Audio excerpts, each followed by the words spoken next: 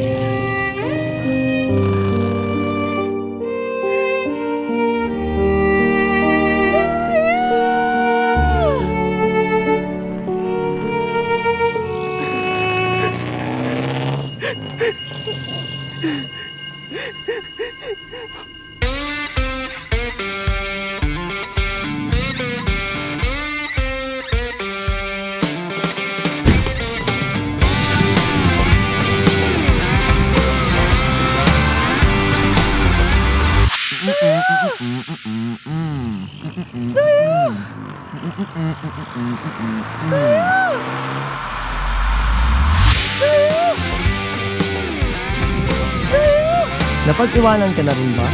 Andito na ang Ready for the Next, the biggest gameplay update of the year. Get a head start with the new Flying Cloud Map update. MLBB, we are ready for the next.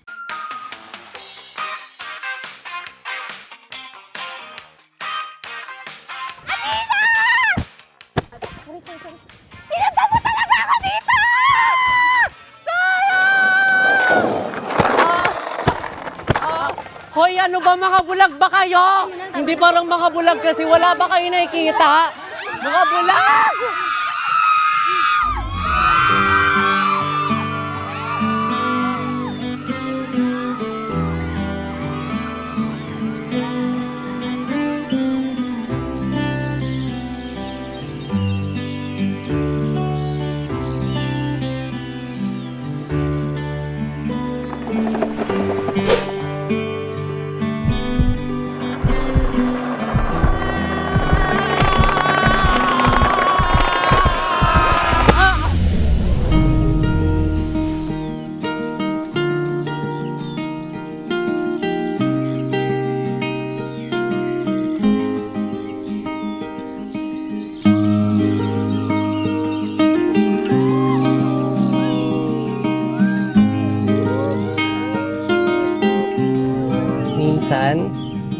Love comes rushing in.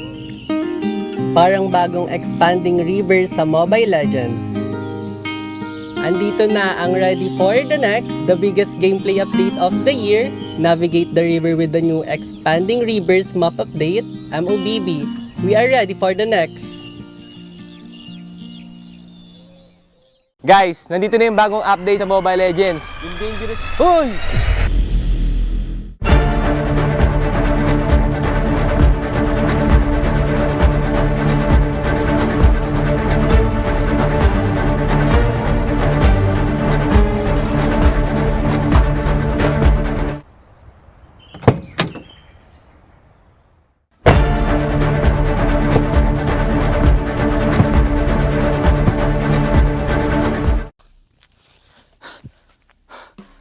Okay, guys, yung sinasabi ko nga pala kanina yung bagong update. So una, yung dangerous grass at yung broken walls. So sa broken walls, guys, meron mga iba't ibang butas yung mga walls sa mapa. So mas magbe-benefit dito yung mga jungler kasi mas magiging mabilis na yung pag-gank nila kasi mas mabilis na yung pag-roam nila sa mapa dahil may butas na. At guys, magbe-benefit din dito yung mga heroes na walang mobility dahil di na nila kailangan ng mobility para humakbang sa mga walls na to kasi may butas na nga. At sobrang magbe-benefit din dito, guys, yung Johnson kasi mas marami na yung shortcut, so mas mapapabilis yung pag-roam niya sa mapa. At yung pangalawa naman, guys, is yung dangerous grass. O yung dangerous grass, nagdadagdag si Muntun ng mga iba't iba pang grass sa Mobile Legends para mas maraming opportunity para mag-gank at mag-ambush. At marami pang iba guys. So, yung pangatlo naman is yung Flying Clouds. Doon sa Flying Clouds, pwede kang umapak sa base at mapupunta ka sa lane mo na mas mabilis kapag ginamit mo ito. At yung pangapat naman, yung Expanding River. So, si Moonton magdadagdag daw siya ng maraming tubig sa river kaya mas magiging mabilis yung movement speed nyo kapag umapak kayo sa river. At yun lang, yung mga bagong update ni Mobile Legends kaya i-check nyo na. Payong mo.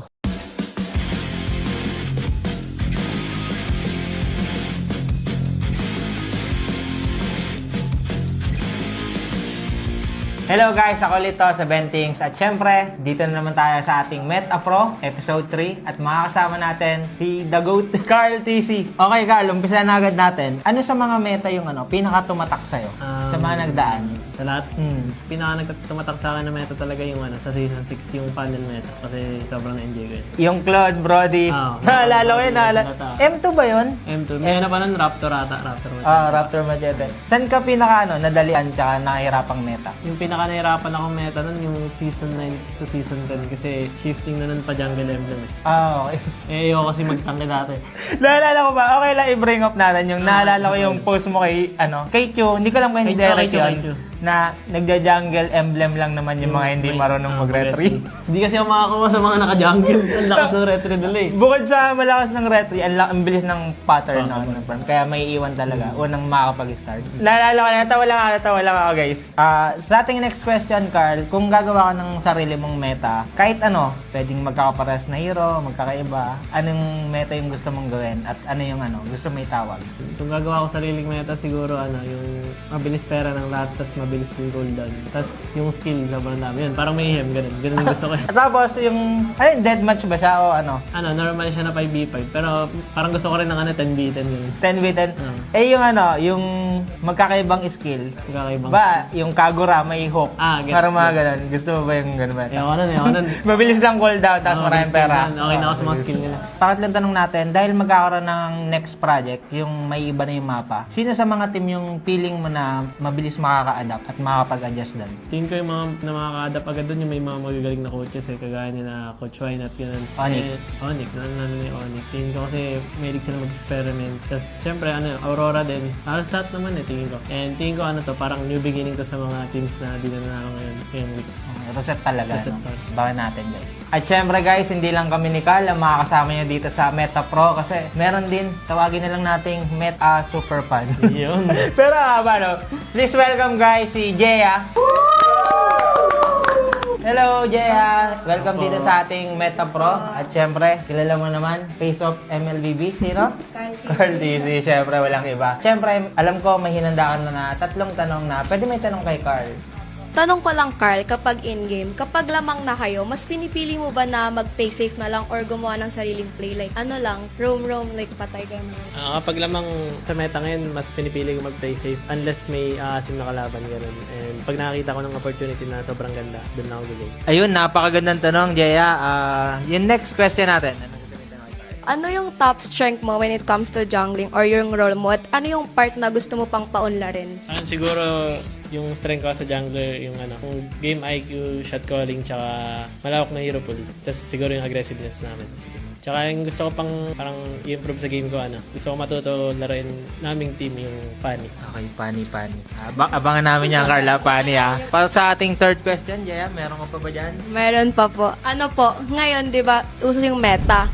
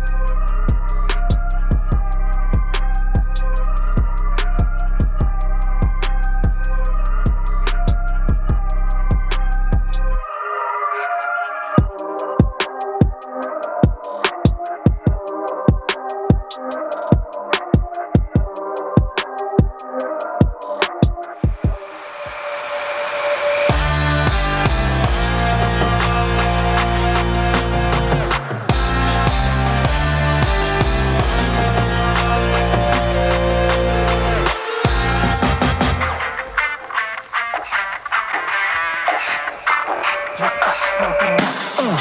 Malakas, Pilipinas, malakas. Kahit anong lane, we become the monsters. Malakas, Pilipinas, malakas. Face the golden sun and repping for the 3 stars. Look at us, to the top, no ifs, no buts. Winning any game para to sa PINAS.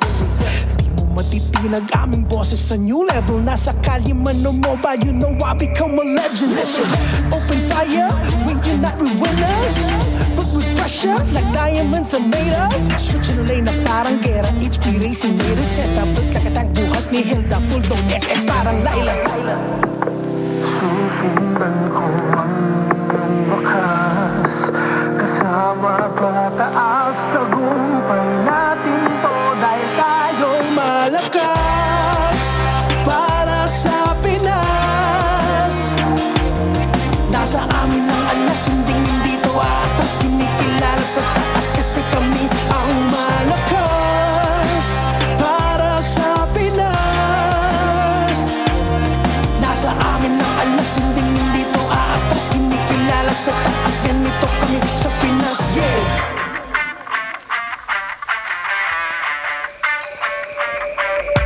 Laging MLBB, no surrender, no retreat. Pag nagsama-sama, just imagine what we can achieve. Laging MLBB, no surrender, no retreat. Giving 100 on my all, cause we just cannot be defeated. No retreat. We are unstoppable, immune and invulnerable. Ready ang equipment, lahat frozen, mala, crowd control. Pakita on the jab, east to the southeast. Taas ang matawad, proud and loud, cause every enemy we devour. Susundan ko ang iyong wakas. Kasama pataas, tagumpay natin to. Dahil tayo'y malakas para sa Pinas. Nasa amin ang alas, hindi to atas. Kinikilala sa taas kasi kami ang malakas para sa Pinas. Nasa amin ang alas, hindi to atas. Kinikilala sa taas, ganito kami sa Pinas. Malakas, Pilipinas, malakas. Kahit anong the monsters. Malakas, Pilipinas, malakas. Face the golden sun and repping for the 3 stars.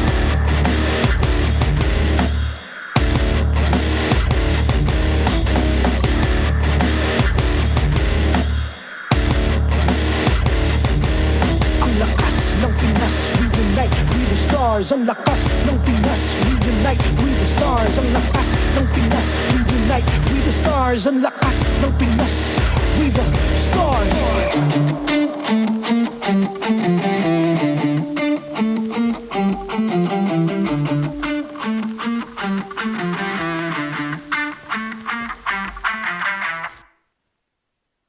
The 16th season of MPL Philippines is brought to you by the following sponsors.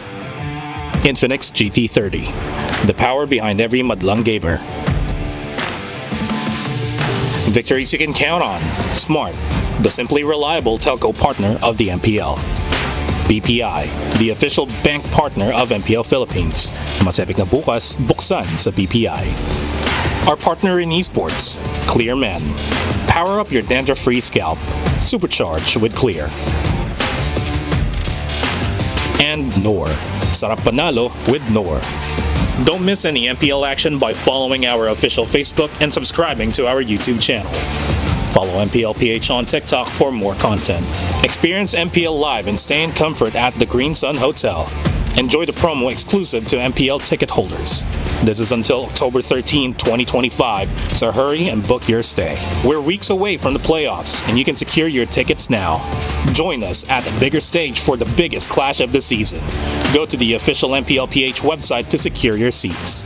MPL Philippines is monitored and supervised by the Games and Amusement Board.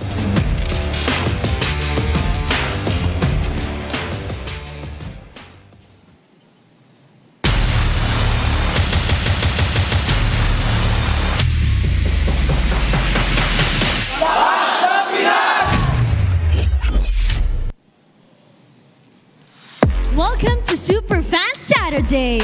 This is your very own Odin, ang inyong makakasama para masaksihan ang ating triple header where the stakes are higher than ever. Pagkatapos ng kahapon ay masasabi talaga natin na anything can happen this Season 16. And ilang araw na lamang ang natitira bago tayo tumungo sa playoffs pero hindi pa rin nakukumpleto ang ating lineup. Let us know your predictions kung sino ba sa tingin nyo ang makakasama natin playoffs bound. And now or never na talaga ang ating makikita dito sa MPL Arena. Huwag na natin patagalin pa. Pumunta na tayo sa casters para masaksihan ang Lakas ng Pinas. And welcome everybody here. It's a triple header Saturday. It's week 7, day 2 for us here in the MPL Philippines season 16. It's been one hell of a season so far, and we're getting down to the last couple weeks. It's us, the Wee Bravos. It's me, Naisu. It's Leo. It's Renmar. Guys, we were just here sitting in a different situation yesterday. How we doing? Ni hao, we just did a switcheroo. You and me, but it feels like today's a brand new day. Despite the heated matchup last night to close off Friday. Yep. I think we're in for more surprises today. Hola, especially since the 3 matches we're going to be seeing today have major implications for the playoffs race, where one mistake could mean you're missing out. Mabuhay. Well, I'm following the system here for you guys, but before we get to our match, we want to thank our sponsors, of course. This one is for Infinix. You can experience victory with the Infinix GT30 with the GT triggers and the MLBB certified 120 FPS is what we have here for everybody. Join the Infinix X Laban Show match, play alongside Shinizawa, Athena, Giant Gaming, and Wami in an epic 5v5 match this October 25th, powered by the Infinix GT30. Yeah, that was so fast. Yeah, it is very quick. I don't know. I wonder if I could try to match that speed. Just like I can follow Infinix Philippines on Facebook for the full mechanics. Winners will be announced soon on October 13th. So, are you hashtag Team China or hashtag Team Jamie? Join now and outplay the rest. About 90% there. I was going to say, some people probably thought they were watching on, what is that, 1.5 speed? Yeah, one. I was more like 1.75. That was 1.75? Yeah. You were about a 1.5? I'm at about 1, right? So you guys can level up also your game with Vibe by BPI. If you download and sign up for Vibe, guess what? You'll get 50 raffle entries. Now, what are those entries for? Leo. I'm going to drop the bomb. Last month, 200 lucky winners received 1,250 MLBB diamonds each. This month, we've raised the amount for you to potentially win 50,000 diamonds. Scan the QR code and download and sign up for Vibe now. Begin an epic tomorrow with Vibe by BPI. And that's a perfect timing because as you guys, you know, if you were watching one of us yesterday, the new aspirant skins. Aspirant. Is that right? Is it aspirant? Aspirant? Aspirants.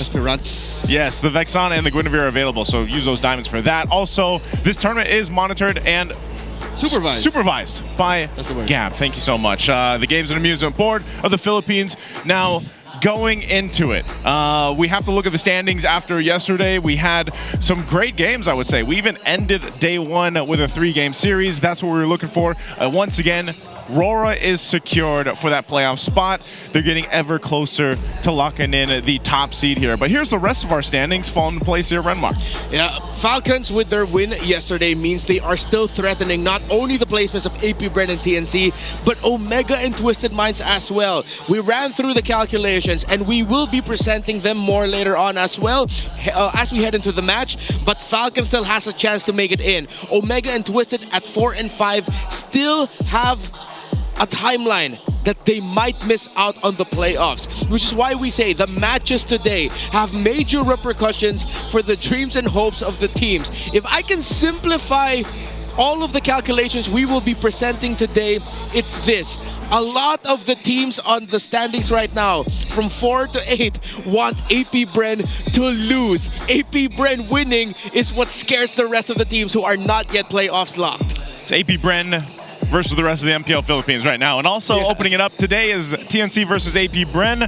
That's going to be interesting because we saw what APBR did last week. Maybe they bring that momentum here. Yep, that'll be followed up by the Cavalry versus the New Barangay in TLPH versus Smart Omega. Then we'll be closing off the night with Twisted Minds versus ONIC PH. Now, that's a little bits down the line, but I gotta say, the Super Fam is not in a good spot. They've had a 3-series losing streak. What is going on? Yeah, not a lot of people expected the result yesterday, that suddenly the Super Fam would lose to Falcons in 3 games. Everyone was already prepare to say goodbye to Falcons. Twisted Minds, on the other hand, as well, looking to see if they could regain momentum, this time with getting revenge again. Well, not really revenge. They won last time. It's not revenge. It's repeating the result of their last matchup with ONIC, which is defeating them.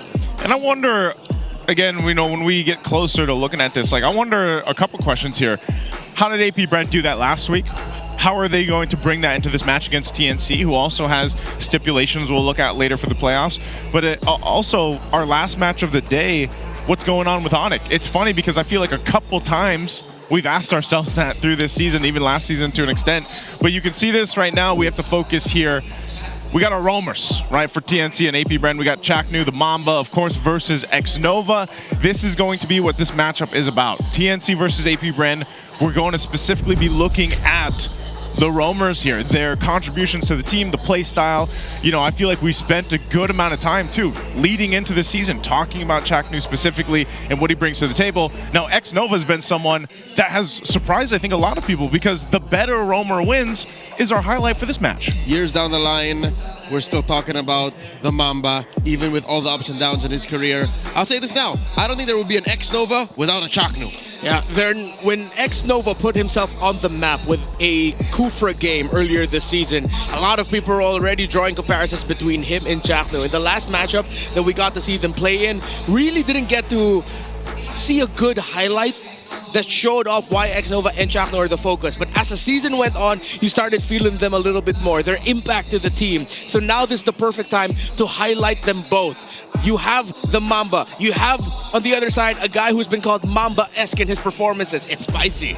It is, and I think that's why when we go through this, we're going to be looking at exactly what they bring to the table for their team. Because if you look at TNC's play style and also AP Bren I feel like was a team where we wanted more from them previously, their previous seasons when they came through, and I feel like they've done that. They've slowly stepped in to some of these roles and execution from them, but it just hasn't been that clean execution we're looking for just yet, you know, from the teams here in the MPL Philippines. Same thing with TNC. It's like they have a ton of veterancy experience, but it's like sometimes they still lack on certain things. And talking about the roamers here, specifically their hero pool, we look at the difference here, the shared hero pool between these two and also their individual unique heroes. Huge diverse toolkits amongst these two roamers, and I think this is a testament to how much TNC and AP Bren throughout T16 have been so bold to experiment, and maybe that's why it's so fun to watch them. Yeah, especially the fact that Chaknu has Akai, Carmela Hilda, Lolita games under his belt,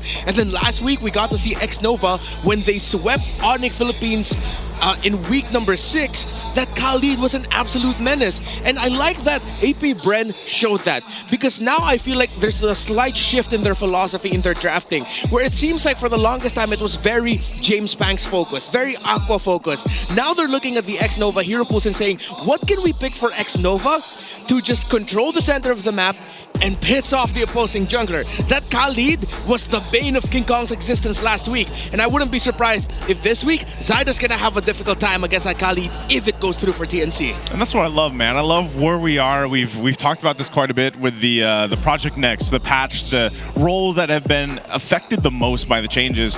And I think a lot of roamers out there, not just for our professional players, but general the players out there are rejoicing, because let's be honest, man, a lot of people don't want to play roam, but I feel like now they do. And we look at the playoff conditions for TNC. This is what they have to do: win the match versus AP Bren 2-0 and Aurora 2-0 or 2-1. Wow, that's interesting. They need to sweep AP Bren, and they need to beat Aurora. By the way, Aurora is #1 in the league right now for weeks in standing. And they also have to hope that AP Bren loses their next match against Falcons. That's quite a tall order. Yeah, this is why it's a very sad condition for AP Bren that the entire league is now looking at them and saying, we don't want you to win.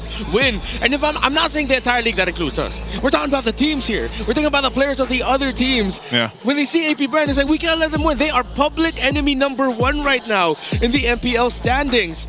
But if somehow, and I feel like this is a very unlikely scenario, that TNC gets to sweep AP Bren, then suddenly it's like they also have to beat Aurora, who are on the way to matching the record of ONIC from season 14. They are 10 series win streak right now, Aurora. They gotta I guess they got to execute, but they also got to hope, you know, in a way. A lot of the teams, that's the situation they're at week 7. You guys can let us know, because we have a question for you, the community out there. Again, it's all about the roams right now currently. This is the question. Which hero is the best for roamers in this new patch? Is it A, Khalid, B, Grok, C, Kalea, or D, Gatakatra? Maybe you have your own too. I am torn between Grok and Kalea. Because Kalea gets banned really hard, especially when you want to answer a Lancelot, or if there's a weird Fanny that comes through, you know, you want that hard lockdown. But Grok is just so good in so many situations. Yeah, for me, I'm leaning a little bit more towards the Grok, because now as the second half of the season goes on, it's getting banned more, and the times it's let through, you feel the immediate impact. You feel how a good Rampart can just split up a team fight, how it's used to reset objectives as well. So I'm leaning a little bit more towards the Grok, but I get the Kalea, because Surge of Life, weirdly enough, has come in the clutch a lot for the teams that allowed the Kalea to go through. I think also it's one of the heroes that has such a direct impact on battle spell choices. Like, you have to have at least one Purify, but usually we see 2, you know, picked up when a Kalea is locked in here. So I would probably opt for a Kalea as well, but Grok is like neck and neck in that title. The one thing that Khalid and Gatot-Kacha have are the possible flexes. We've seen these two randomly thrown into the EXP lane, which isn't the case really for Grok and Kalea. So that's what might, you know, muddle the discussion among chat. Yeah, I love it. Again, as someone who's playing a lot of Roam, I really like the position that Roam has found its place in, and it's a lot more exciting to play, because those are like the ones we're seeing a lot of, but I've seen a lot of experiments in terms of Roam heroes in our own games. Maybe you guys have too. We're still hoping for that Saber Roam. But right now, we're going to go ahead and welcome the teams out, TNC and AP Bren, for our match to kick off the day. It's the Phoenix's time to rise. Welcome to the arena, Benny Cutie, Jacknu, Lancy, Saida, and 3 more TNC Pro Team.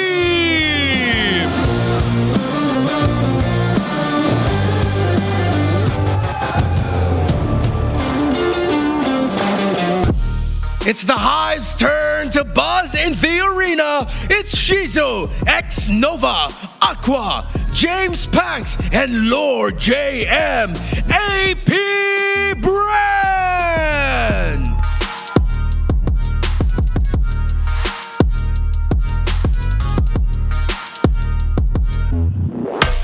To oversee and uphold the tournament's integrity, guiding us through this match are our marshals, Joshua, Chico, JJ, and Jeff. And the coaches. For TNC Pro Team, it's Coach Itomax. For AP Brand, it's Coach Jeff.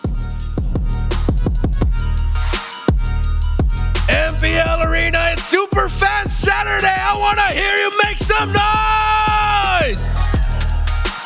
There's a whole lot of Jeff here. Let's go ahead and look at the players here for TNC first, Leo.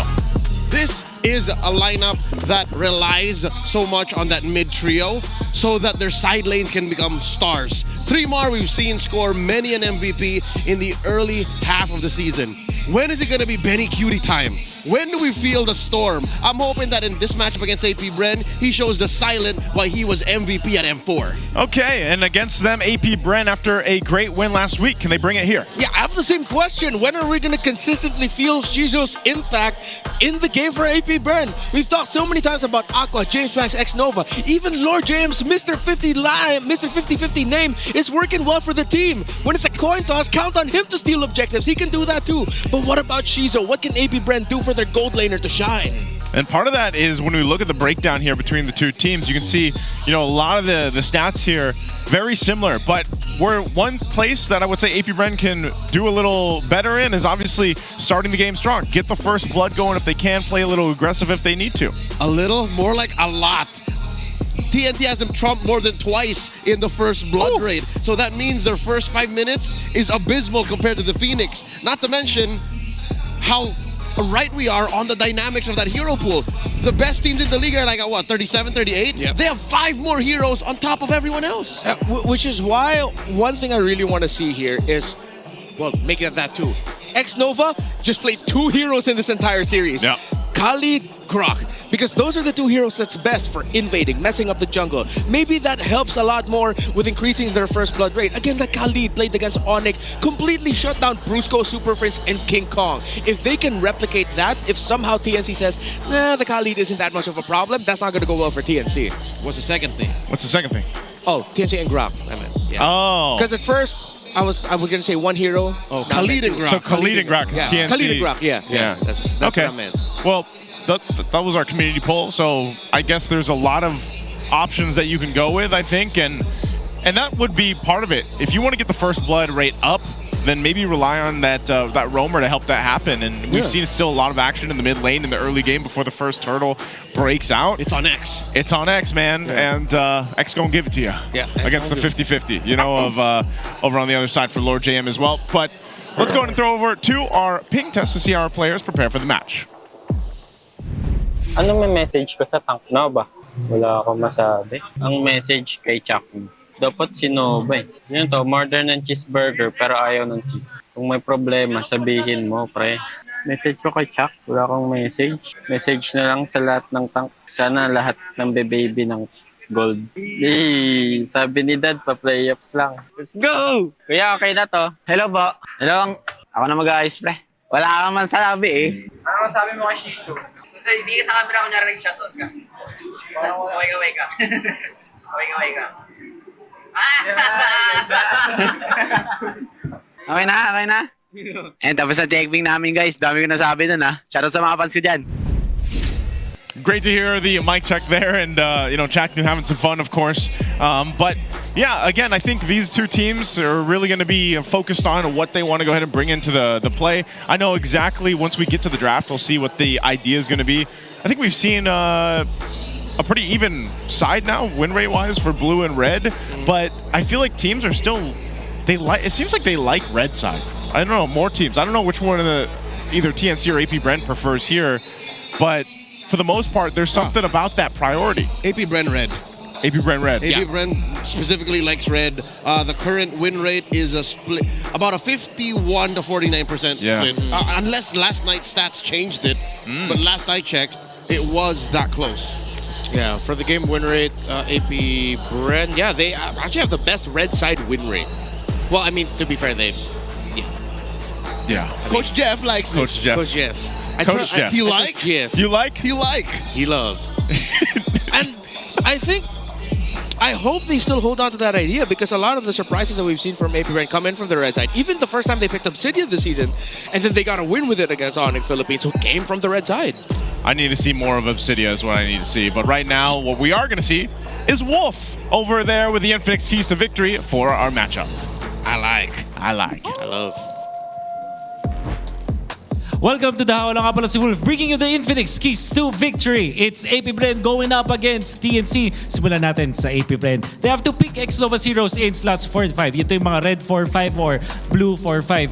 At ang simple lang naman na translation nito ay kailangan mauna muna nilang makita yung gustong gawin ng TNC bago sila kumuha ng roam para kay X-Nova. They can pick up yung mga disruptive heroes like Khalid, or kung kailangan nila ng peel heroes like Nagatatkacha, they also have to consider yung mga setup heroes. If they do have the chance, i-last pick nila yung heroes ni X-Nova. They also have to pressure yung farm day side na. We saw in their matchup against ONIC Philippines yung napakagandang upset mula sa AP Bren na hindi man lang nakakuha ng kill etong si King Kong. Hindi siya nakakuha ng magandang farm in the early game, at kapag na-pressure ng side ng AP Bren ng TNC again in the jungle, it would have been better for them. Now para sa TNC, they have to give Lancy a winning matchup in the mid lane. Like what we saw from AP Bren nung si Aqua ang naglaro dun sa laban nila versus ONIC Philippines, ay nanalo sila dun sa matchup versus Super Prince. If this is something that Lancy can emulate, then it will be difficult para sa AP Bren na makahanap ng early game advantage din naman. They also have to limit break yung hero pool ni James Max. Alam niyo yung mga unconventional heroes ni James Max na sobrang dulo pa nila kinukuha. Minsan maganda sana kung maangas kung makukuha nila at mapupull off nila when it comes to pocket strats. Pero kadalasan, pumapangit lalo yung nagiging composition ng AP Bren kapag napilitan silang pumunta at humugot ng sobrang lalim sa hero pool ni James Max. At yan ang ating abangan mula sa TNC. It's AP Bren going up against TNC in our first match for today. Now, back to the casters. All right, we got a good old live howl from Wolf. I like that he decided to focus on James Banks' hero pool, limit break it, and to translate what he said, the times where we see James Banks suddenly picking up heroes like Lucas as one of the last picks, suddenly it becomes a big head scratcher for AP Bren, where it doesn't look like it wasn't fully thought out. It is given a lot of difficulty. So if TNC can manipulate the draft in such a way that you're forcing James Banks to pick last and pick an awkward hero, then that's a good thing TNC can do. Meanwhile, for AP Bren, pressure Zyda's farm, exactly what we were saying. Both of them are X-Nova points. So see what you can do to make sure X gon' give it to you. I have a question though. How can you expect to get the Grok or the Khalid through if Wolf foresees AP Bren getting his hero on 4 and 5? What's gonna come through? Yeah, something's gonna get banned out if that's the case. Yeah. But then if it's not gonna be like the Grok and Khalid, the next best options, if somehow any of these two let it through, are heroes like the Chip. But which we don't see enough of X-Nova play on. And I feel like it goes against what X-Nova wants to do in a way. Yeah, his presence will be bothersome once they see it, but it's like he needs help. It just can't be Chip doing the invades. He needs to bring the rest of his team with him, which could be bad. He needs Mr. 50-50. He needs Mr. 50-50. I'm looking at Lord Jam. He looks like he's ready to cut lanes. Yeah.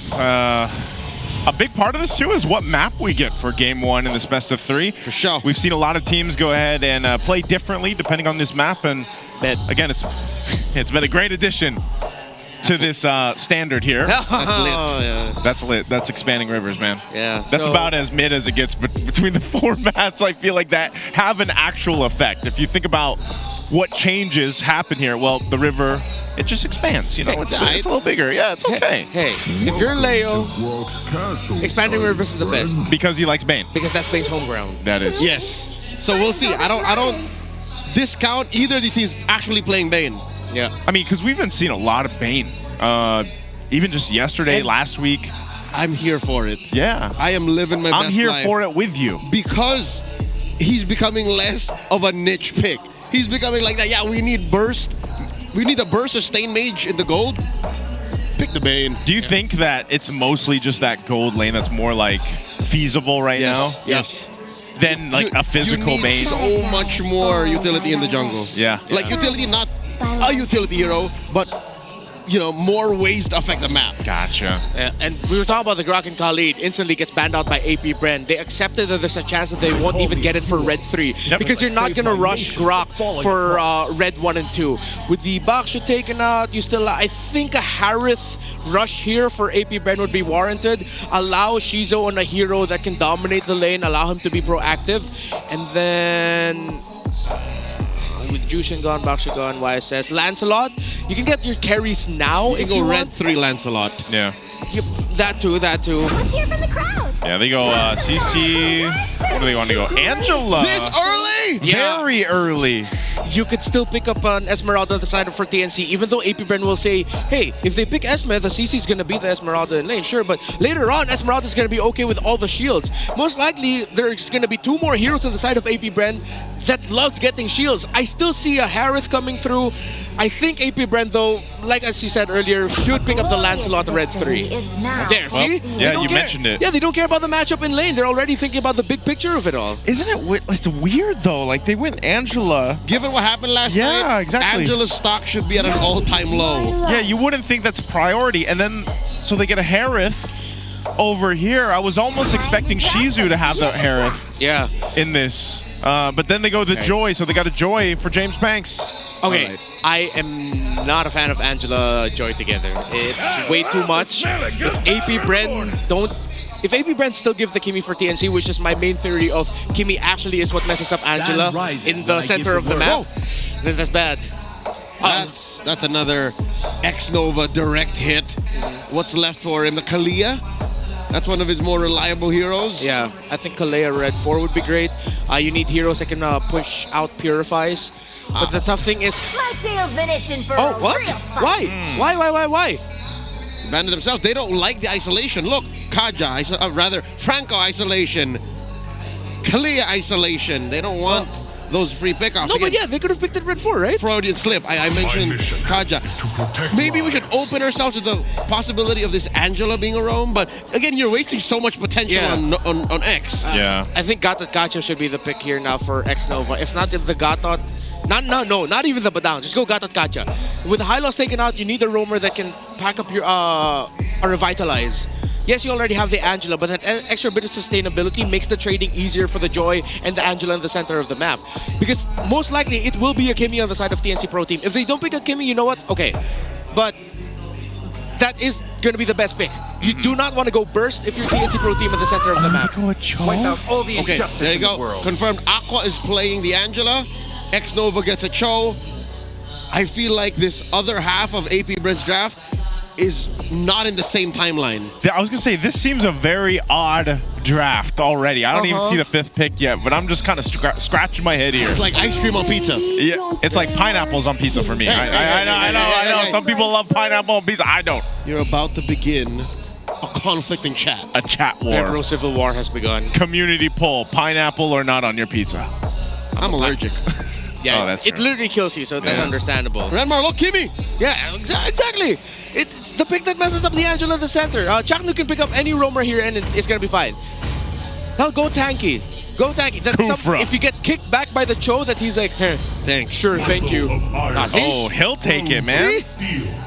That's the right choice, though. Yeah. So then, what does this leave over here for AP Brent to put in the gold lane? What does Shizzy play? It'll be difficult, but they're stuck with the Granger. Moskov is too much here. Granger needs to go a little bit faster. Hell, you know what? If they want to be super greedy, they Obsidia. can go Angela. Oh, if he does Obsidia, I'm really. That's too much, dude. Yeah, that's slow as hell. I might flip my table. Yeah. Hey, your table is our table. I might flip our 9 out of 10 times I would be okay with the Bane, but not here. Yeah, not also here. Very slow. Oof. What if they do something cheesy and go for like, oh no, Arlott Gold? There's no.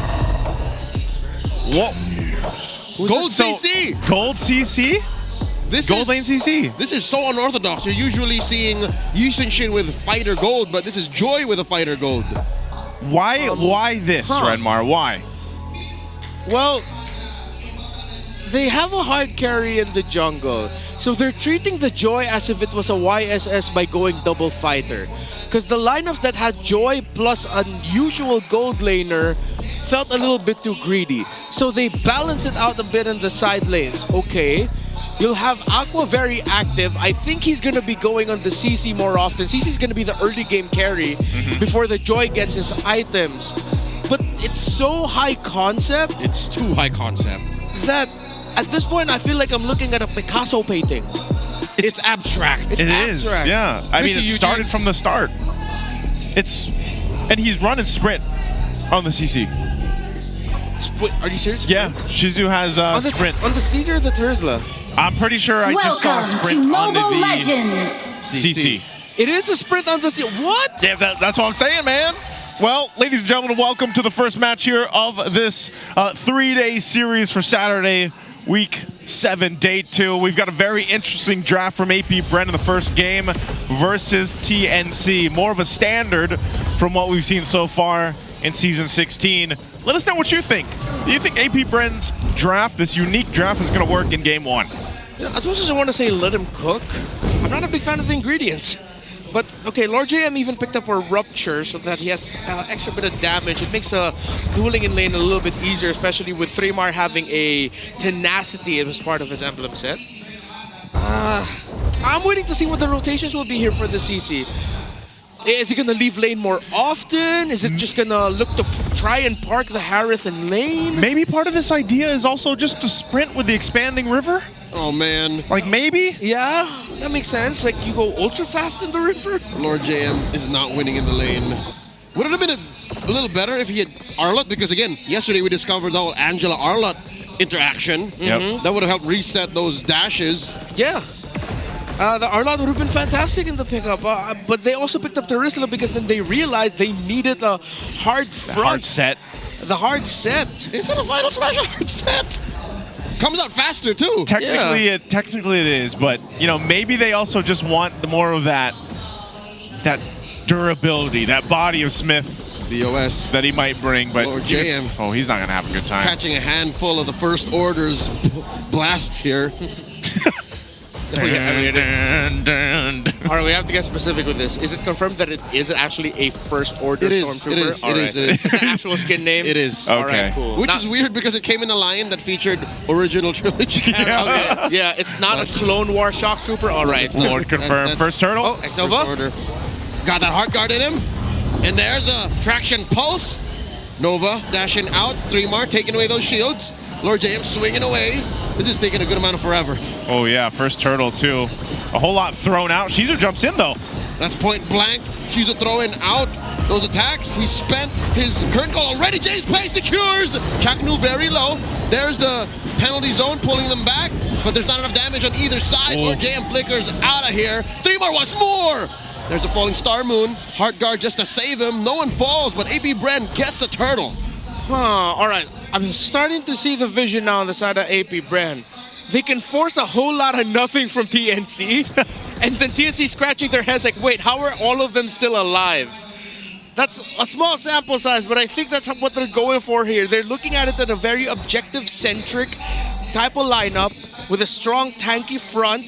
Yes, the turns is slow, but it's like they're playing a more methodical approach to it surrounding the objectives. They don't want to be super active on the map. Even though they have a Cho and a Joy together, they'll really be picky with their moments. Yeah, I'm just wondering too, when does this, how long does this work for, you know, for AP Bren? Like, is it going to be good even if we see a longer game here? Yeah, was that a steal? Grab the purple. Clean.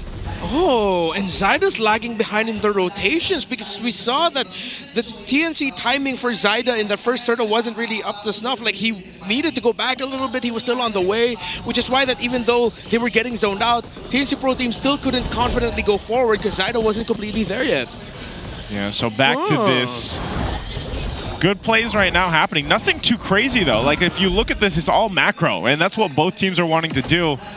The plays that we've seen so far have been the push and pull in team fights, and I think we're going to see another one for the second turtle. This slow pace is actually benefiting AP Bren. Anytime TNC actually lets go of a fight and doesn't get anything decisive, AP Bren gets a larger chance to get to the 13-minute mark, 14-minute mark, and just steamroll. Waiting to see, though, what's going to happen to AP Bren once the Harith is online, once Benny Cutie's out of lane. That's a mid-game power spike. Yeah, once the mid-game power spike is hit for TNC Pro Team, what then? This Esmeralda has so many shields to get on the side of AP Bren. Yep, oh, she's coming in, gets that current call, the penalty zone also, but the answer, Mountain Shocker, the jump from 3mar, putting Shizu down, a quarter of his health, checked in for the hard guard, goes into James Banks, Lord James very low, James Banks dancing around, catching a few hits from Lancey, and they disengage. Very similar to first turtle. Nova holding on, the flicker gets the kick, away he goes with Zyda, James Banks secures once again. X-Nova with the kick, he's gonna get punished here. Run! Dashes through the wall, goes through the brush, gets the heart guard on him, still no kills! Okay, we're seeing the idea now executed here from AP Bren. Why am I so excited for pacifism? Yeah. I think no one has died yet in this game, but the execution by AP Bren was on point. And we see here now, we were asking, what is AP Bren going to do for their gold laner so that he's more proactive? Hell, why not put him on a fighter that does one thing only? Throw your curtain call, and you've done your job. I thought that initial engagement by both Lord JM and Shizu was a bit too early. It was, but then they were able to salvage it because X-Nova got the kick onto Zyda, which meant that James Banks could say, this turtle is mine, I don't care about your AOG, I can get out of here. Yeah, that was great. A great decision, too, from X-Nova. So if they continue to do that, I mean, think about it. We've been looking at these team fights break out, and they really... Oh, hold on, Lord JM? Oh, that's 4 members going at Lord JM. Does he know? Gets the hard guard on him. Dropping everything at Mr. 50-50. Aqua bites it as well. The first 2 kills go over to the Phoenix Army. Well, gentlemen, I think what we're seeing is that mid-game power spike starting to happen here. Yeah, that's already 2 kills. The first 2, both of them going to the Zyda. The Zyda. The Zyda means that he can catch up now. X-Nova trying to look for a kick angle. Does knock up 2. But there's just way too much coming in from TNT. James Banks gets the beats. The Chaknu drop in, that revitalize. Salmon Force pushing away James Panks, and 3 more takes him down. Nova backing out of here. Shizo really can't fight this stampede from TNC. They're pushing, taking down tier 1 down bottom. Oh, Mr. 50-50 gets the penalty zone, taking down Zaida. 3 more foes as well. AP Bren clap back. Okay, so clearly TNC Pro Team have hit their power spike, but AP Bren are still fighting into it, and I like what I'm seeing. No, I'm not a hater of this draft anymore. If AP Bren wins this game alone, I'm going to confidently say they deserve a playoff spot. He likes the draft. I wonder how many people in the chat too mentioned that they liked AP Bren's draft. Because that's how. Oh, X-Nova? Okay, I thought he was going to go for the kick. It's another turtle. That's all turtles going to AP Bren. It's 3 for 3, man. I didn't know they would have the 3 turtles locked in like this. 30 macro. The sheer threat of a fight coming out of anywhere that's not at all a pickoff, because there's always the threat of Aqua coming in, is ruining TNC's main rotations. Yeah, and the AP Bren lineup, it's not only high concept, it demands perfect execution, because you have 2 presences in the center of the map that are so dependent on timing. You know, we know how the Cho works, we know how the Joy works, and how one messed up entry could mess up your entire combo. But then you also have a very slow and tanky EXP laner that is now thinking about all of these hyperactive pieces around him. Oh, I love to see this too, just how much damage Lord JM has taken. He's served the purpose so well so far. Scaling is still going to be the question, I feel like. You know, we're under the 9-minute mark.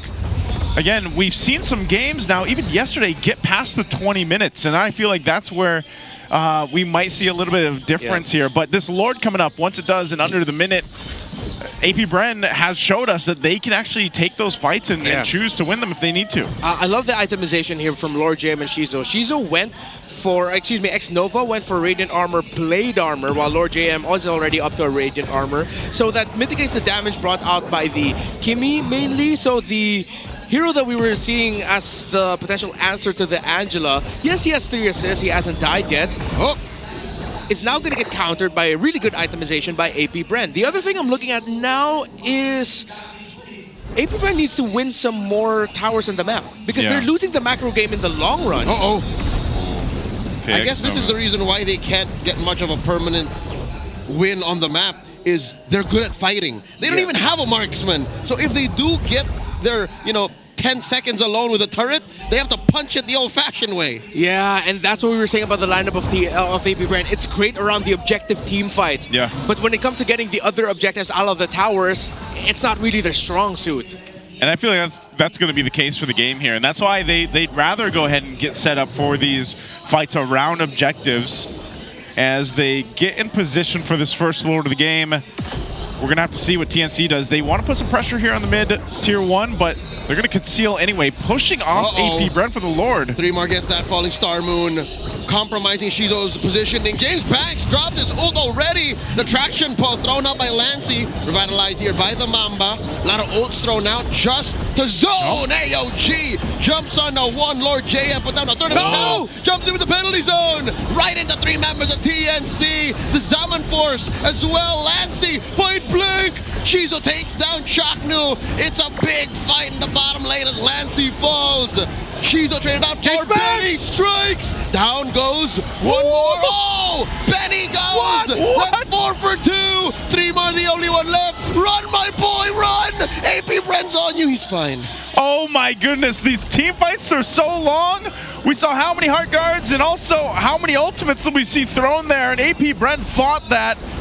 It looked like they were going to lose it, but now they're going to get the Lord. Yeah, so after James Banks used his initial ultimate, he left that team fight, went around, went to that long bush near the bottom lane, then rejoined the fight to bring Zaida down low. He was forced to traceless through the mountain wall, and then he took down Benny Cutie. The long wraparound by James Banks, and yeah, our theory about this AP Bren lineup is right. It's forcing TNC to commit a whole lot of nothing. Ooh, it feels just... It's got to be a little frustrating, man. You throw so much of that at AP Bren, and they're still able to fight. More accurately, to throw a whole lot of everything for nothing in return. Yeah, exactly. It's not even a real fight when you think you have AP Bren up against the ropes. Yeah, and I'm pretty sure everyone relates to that. You give it your all, you give your heart, your soul into something, and then they leave you. And then we're still talking about MLBB. Hey, We are. We can all go ahead and look at those team fights and think about life. But here's one thing, man. You have to go ahead and really break this down, because I thought really even for a moment... I really tried. I did too. I thought Benny Cutie really tried in that fight. Yeah. He did, man. The Zaman Force was perfect, but then when you're fighting under the penalty zone, when you're curtain called as well, my goodness, AP Bren, they are cooking. They hit critical mass. It's come to the point wherein a fight is something TNC cannot afford, so they're strategically dodging AP Bren, and it allows AP Bren to take down these turrets. Dude, this is, you know how you mentioned the ingredients earlier, Renmar? This is like the time a restaurant here found out that watermelon goes in synagogue. Oh, yeah. And it ends up working. This is the first guy who dipped his fries in a sundae. Yeah. It actually works out. Oh my goodness. Because if you look at the lineup of TNC Pro Team, damage profiles there, sustainability there, it's what we've understood as a lineup that works out because your pieces from 1 to 5 are great. But then AP Bren says, no, we have two heroes that get their ultimate very fast, and the Joy and the Angela. And we're just going to revolve around that. The hard guard, the electrifying beats that even though you force it out early in a team fight, we can extend the team fight to a point where once we have the second activation of our ultimates, then everything goes wrong. A steal by James Banks out of the buff of Zyda means TNC Pro Team will continue to scratch their heads at this high concept idea. Grand Theft Purple right in the Mamba's face. There was nothing that Gatot could have done to stop James Banks. What is the gold diff between that Joy and Yisun Shin right now? Because yeah, it's 4K, but how much has James stolen away from Zyda? That's a good question, man, because I feel like he's been really proactive just on this Joy in general. He's been shopping. He's been shopping, man. And he's, like, that's the thing. You notice, like, he's, for a Joy game and everything else, it's very passive. 1-1-1. Yeah. But the fact that he's been able to utilize those electrifying beats really well and also just put pressure on the back line if they have to, it's been working wonders. And it's just interesting to see how this lineup comes to fruition for this game one from AP Bren. Yeah, for TNC Pro Team, I think one condition that they could look at is first either taking out Lord JM or James Banks. Because Lord JM is an anchor for this lineup. Without him, you're going to see AP Bren scramble and start taking unnecessary risks of winning the fight without their main frontline hold. The second, James Banks having two electrifying beats every engagement. Hell, if it goes longer, he could do it 3 times. That's something that's been a thorn on the side of TNC Pro Team, so they need to get the Joy out quickly. Those are the main conditions for TNC. I wonder what Chaknu is going to be up to here. You can see he's going to just plant himself up on that side. Lord has been worked on here for a while, but neither team really pushing it just yet. The purple buff wants to be secured by Zyda. Uh-oh. Chaknu finally going to move, so are they going to just push this Lord in? AP Bren sitting at half health. Chaknu gets the information, goes for a reset. You've got the Heart Guard being held over Shizu just in case while Aqua holds down the lanes if he has to. This is a very standard kind of dance that we're seeing here for this Lord, this take here for either team. Yep, Zyda has kept himself scarce, hiding himself. I don't think anyone from TNC knows where this Yisun Shin is. Now Lord is at 1/5 of its health. Good Lord JM flushes Chaknu out of that Y brush. Yeah, really good spot. James still holding onto this fence brush. Lord at 1/8 of its health. And they know where Aqua is. And Lord gets reset here hard. Oh, yeah. Big reset. And the Traction Pulse was used already too. Yeah, both teams are just looking for an opening. I think AP Bren are more encouraged to be reactive here and allow TNC to start things off first. All right, confirmed there's 1,000 gold between Zyda and James Banks. Nova gets a bit of damage on him. Lord back to 1/8 of its health. AP Bren not letting it get out of their clutches just yet. Nova fixing that wave. This is pressure coming from TNT. Shizu goes in, drops a current call. Heart Guard as well. He taking too much damage. Gets taken out by Zyda. Salmon Force by Betty. Down goes Lancy. The Lord scored by AP Bren. Down goes Lord JM. This was expensive for AP Bren. All right, so the Lord was brought really down low. And the moment they saw Benny Cutie was a little bit too far from the other members of TNC Pro Team, AP Bren decided to commit it. So because those conditions were taken, the Lord was slow, they pushed TNC back, they knew Benny Cutie was, they decided to rush the Lord instead. That was a great call by AP Bren. And with that, they get themselves the Lord, but TNC should be able to clear this out relatively well and maybe not even lose too much, if anything at all here. because of that. Again, one of the weaknesses of this lineup from APBREN is pushing into the base of TNC. That's what we've been seeing, and they would definitely need a multiple kill or even a wipeout to really push things forward. That's the problem. So now we're seeing one of the weaknesses of the unorthodox composition that APBREN has. Where exactly do you put the money? Where exactly do you want all this damage, all this utility to come from? It's clear that Benny Cutie knows his job. Even Zyda is like 500 gold away from James Banks. But APBREN, the gold is everywhere. Yeah, now because TNC has hit their power spike and more, APBREN, it seems like for Lord JM and Shizu to fight, it's already going to take a lot of losses for their side. Because once those two are down, TNC Pro Team are not going to be afraid to fight into APBREN. But the biggest question is, how much health will they lose before James Banks arrives? Because that Joy is another win condition, and it could potentially be the reason why TNC could get wiped out.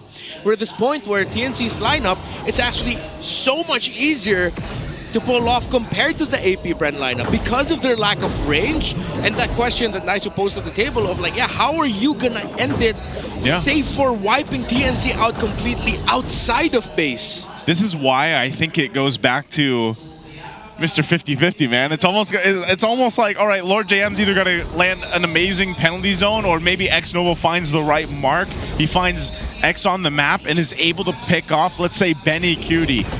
And, you know, then it gives them this advantage where they can win a team fight decisively. Because right now it's more so of just playing around the utility that they have, the shielding that they're provided. But as the game goes further and we're approaching the 20-minute mark, man, I gotta say, we've been saying it since the beginning of the game, TNC's lineup will scale, and it already has. Benny Cutie as well, you know, on this Harith, he's gonna be a monster in the team fights here. So those are the questions posed before this next Lord comes up in about 15. You can see the items.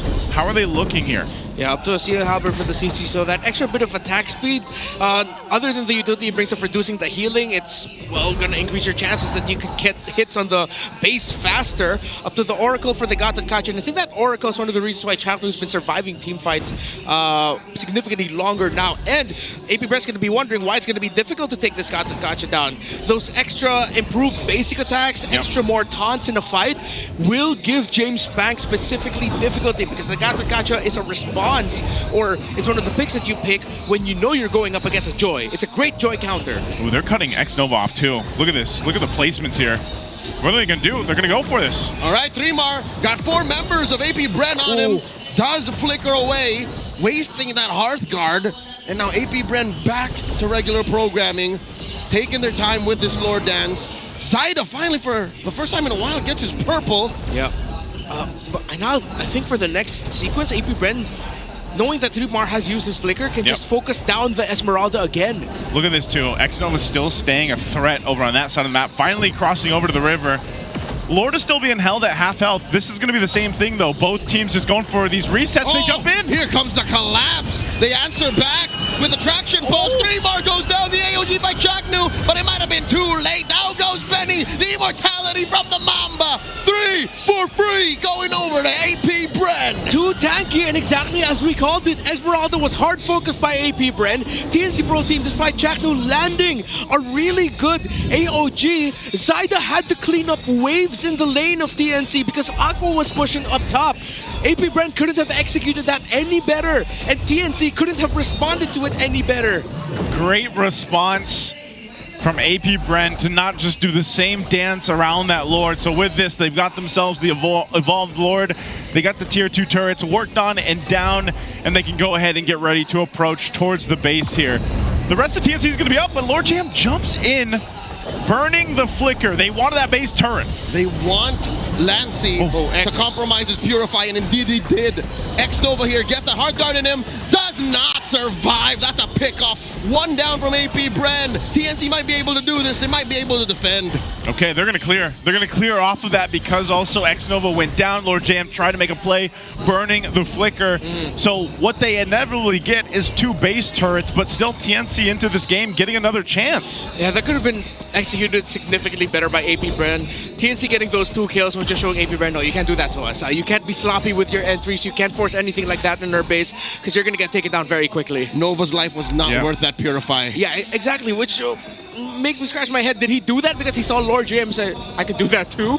Yeah. So he decided to commit something, provide a little bit of space, but they didn't need the space. They were okay. There's only one Mr. 50-50. I was going to say, that was definitely a 50-50 thing, but now they're going to be defending in their base because of that. This is what builds up on some of these mistakes. Penalty zone welcomes 2, and they're going in. James Panks popping them beats. The answer by Benny Cutie. He's still dancing. Ha, ha, ha. Down goes James Panks, popping that immortality on Shizo. Side of falls. Might be too late. They're in too deep.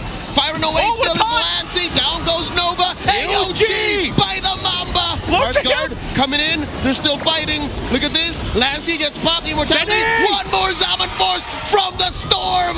Aqua down. Lord JM and Shizo left. Shizo running the opposite direction. The crown from Lord JM. Down he goes. It's just a silent left. TNC. Fire it off.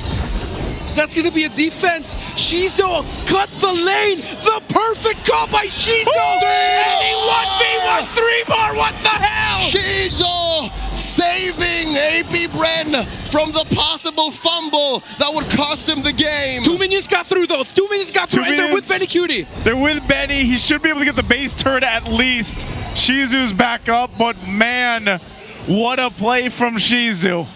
Oh my goodness, I didn't expect that Shizu would be able to get the kill on that Esmeralda.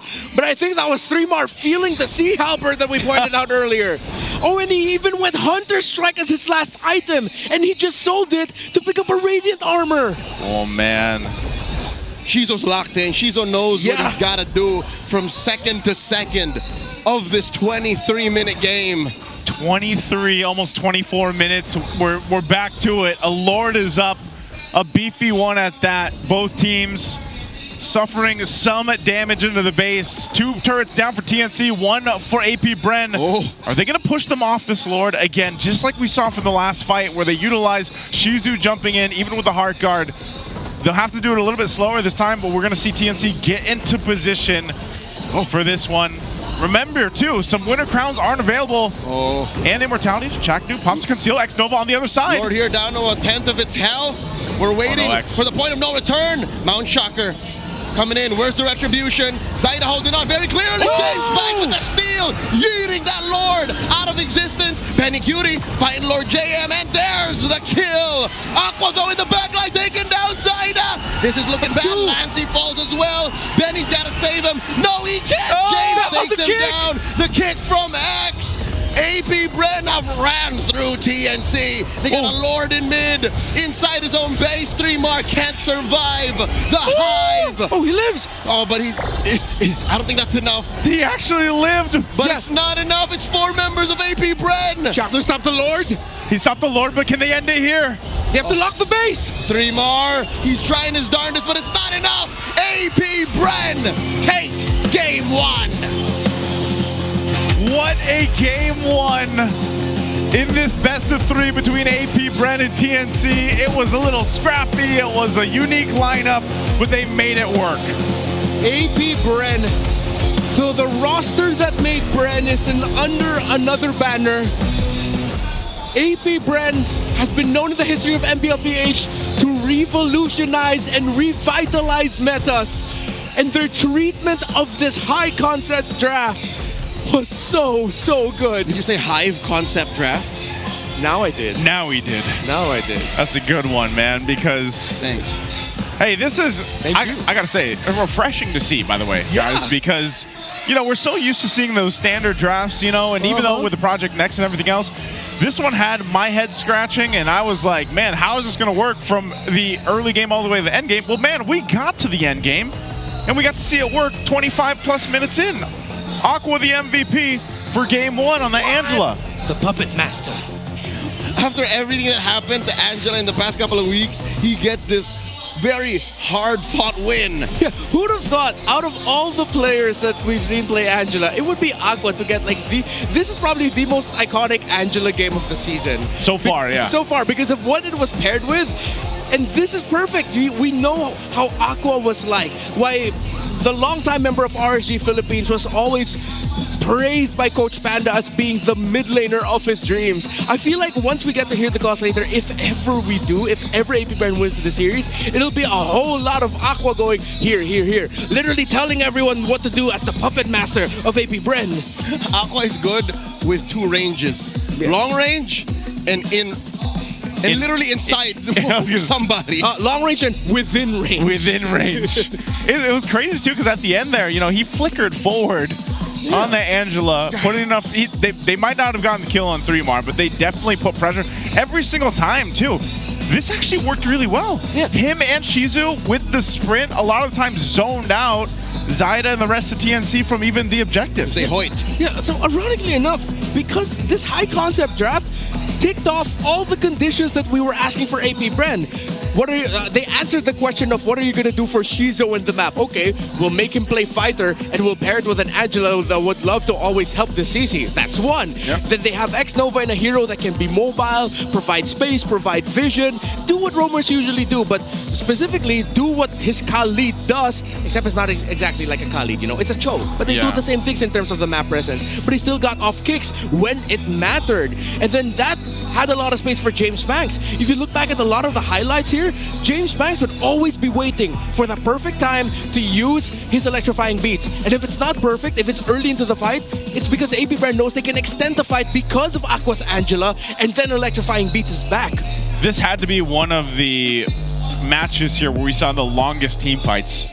I feel like it was really extended from start to finish, and a lot of the, even in those last couple team fights, a lot of the Winter Crown jungling, a lot of the immortalities were popped in, and this is what I feel like a lineup centered around Angela, because we don't see her successful that often yet, but this lineup seems to be one of the few cases where we actually get to see it successful and work in the hands of Aqua here this time. But yeah, I think the concept also of having a Terizla. By the way, Lord JM, I can't wait to see how much damage he tanked up in this matchup, because he also healed up a ton with this Brave Smite and the Festival of Blood, and then just the way he was itemized. Yeah, and I think a lot of the things that you could look at are the player cams of TNC Pro Team with every team fight.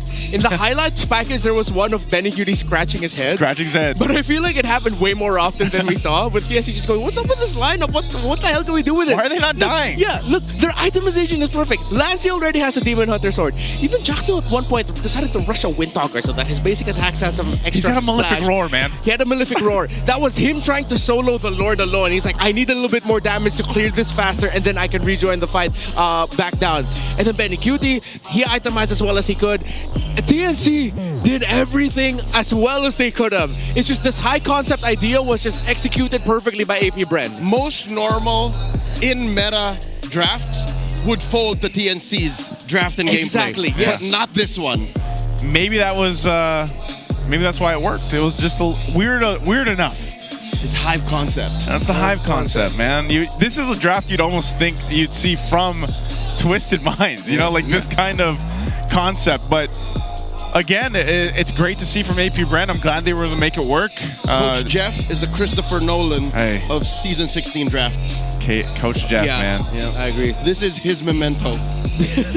I like it. Unless it was Coach Baum who's behind it or one of the players. Yeah, but, APBR. I feel like this was so high concept, this was a little bit more like Tenet, where it's like, what the hell is going on? I don't understand this movie. And no matter how many times people explain it to you, it was like, I still don't get it. 3 years later, I still don't understand Tenet. You're still searching for the reviews, but BPI Rich Guy going to be James Banks here. A little bit lower on the GPM than what we've seen from our other BPI Rich guys so far, but that's not the main thing you want to look at here. He was able to capitalize on a lot of the early setups on this Joy, making it work, because you got to remember, Redmar mentioned this in the game too, it's really difficult to get that timing on the Joy against this kind of lineup that TNC had, but he made it happen, man. And a lot of it, again, was the capabilities of this lineup zoning out the right members of TNC, where, again, James Banks was able to capitalize and secure those in. So great to see. But you know what else is great to see? Our playoffs. they're not too far away. Head on to the MPL Philippines website and join us at the Cuneta Astrodome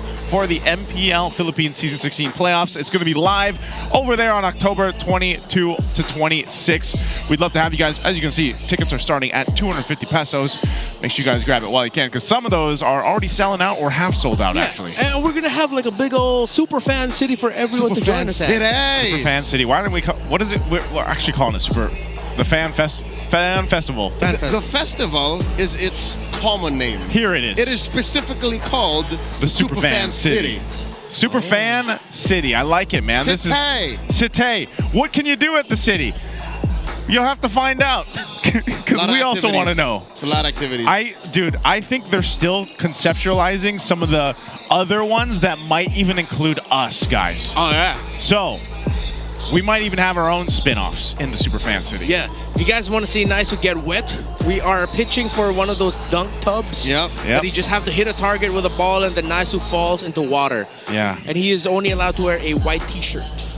With pants. With pants. I was going to say. With pants. With pants. With pants. Shorts. Hey, if it's hot out, at least I'll be cooled off. Yeah, exactly. So, you know, that's the way we look at it. And you're going to do it, all the three of us, but I'm pointing out nicely because I'm pretty sure you wouldn't want to see this. Wouldn't you want to dunk the Wee Bear Bros, though? I think that'd be pretty cool. You know, and then if they do it, they get a Wee Bear Bros merch. Yeah, I'd like to share a tub with you guys. I mean, with the dunk tub. There it is. Not paid enough to do that. So Leo's not on board. I'm not saying I'm not on board. I'm just saying it is beyond my pay grade. Okay. Well, Super Fan City, the MPL Philippines playoffs, we'd love to see you guys out there. There's going to be a ton of stuff like we mentioned. Now, moving forward here a little bit, I do have to say I was rather impressed. I was rather impressed. I was completely impressed. That's very British of you. Rather completely. How about you, Red Mar? How impressed were you? Oh, very much so, a lot. That's how impressed I was. I was hating on the draft, and then after the first turn, I was starting to see it, and then I became a fan of it. I was skeptical, but yeah. I'm still rather impressed, you know, and we're going to have to go ahead and take a little bit of a breather here. We're going to throw it over to our access here for our battle trips. Let's go ahead and take a visit.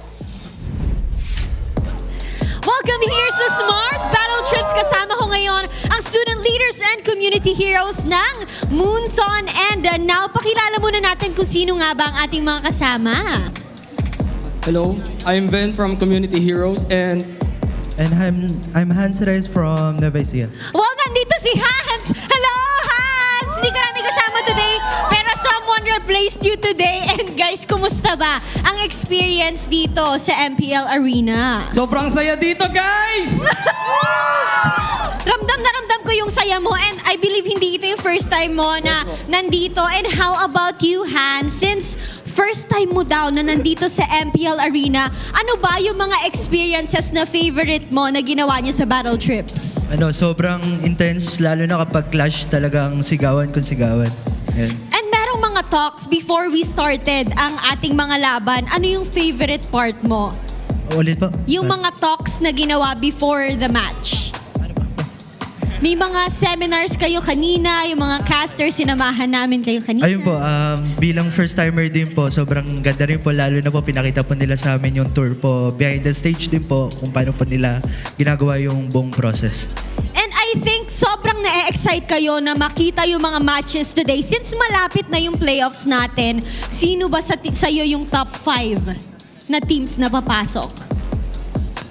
Tingin ko for me more on ONIC kasi talaga ako. Oh, top pick mo ang ONIC. How about you, Hans? Sino ang mga top picks mo for the season? Team Liquid po, and then sana makapasok din po yung ONIC. Oh, mga fans talaga kayo ng Sonics. And meron tayo mga kasama dito sa likod. Oy, single daw si ate! Ayan daw, i-follow nyo daw siya. At pinapakita nila ang kanilang mga social media accounts. You can be friends with them. And paano ba tayo sumali sa Smart Battle Trips? So, be honest lang po ako na in-invite po ako ng friend ko. Then, nag-register lang ako and kailangan po registered sa Smart. Then, and of course, yung sagutin yung mini-games nila. Thank you. Thank you so much. Ano pangalan mo, madam? My name is Honey po. Honey! Meron pa dito. Ano yan? Skin? May bago kang global number 1. Global number 1, anong hero? Valentina po. Ano ang IGN mo? Valentin po. Valentin, hindi naman nalalayo, no? Grabe naman ang flex dito sa Smart Battle Trips. And thank you guys for being with us here. We are inviting you to join Smart Battle Trips para makapanood kayo ng mga matches dito lamang sa MPL Arena. Kaya bumalik na muna tayo sa ating casters para ito yung laban ng TNC Pro Team versus AP Brand. Woo! Love to see the battle trips. I'm glad everybody gets to go ahead and join us on our triple header Saturdays, and it's always good to see them. Also, yeah, I guess Hans is here, so we've got a replacement for Hans for today. Yeah. I wonder if they're related.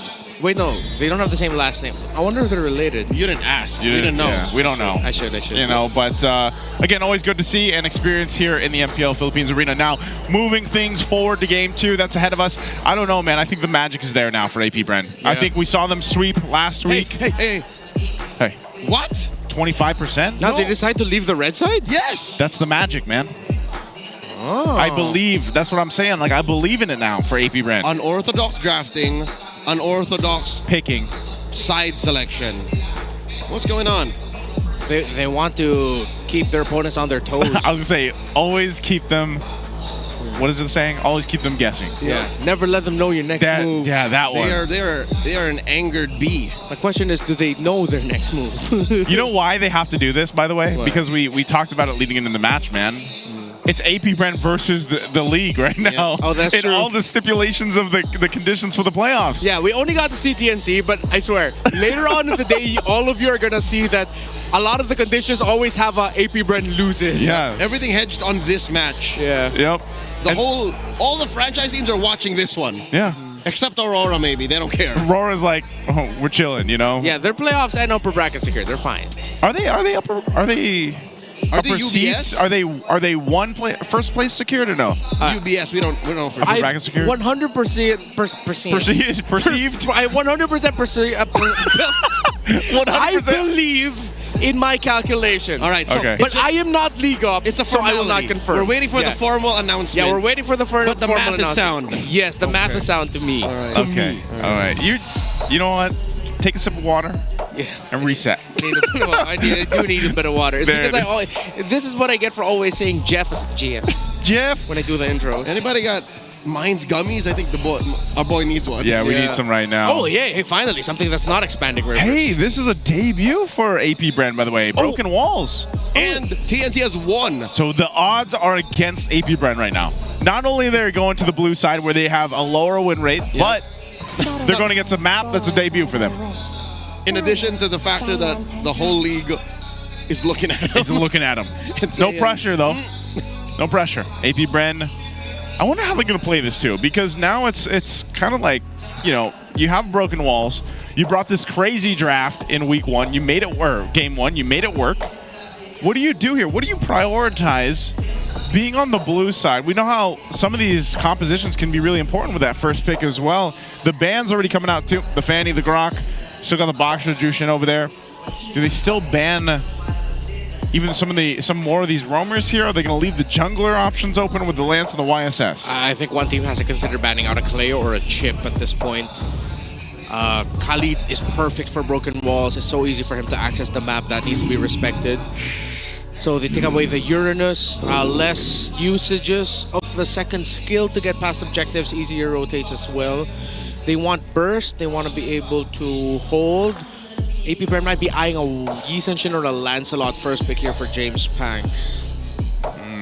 Unless... No, I don't think AP Brand's going to go down the same route as ONIC of just rush picking the R-Lot. Yeah, I think I'd want to see them pick up the traditional Lance or the YSS for the first pick. Or 1-1 if it's available. Okay. Because TNC might not even ban it. Yeah. Yesterday, 1-1 came through, but did not win. Yeah. So she's not an absolute. Still respecting the hell out of the 1-1 pick. Didn't want to risk it. It's gonna be the jungler. It is. It is Yi-Senshin. I think I wonder if we still see that concept of YSS and maybe this time Shizu playing a fighter again. Yeah. This time around, like we would think that traditionally that would be in a YSS lineup, but last time they did it with the Joy. I think a Harith and a Kalea would be good for TNC Pro team. You still get that good scaling. You get Benny back with the Harith. Unless they'll make it like a Granger or something. They're still going for the Kimmy. Is one of the most terrifying picks of the season in the center of the map with the juice and gone. I think we're going to see Aqua. Oh, wait. Are they going to go Angela again, AP Brent? You think they could? AP Brent? Yeah. Oh, yeah, for the with this, yeah. Huh? Oh, Hayabusa. A blind rush Haya. Couldn't they have just saved that? Yeah. Even for red 3? I think they're already expecting that Aqua's going to end up with something like a Farsa, so they just blocked off the idea, or something like an Eve as well. Could they just run it back with a Jello? Yeah, the Hayabusa is interesting. Kimmy makes sense, but see what AP Brent does here, knowing that they have the YSS, they can probably go ahead and pick up the Roam XP here if they want. Angela still being up. There's the Khalid. Yeah. You already called this. The broken walls, especially for a Khalid, are great. And, you know, this is a great hero that X Nova can go ahead and utilize now. So the next pick here to round out that first phase for AP Brent. Let's see if they're turned off with the Farsa. So, they pick up the Ruby as they get their gold lane. This is rather honest. AP Brent, even in blue, this early on, already saying the jig is up. We are fighter side lane. Yeah. So does that mean there's going to be a surprise coming out from somewhere, like the EXP? Unless they put that in the XP lane. Exactly, yeah. There's still a world where... Ruby XP, or? Exactly, yeah. I've seen Cram from SRG OG Sports do that, so... Yeah, and we have seen that... Oh, we've seen that 5 times this season?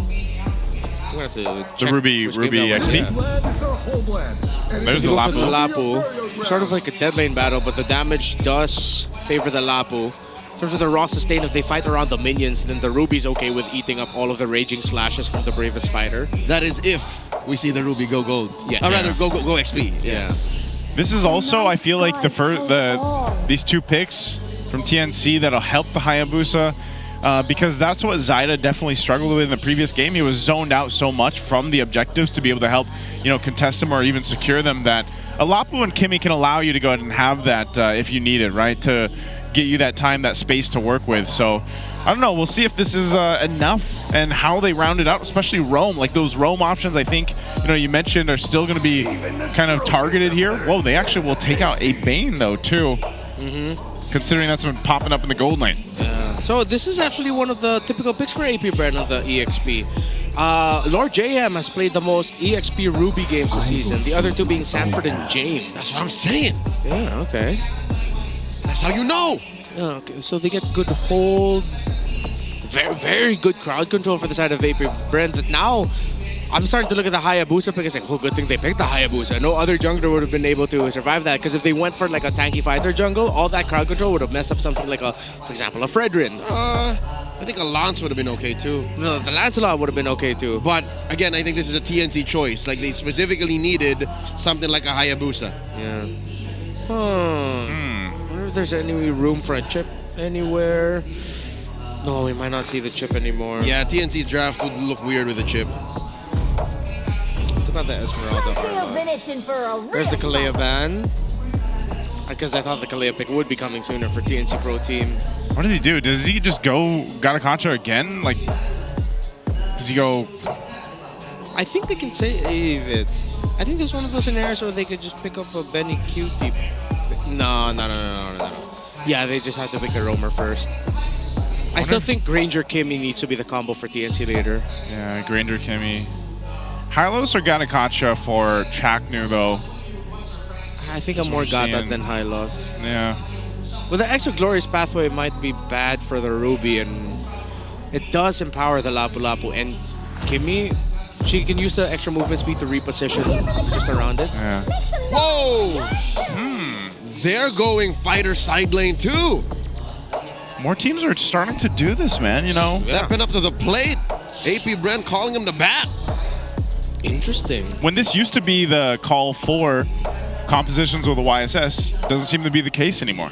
Because AP Brent showed us in game 1. This is a joy with a fighter side lane. Yeah. It works. Yeah. So are they gonna still put this Ruby in the gold lane? Because if they do, It's not going to be a fun time for the Ruby against the CC. Most of the time, you're just going to be lagging behind in terms of the rotation. Yeah. So now you're forced to put the Ruby in the XP lane and pick up a different gold laner for AP Bren. Unless they're still really going to lean into that idea. Oh, it's hard to understand these two teams. It's nice to see, though. I mean, this is different drafting than what we've seen so far. They're okay. They're going to go for this Cho and the Valentina. So with a Cho, Ruby, and a Khalid. Yeah, I'm thinking who's going where? Is it going to be an X? I think this is more likely Lord JM Khalid now. Lord JM Khalid. Yeah. So XP Khalid, X Nova Cho. I think the Khalid would actually do better in the roam because you're up against an assassin jungler. Okay. He can just keep invading. Since the Grok is out of the equation, not a lot. If you want a strong defense, you go high loss or Gatakacha. But neither? Matilda. Whoa, what? Very different. Whoa. Are we going to see, we should see the switch here from I don't Brand. think Chaknu wanted to give away the AOG since Aqua has Hands of Valentina. Yeah. And so it is an XP lane, Cho. Lord JM held on to it. There it is. So yeah, X Nova in the roam with the Khalid. I think we're starting to see a meta shift that might have been saved for the playoffs, but now teams are showing it off with more fighters in the gold lanes coming out more often. I mean, I guess you kind of have to, you know, but this is a crazy difference here. I know we can't always take the lineup rating for face value, but it's quite a difference. Yep. 7.6 and a 3.9. TNC's lineup looking like it might be a little bit better in essence, but you know, like we saw from the previous game, APBR made the lineup work for them. Maybe they can do it here. This might be the case too, where some of this composition, some of the game plan strategy that maybe would save the playoffs is forced to come out now because of the stipulations to get to the playoffs for our remaining teams looking for those spots. We jump in to game 2 here. Will we see a sweep once again from APBR, or will we possibly see another game 3 to open up Saturday here? Okay, so typical rotations, heavy duel in mid, fast clear. X-Nova's gonna get vision in purple. They know the Hayabusa's not there. It's a parallel start for the junglers. Both of them working on opposite buffs. I'm trying to see where the main difference point could be. James Wise only started playing Yi Sun-Shin recently in the season. His debut pick with it was last week. Week 6. Week 6 was when he first started playing Yi Sun-Shin, which is wild considering the metagame surrounded the Yi Sun-Shin trade for the first 2 picks. Have we seen this matchup much, Cho versus Lapu? Because right now he's dealing with 3-Mar really well. Based on memory, not really. When Cho side lane was showing up in the past year, Lapu Lapu wasn't as hot in the metagame just yet.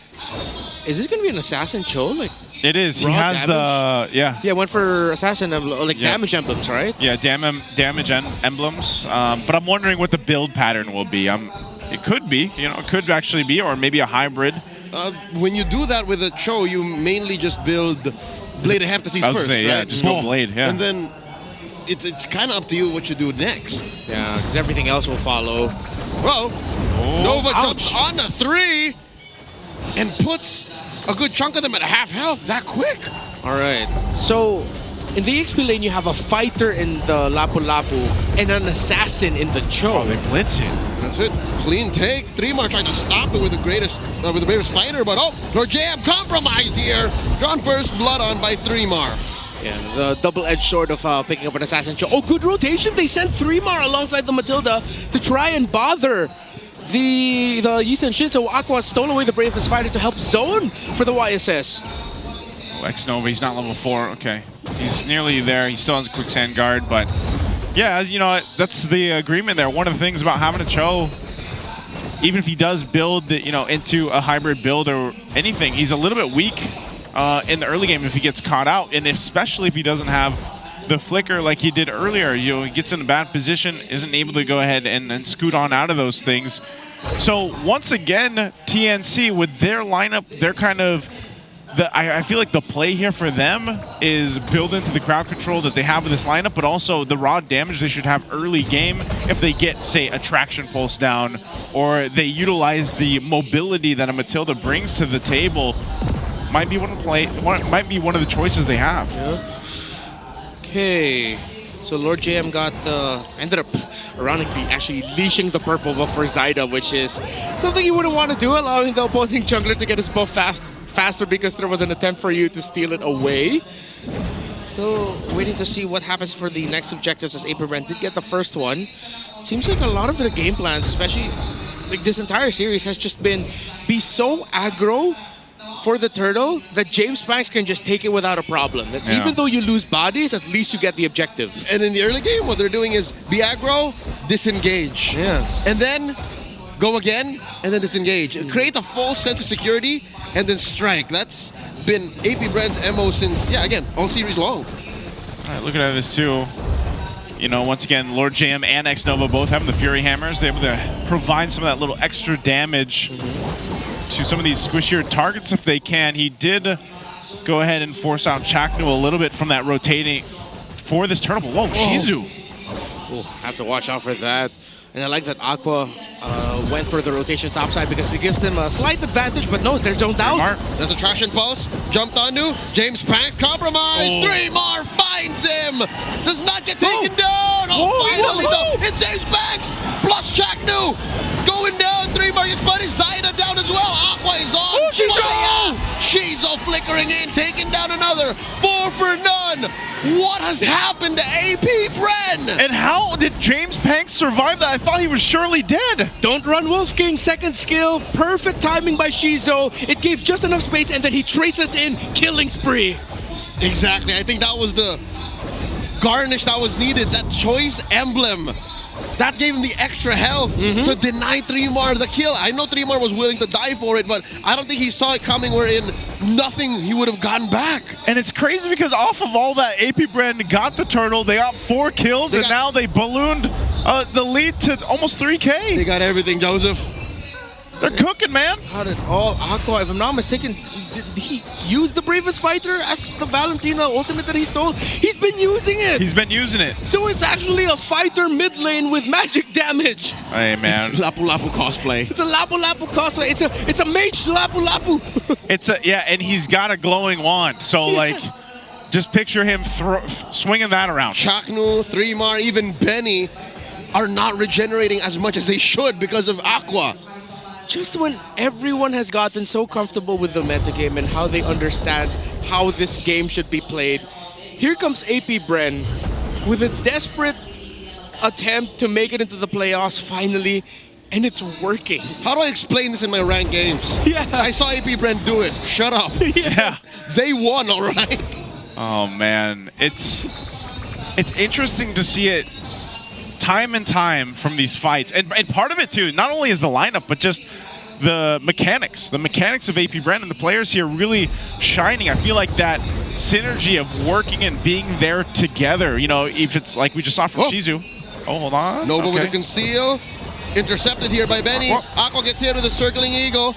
Aqua with the flicker and the Bravest Fighter out. TNC had enough of Aqua. That's a 4-man, 5-man gang. Now Lord JM trying to repair the situation. TNC just circling around. Mountain Shock from James. They don't want none. Good commit. They spent a lot though, and Turtle's about to spawn. Okay, they go back to grab their buffs. Aqua will be up in a bit here. This might be one for TNC to go ahead and take. Then get the positioning. They've got the numbers. They got a couple purifies. It should be theirs to take. Another going to take a circle. Eagle. Shizo dodging it through that wall. The dash in comes 3mar. Bravest Fighter. Shizo's compromised. He's down. Another kill. James falls. Xnova in the back line with Lord JM taking down Zyda. Xnova! He got that dog in him. He got Mr. 50-50. Smooths stealing away that turtle. They left Zyda. Oh no! And the Xnova Lord JM perfect gank. And Xnova used the enhanced basic attack through sandwalking, and the concussive blast is what got the turtle. Hey man, we talked about the roamers leading into the match. There's Xnova doing work. 3 for 3 in the turtles for AP Bren. I will say though, TNC, the lineup that they have, it's showing that, you know, if they get this upper hand, if they play into the utility they have, they can win a fight. Shizu. 3mar. Shocking Shizu into that brush. Shizu flickering out. Disengaging. Down bottom though, X-Nova with the help of James taking down Benny. Okay. Just started trying to get balanced out. So much action around. Oh, what a kick! The kick, the answer to the shadow. Zaida does survive. Close call. Wow, that was risky. But a good kick too. They'll get some damage up there on top, but this mid lane seems to be the focus for both teams. Okay, X-Nova just taking a detour. Aqua waiting to go ahead and copy. What is he going to grab? Is he just going to continue to go and wait for that Bravest Fighter for 3mar? Yep. I think the entry here of the Lapu Lapu is their best option for starting things off, because you're going to want to save the Guiding Wind. Yep. Actually, to get the Lapu Lapu or the CC out. You could interplay it. Benny Cutie could toss out the Curtain Call first, but you just have to play around the Land Shaker stunts that 3mar will inevitably get. Add to that, the Traction Pulse by the Kimi. I wonder if we see them try to an attempt diving under the turret or just waiting. You're 10 seconds away from this Lord. You might as well wait for it. And this is where we see, does this lineup from TNC, we've seen the team fights where they're able to run down AP Brent. Can they do it around a Lord dance, a Lord fight?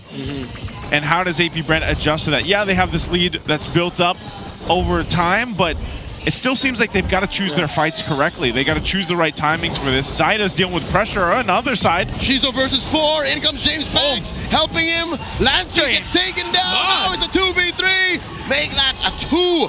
Taken down. TNC win that engagement.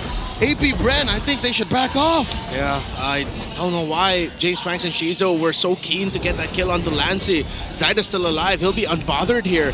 TNC should be able to get this, but let's see if AP Brent can balance it out. 3v4. Lord facing the other way. In comes X. Chakra with a certain ego, but they do take down Zaida. No rep tree for TNC. The numbers have been equalized. 3v3. Aqua with a stolen Bravest Fighter. Here comes Lord JM. Almost taking down the Mamba. Chaknu out of here. X-Nova gets hit with the CC's Curtain Call. Another one. Double kill for Benny. What a scrappy fight. All for the first Lord. It resets, but hey, both teams get something out of it. Yeah, countered up. Lord JM, great on this Cho, and AP Bren, I think we're just seeing them being fearless.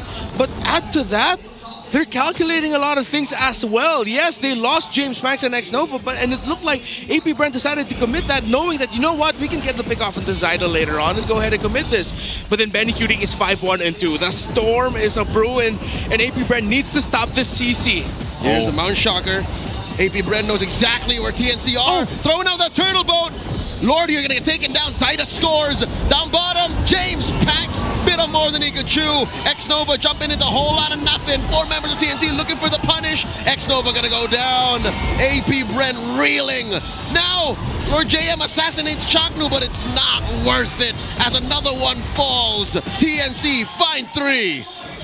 Okay, AP Bren bit off more than they could chew. Now TNC Pro Team with a definitive lead. It is now their game to control, and their lineup, which is a little bit more to our understanding of the current metagame, well, it's starting to run over AP Bren over and over again. What a game too, once again, for this gold lane CC, now in the hands of Benny Cutie, 6-1 and 4. Looking for more. That Lord does charge in to that bottom turret, but they will go ahead and clear that out after taking the tier 2. So mission accomplished for TNC, at least for now, into that. So one of the big problems that we're seeing, and this was replicated by AP Bren in the previous game, it's like when you have this CC jumping towards your jungler to zone him out, that seems to be a problem, because AP Bren's mission in some of these team fights is, let's go ahead and try to capture someone, whether that's with a kick, whether that's Aqua jumping in with mostly the Bravest Fighter, or even X-Nova, or Shizu to an extent. But the problem is James Banks is getting so much pressure. He's either zoned out. Zaida has felt the same. So it's kind of that, it's like, who's going to get it worse? Which jungler is going to have to deal with that pressure first? Yeah, so confirmed it is a full damage Assassin Cho, as it is a BOD second item for Lord GM, and he might be on the way to the Endless Battle. I also love the itemization of Chaknu. He went for the Flask of the Oasis, Enchanted Talisman, and then Oracle. So he's really maximizing not only his own sustainability for himself, MPL through the Oracle, but cooldown reduction. That's why TNC Pro Team are willing to take these longer fights. They're getting a lot of shields through the Mathilda to supplement their lineup, which is why things have been getting so scrappy for TNC Pro Team, but they've been shining with it. And that's the same thing that AP Bren was doing in the first game, right? Making fights last, faking them out. Yep. The Matilda does that so well. She responds to that so well. That's why TNC are in control. AP Bren can't pull the same tricks.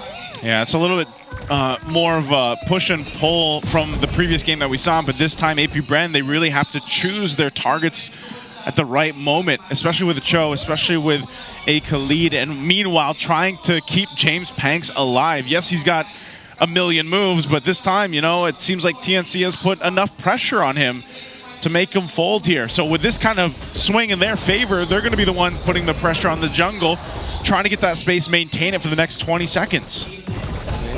So top side, you see 3 members of TNC Pro Team trying to open up the map. Even though it is a CC, it is a fighter gold lane, they're still giving it help because they know how important Benny Cutie is to their lineup, who's 6-1 and 4. Lancy does have a Wind of Nature and Sky Piercer alongside with him, so he's built for sustainability and a lot of utility. Lancy's going to be the finisher and the guy just trying to hit from afar with everything being so scrappy for TNC Pro Team. That's the stable anchor of TNC. He's the only marksman in the game. Yeah, an actual marksman. Yeah.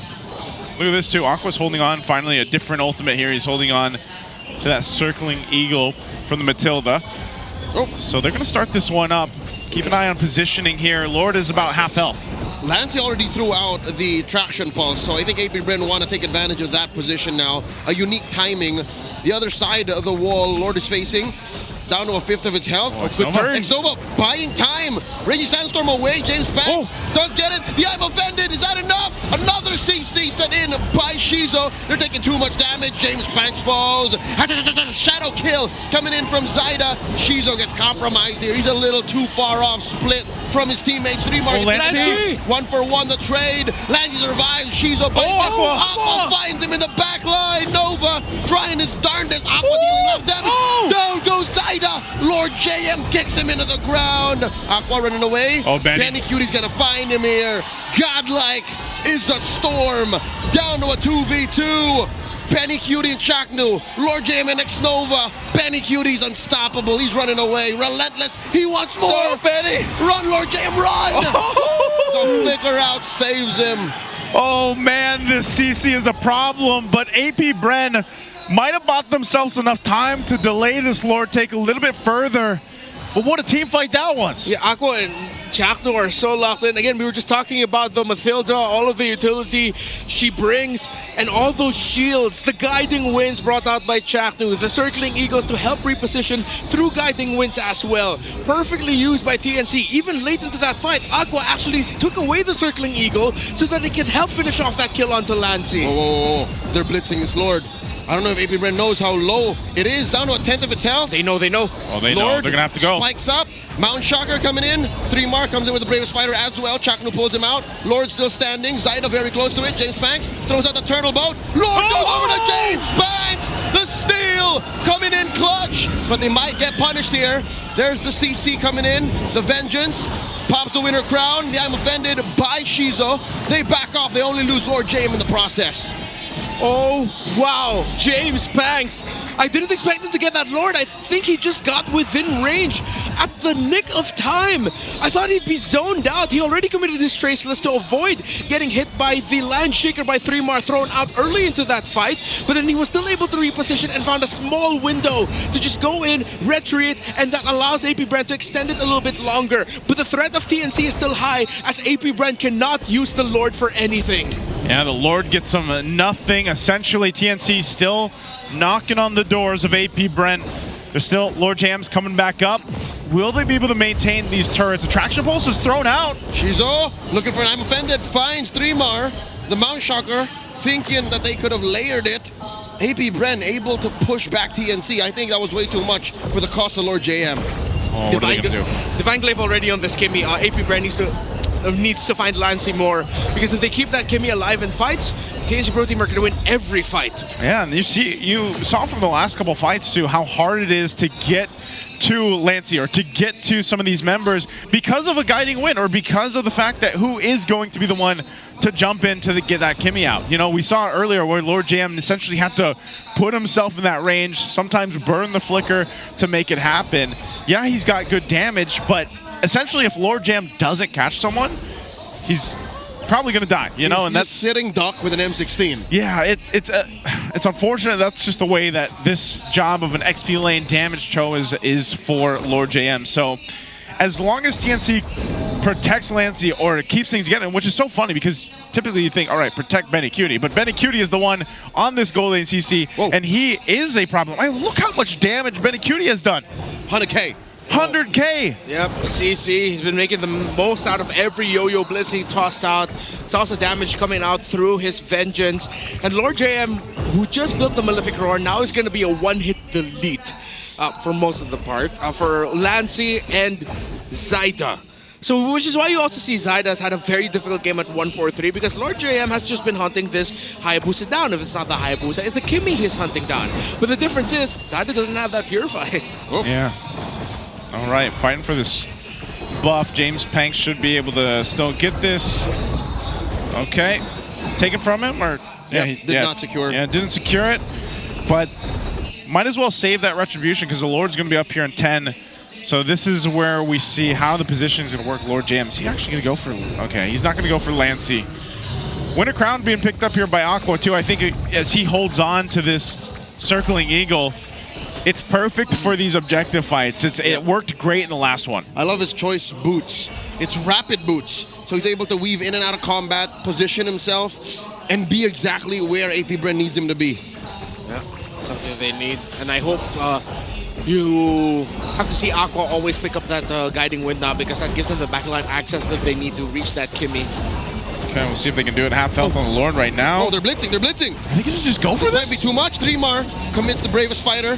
Mount Chakra by James Panks. As TNC obliges, Lord gets pulled down slightly. Soft reset. The jump on a Benny Cutie. Forces up on the ground. Down goes Lord JM. And the rest of TNC collapse. Benny Cutie gets his immortality pop. This might be it. Finally, the shutdown on the Benny Cutie. Shizo coming in. A little bit of shunt, a little bit of CC. And they collapse on the X-Nova. And another CC by Shizo. The Shadow Kill takes down the Ruby. Takes down the Eastern Shin. James Panks bites it. Another one falls. But all that for Benny Cutie, not worth it for AP Bren. A perfect fight for TNC to bounce between Winter Crowns, shields, and everything else, immortalities, and they'll go ahead and get ready to march in the base of AP Bren. Yeah, good ult there by 3 more. He stops the minion wave. Oh no, it's Aqua versus the world. That's a turret taken down in mid. Aqua bites it. Ladies and gentlemen, TNC Pro Team, take us all the way. Here we go, Game 3 to kick off a Saturday here. TNC extended team fights was what got them the victory here. The Mathilda pick of Jacknu.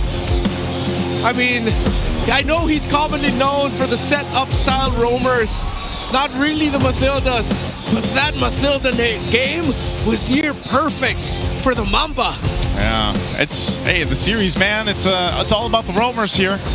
And this time it was Chaknu on this Matilda. A hero, by the way, that I'm not sure if that was 100% accurate, but they said it was his debut pick. This season. This season for the Matilda, and obviously something very different for the Mamba to play. But he made this work so well, and also again, Benny Cutie on this gold lane CC, man, just able to go ahead and do so much. Not only just zoning out, as he's our MVP for game 2, but also the amount of damage he did. Yeah, show him the yo-yo with Hito. Yeah, there we go.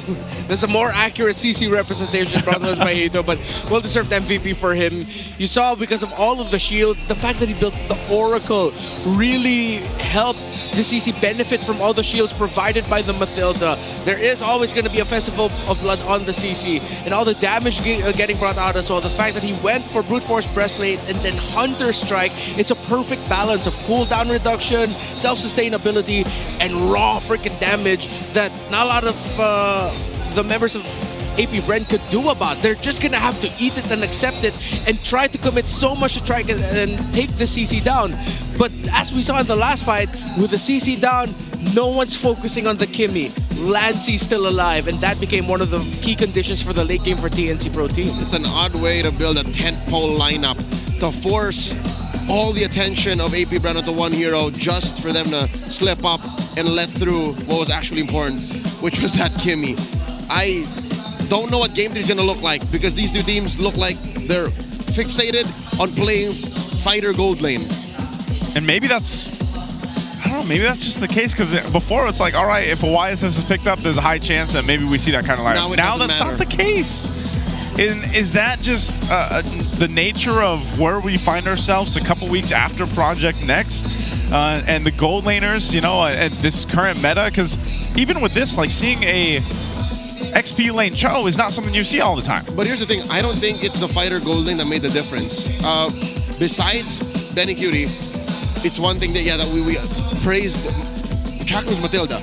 It was the difference maker. In a lineup wherein, both lineups we're talking about, wherein it's all about dive, the difference that a guiding winds could make was impactful. It was significant, more than. On the other side, AP Bren, I'd hate to point fingers, but maybe Lord JM really was just a one-hit delete machine. Like after that... What do you do? Exactly. He doesn't do as much with the Shunpo or the kick as a tank Cho would. Because you would almost instantly die the second he's left out there. Yeah, it's like, it's a sure trade that you're most likely going to get one of your AP Bren, but then you will lose Lord JM. How do you follow up against that? Then the added layer of, wait, what about all these shields that they keep getting? The cooldown reduction based item build path here of Chaknu. Yeah. The CC wouldn't have gotten the MVP without the presence of the Matilda as well. Which is why you also have to credit Benny Cutie. I like the moments where it looked like any other CC would have probably folded and get taken down, but he knew he will always have the Matilda nearby. So Benny Cutie said, all right, I'm gonna go forward, someone has to go with me. Yeah, that's why you saw it from Lord JM too. One of the like those later team fights from the MVP highlights where, you know, he might jump in, even if it's the Jikondo or he tries to get the kick off. There were so many shields, there were so many winter crowns, there's so many immortalities at that point that it's like, all right, you might get that initial kick and setup off, but then after that, you're kind of a sitting duck. Like you're going to get basically killed, and that's what happened here. Another game post the 20-minute mark too. These are traditionally longer games than what we're used to for our average game time right now, which is sitting around the 15 to 16-minute mark. You know, so, and that's the nature of these lineups, by the way. Both lineups from Game 1 to Game 2 now have been these kind of extended team fighting lineups, and it's funny how that even transitions into some of these Lord dances we're seeing. Like we're seeing different pacing of the Lord dances now take place post-patch. I think that's the problem here. AP Bren, their lineup isn't as sustainable as TNC. Look, you have the Cho, again, comes in, kicks, kills someone maybe, but dies just as quickly. You have the Valentina, uses somebody's ult, and then she's basically just a Valentina after that. Yep. You have the Yi Shin. After the turtle boat, you have to play with your trace list and you have to weave in and out of combat. That's it. Compared to TNC, who has super tanky, sustainable side lanes, Lapu-Lapu, CC. You have the Hayabusa who can go in and out, and then, all right, I can't fight anymore, I'm gonna shadow out. And then you have Lancey who can like jump through walls, purify out, and then say, wait for me, I'll come back in. So TNC was just poised to fight forever, while AP Bren had to really count on their resources. They weren't as comfortable going in like they were in Game 1. Yeah, to add a little bit more points to the two side laners that are tanky and they can also fight. Besides the CC building a lot of cooldown reduction, Lapu-Lapu did the same. War Axe, Queen's Wings, even went for the Oracle. So even more so, the effect of this Matilda is magnified because they can afford longer team fights. Lapu-Lapu already has short cooldowns. Add to that, he built even more cooldown reduction, similar to the CC. So other than great draft, great final pick, great interplay with the final pick, great individual itemization by Lapu-Lapu and CC, by 3mar and Benny. Yeah, and you know, looking at this too, Benny getting that the carry, but our BPI rich guy James Panks here, this has to be one of our lower GPMs because again, it's not so much about the GPM here. He was able to go ahead and farm up really well, but even so, that can't translate into a game win, you know? Like, you might be able to go ahead and farm up quick, you might be able to go ahead and get the gold that you need on that jungle, but still, nonetheless, they were having a difficult time actually winning the fights, you know, because they were so drawn out, they were so extended here, and TNC capitalized on that. So now that we've seen two very different drafts in a way, from game 1 to game 2, I'm really wondering what game 3 will have in store for us, because now, I don't know, man, I think we're again in this position where the meta is shifting, and I think that's a good highlight to see even what could possibly happen in the playoffs, because weeks can continue to change. I mean, think about it. We're just a couple weeks in. Yeah. We've already seen some changes happen here. Will APBR ever go back to normal meta? That's a great question. But before that, we're going to go ahead and throw it over to our Infinix Heroes podium. Nandito kami ngayon sa MPL Festival at dito sa Infinix ay meron kaming Infinix Heroes Podium kung saan ay huhulaan namin ang inyong paboritong ML hero. Meron kami ditong 1 minute at all you have to do is mag-isip ka ng hero na either huli mong ginamit or yung favorite hero mo and huhulaan ko siya within 1 minute. Ready? I'm ready. Okay. Babae ba to? Yes. Babae. Nasa mid lane? Yes. Ito pang hero na to ay lalaki. Ginamit ko yung GT30 sa hero na to. Gagana. Gagana. Meron ba tong barrel? Oo, may barrel. Nagte-teleport? Wala. Wala. Clint? Hindi. Granger. Oo. Nanalo ako, guys! Granger. Pwede kayong manalo ng random MLBB skin, Infinix exclusive merch, at MPL playoffs tickets. Oo. Ay, umiyak!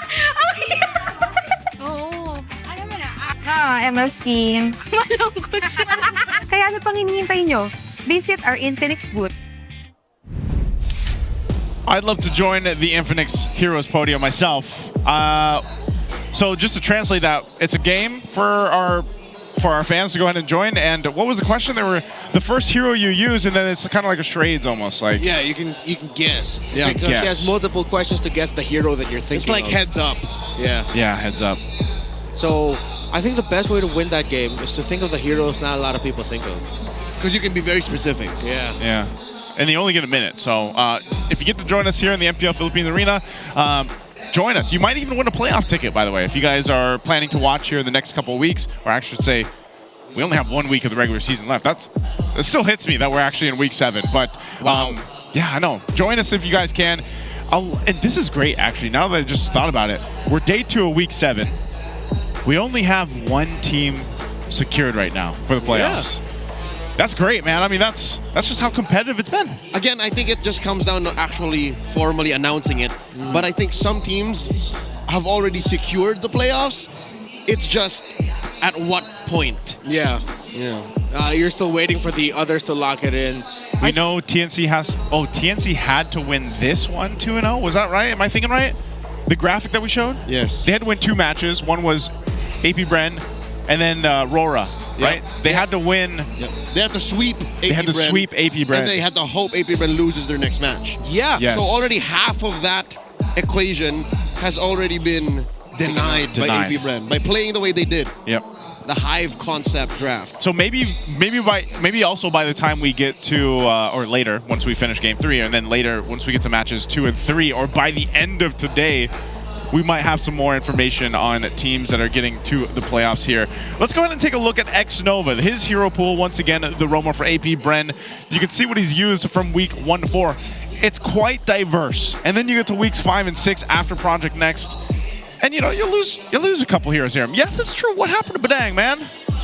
He hasn't been popping up that much. Yeah, I think Badang's more of a very specific pick. It could still most definitely work out. We saw it earlier this week. But it's not going to be one of those, all right, he's one of the top roamers you're definitely going to have to go for. You still rather go for heroes like the Gacha, Kalea, Grok, even the High Loss, the fact that he can pack a Revitalize with him. And then a little bit lower in the totem pole is the Badang. I think I now have an idea for what we could see for this game 3. What's that? It's a theme of longer teamfight wins. So if the roamers could both have, you know, healing one way or another, sustain one way or another, that might be good for both. So we might end up seeing a draft where both sides have either roamers with Revitalize or roamers with some form of heal. Florin. Hell, why the heck not? Why in my not? head, I was thinking Minotaur that will suddenly pop up. Yeah. But then if Kalea and Matilda can still be the main trade you can go for, or if it's not the Roamer, one of them's gonna pick up the Angela, I'm gonna double down on that. Longer team fight wins. So you gotta also consider Arlott. Yeah. You gotta consider Phovius. The Angela still. Yeah. With the Arlott, like we the saw combo we saw yesterday yeah, with combo we ONIC. saw yesterday. That worked really well. So that means with all these heroes we're mentioning, marksmen are the least priority. Yeah. And maybe that's why it's just like, all right, just put a fighter there. Yeah. Like, get a CC. Maybe eventually we even see shades of Mincetar again, or what else have we seen in the gold lane as far as fighters go? The thing about Mincetar is, after King's Calling, You're there. You're just you're chilling. just there. Yeah. Compared to these other heroes who can just keep going. Yeah, CC does a lot too. I think she's, if it's fighter centric, she's gonna be probably the top pick, or if not the best pick. Last map for this series, we get to go to Dangerous Grass. 3 unique maps. That's great. In a series. That's good variety, man. Yeah, no one repeated. That means that keeps the coaches and the players on their toes as well with what they gotta consider. TNC has yet to win on Dangerous Grass. Wait. Okay, they're also going to be, yeah, I was going to say, they're on the blue side. So we have APBR now on the red for this one. Some similar bans coming out. Maybe we expect the 1-1 still to go out. Not sure if it's going to be, which is funny because even yesterday we saw the 1-1 played, and we saw how difficult it was to actually get the airtime you needed in that specific match to get the crossbow of Tang off. But you know, teams are still traditionally choosing to ban it out instead of picking it up. Wow. Is this the first time we've actually seen 1-1 get banned blue 3? Yeah, I will double check that. It's gotta be an outlier. Yeah. This is unique. I think TNC knows that APBR are cooking up something. There might have been a weird trap laid by Coach Jeff and Coach Baum. Yeah, it's usually a red side ban. Exactly. Yeah, not really a blue And side ban. Coach Etomax read into it, or just does not care. Maybe he just wanted to get rid of that blue 3 ban. Yeah, get rid of it. From this point too, if we look at this, there's some time for APBR to decide. They're going to go ahead and ban out the Jushin, so we might just see that YSS picked up here for TNC. That seems to be the case still, especially in this series alone. So YSS first pick for APBR. Do we think they do the same thing where it's like they already, you know, earlier they could have saved the jungle pick for a red 3, but instead they pick it up in these first 2 picks? What do they want to go with? Oh, wow. They'll take it. They'll take it, man. CC wins the series. The CC stock is going up. Yep. Is that the there's Angela? Angela. Oh, my Lord. Brazen. Bold. Honest as hell.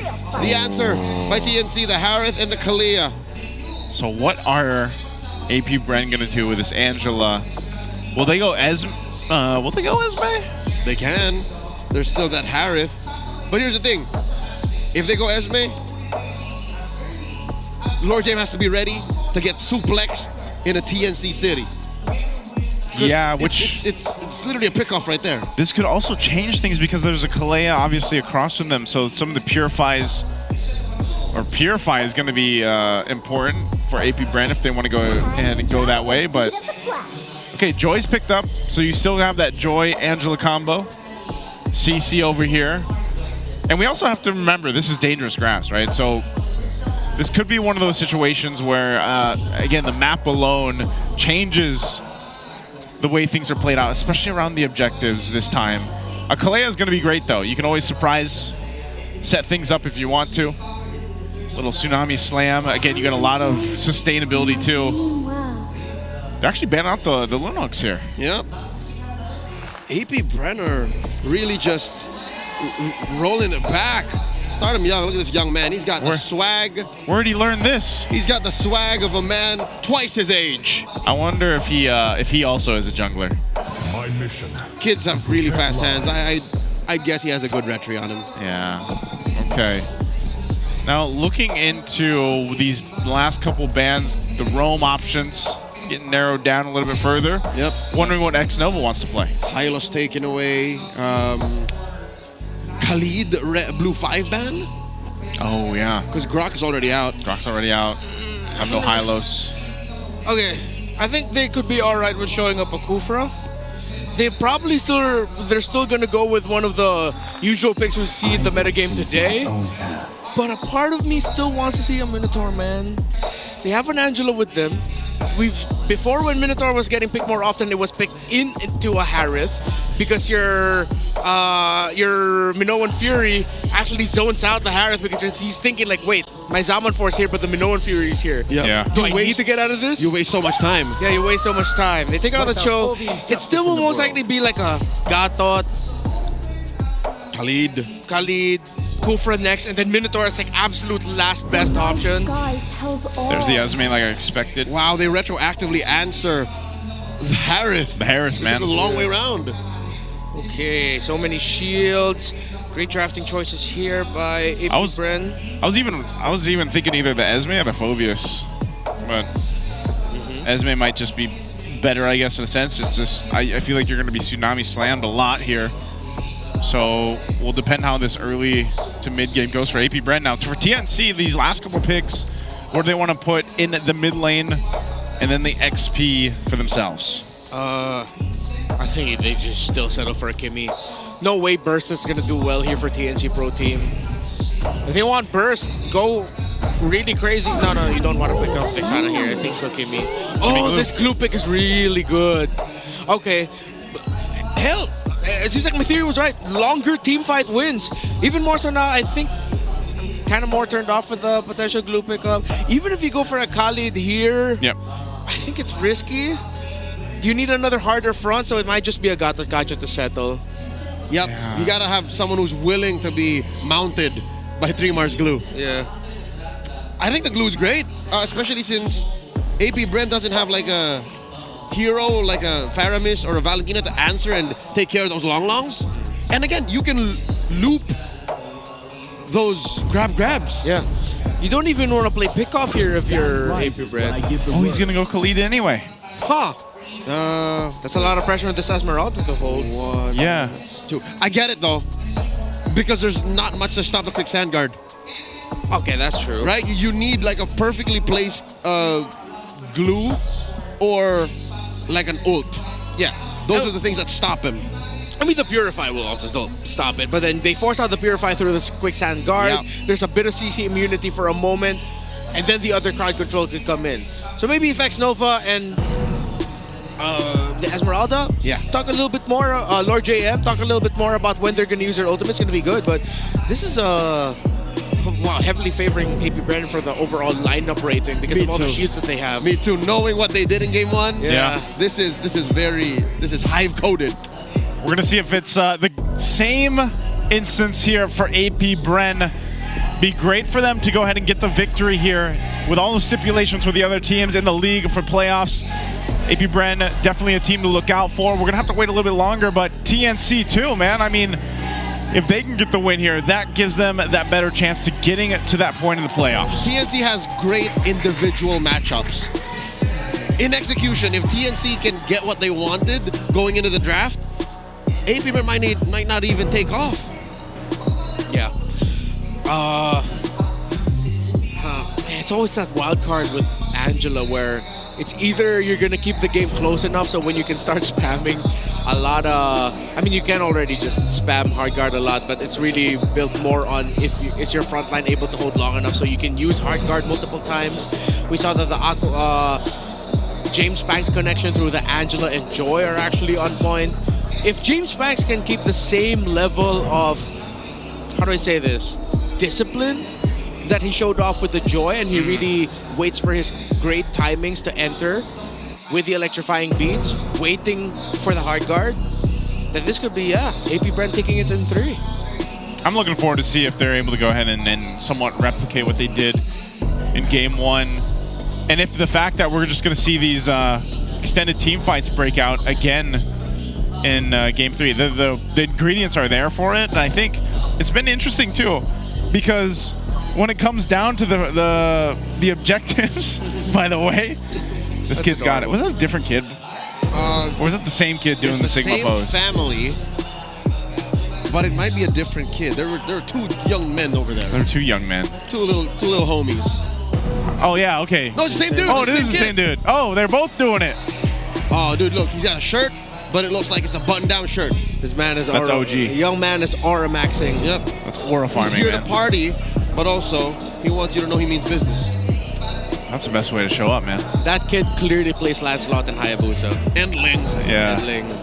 4 swords. 4 swords. Wait, how many swords are there? There's 6, Ling? right? Yeah. 4. There's 4? That's why they call 4 blades. Gosh, I've never played Ling. 6 swords. That's a lot of swords. Hey, man. You think of Byakuya? In my world, it's 6 What? swords. Is that from One Piece? Is that from...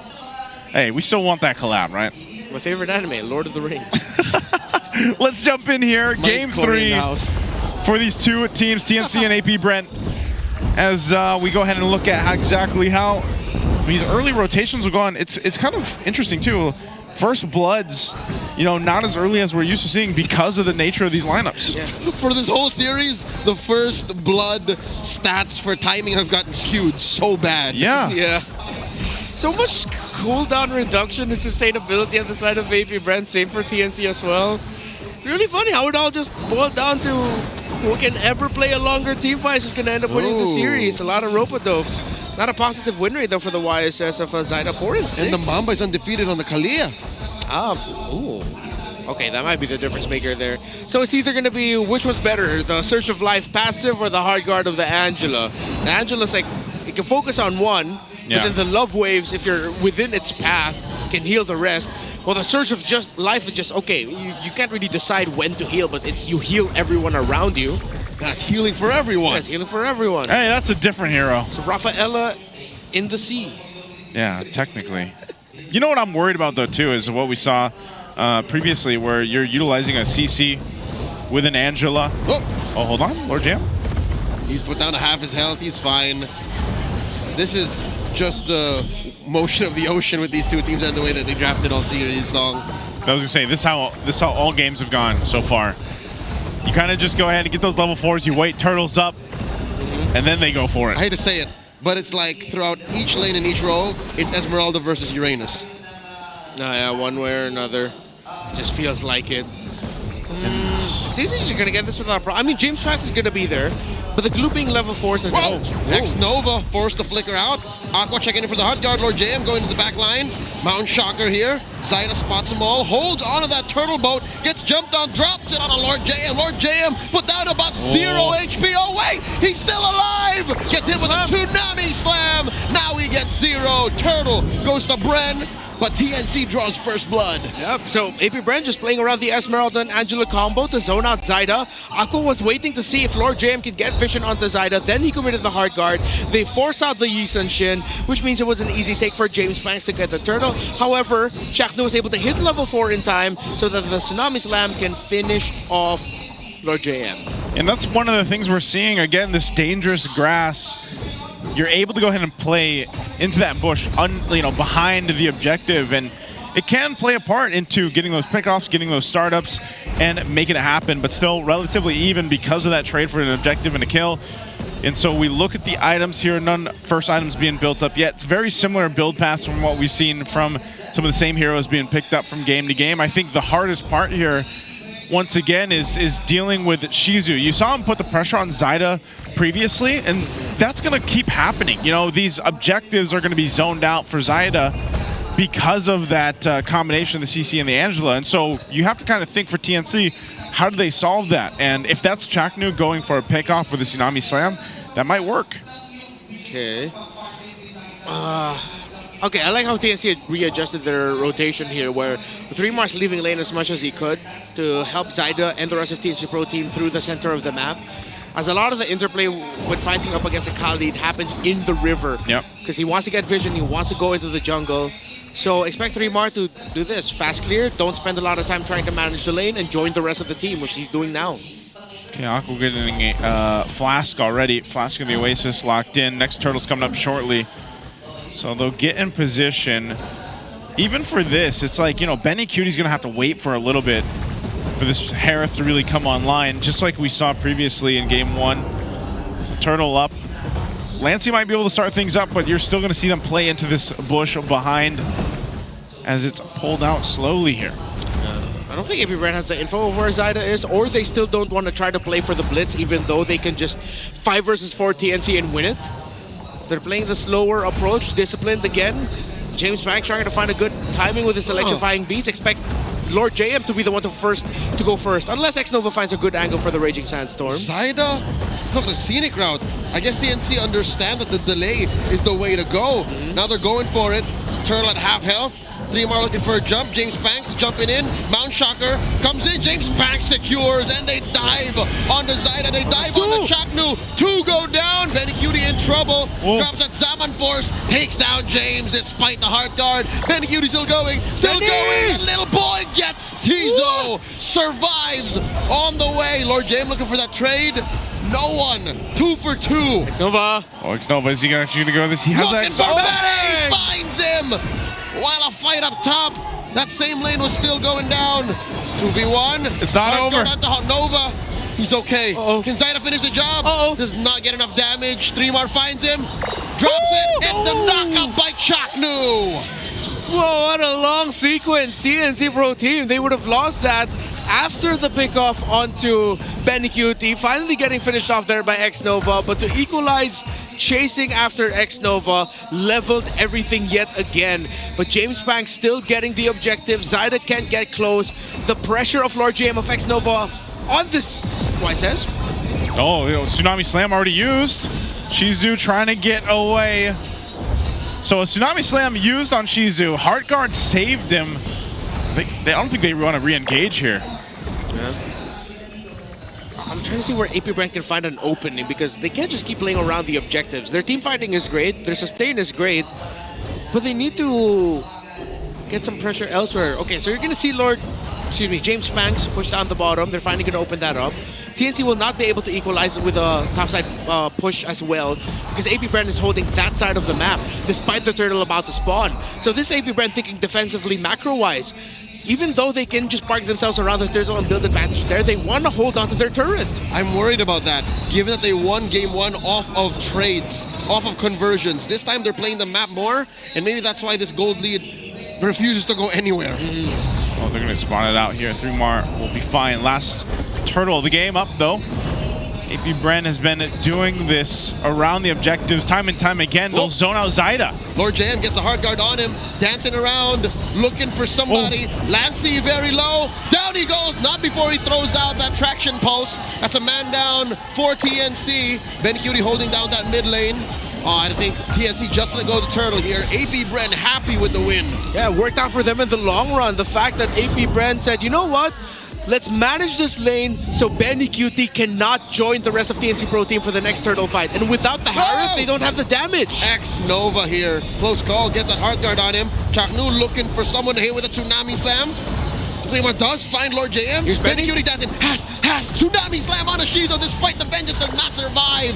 3MAR, let's go. X-Nova flickering on. In comes James Banks. The electrifying beats. Takes down Zyda. Lancey jumping on back. Down goes Chaknu as well. Benny goes. Lancey though. Benny's still here. Lord Jem gets another hard guard on him. Dancing around 2. 3MAR looking to get it. Benny Cutie drops his Salmon Force, but he can't stand the heat. Down in town. Benny Cutie gets a Lord JM jump on him. And Lord JM wins. I'll call it a technical knockout. He's sending Benny Cutie home, dancing around him. Way too much damage underneath tier 2. But James finds him anyways. These fights are getting out of control. Hey, extended team fights was the theme of the series, and we're getting it here in game 3. Longer team fights win. But you see, with the Harith around, APBR need to do so much to win a team fight. They have to extend it to an impossible length, just so that they could get that Harith taken out. Even under the Zaman Force, even with the presence of an Agile and the Esmeralda, Benny QT can fight. It is problematic, but he does have the damage to take everyone else around him. As long as there is one person there to zone out for him, which is what we're going to see from 3MAR adjusting his playstyle. He's going to end up being the guy protecting this Harith. Yeah, time and time again, these fights break out. They get extended. We see them back and forth, and you know, for the heroes here that have those shorter cooldowns, sometimes it's playing around that. But just like we saw in game 1, it's eventually playing around immortalities, winter crowns, even perhaps rose golds and everything else will come into play here. The Lord is already up now.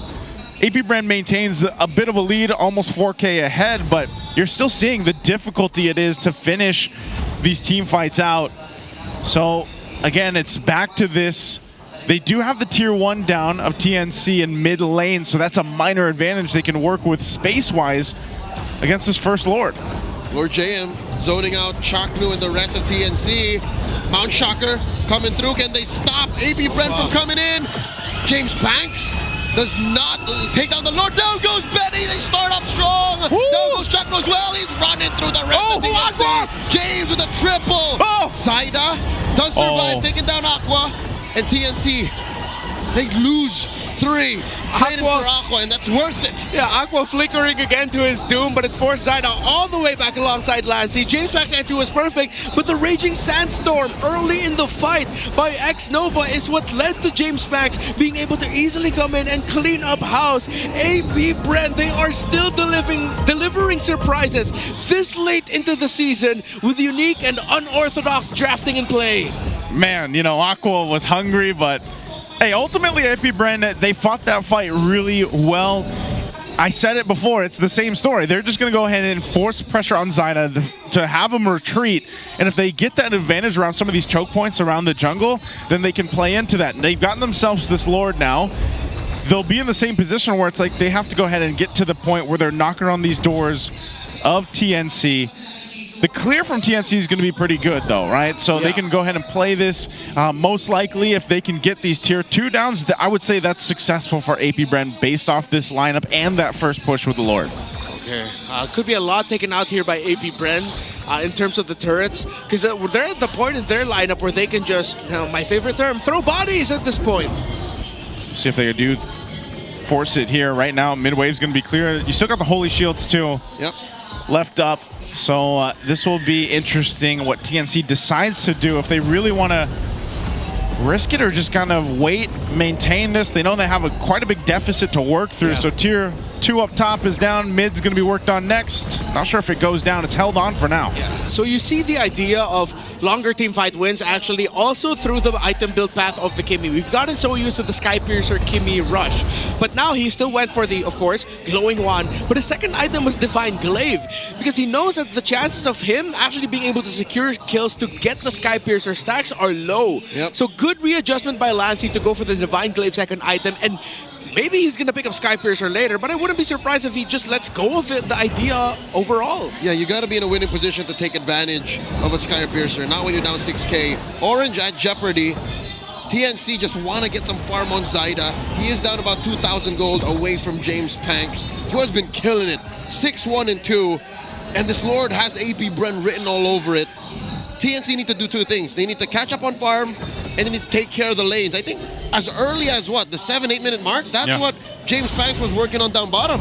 He was clearing that wave to make sure that the map was on their side regardless of what happens in these big team fights. Yeah, really good macro play here that we're seeing so far from AP Brent. We'll see if they can continue to maintain this lead they have and play into that first or the next Lord coming up.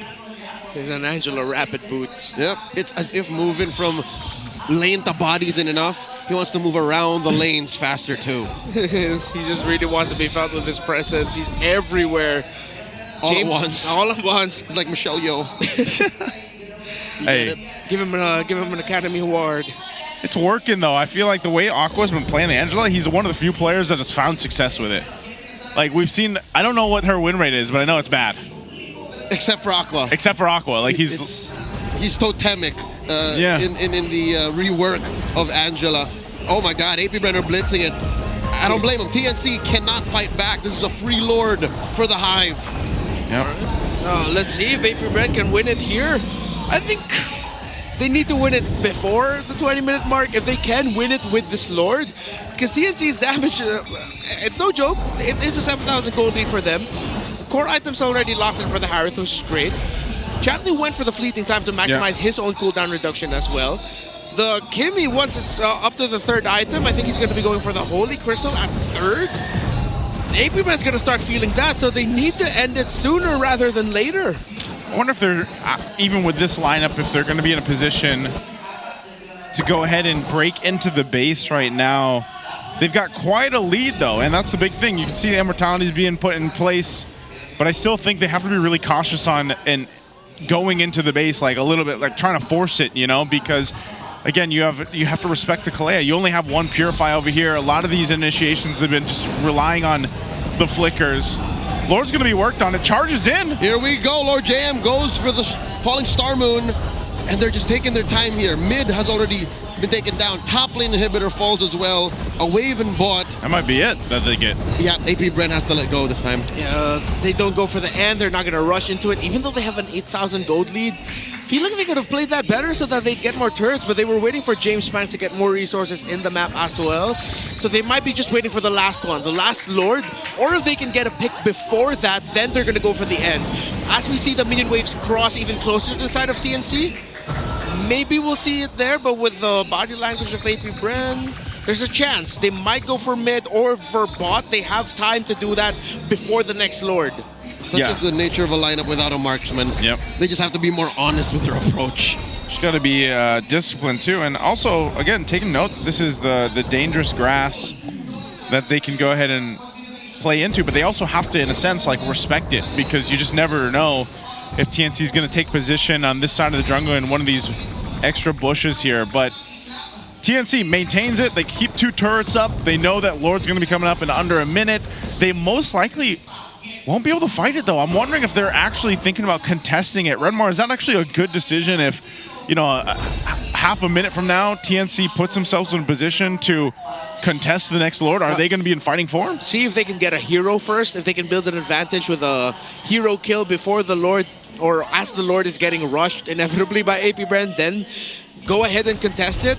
But if you don't get that condition, just back off. Because it's at this point where AP Bren, if they wipe out TNC, they just end it there. It's going to be a one-way ticket to them still getting a chance to get a playoffs ticket. Okay. Again, even looking at the items, I'm just not sure if TNC's in that fighting form to be able to do it. And with the lineup that they have, it's better to actually just go ahead and defend in the base. Kimi does have the Holy Crystal, though, so maybe? But 3 more, it's only up to an anti-Cuirass, and Chaku doesn't have his second or third defensive item yet. Their supposed frontliners are too soft. Yeah. That's why they can't go for clean pickoffs. Yeah. AP are going to blitz this again, and TNC are going to hunker down and defend. Yeah, TNC has the damage, but they don't have the front line. Oh, wait.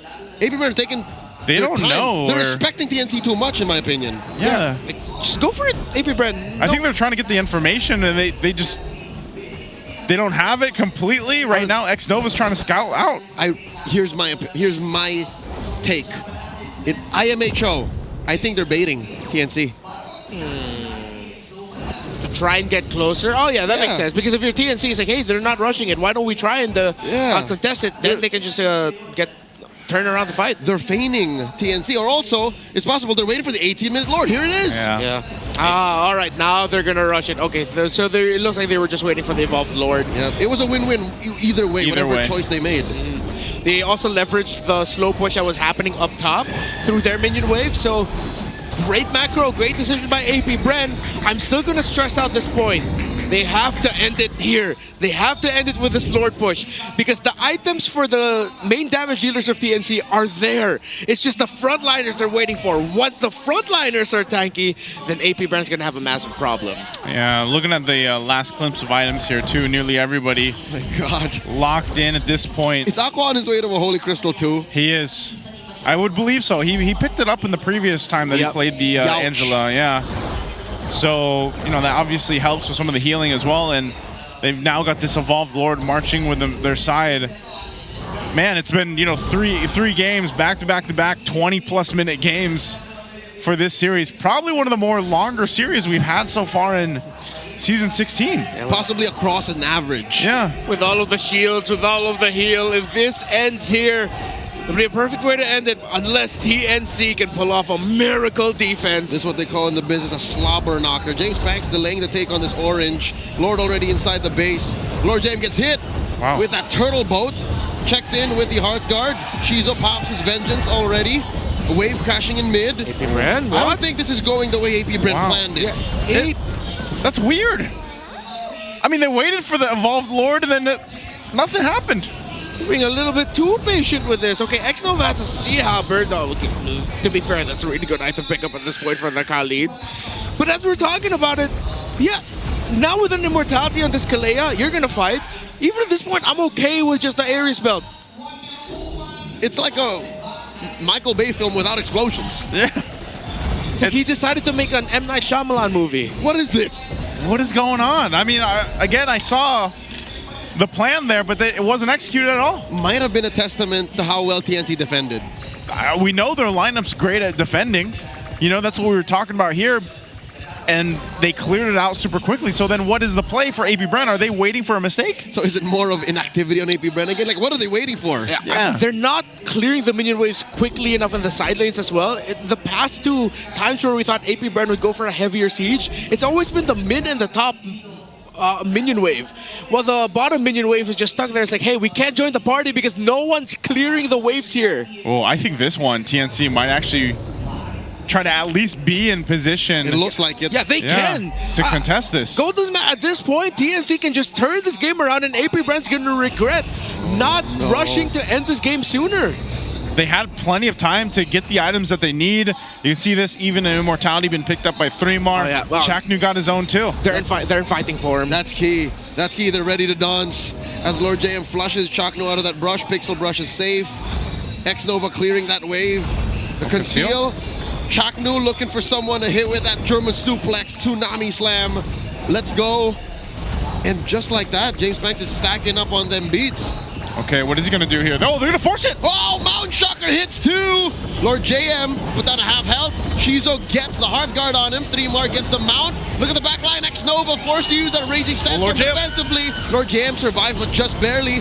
3mar at about an eighth of his health. Aqua gets popped. Chaknu finds him.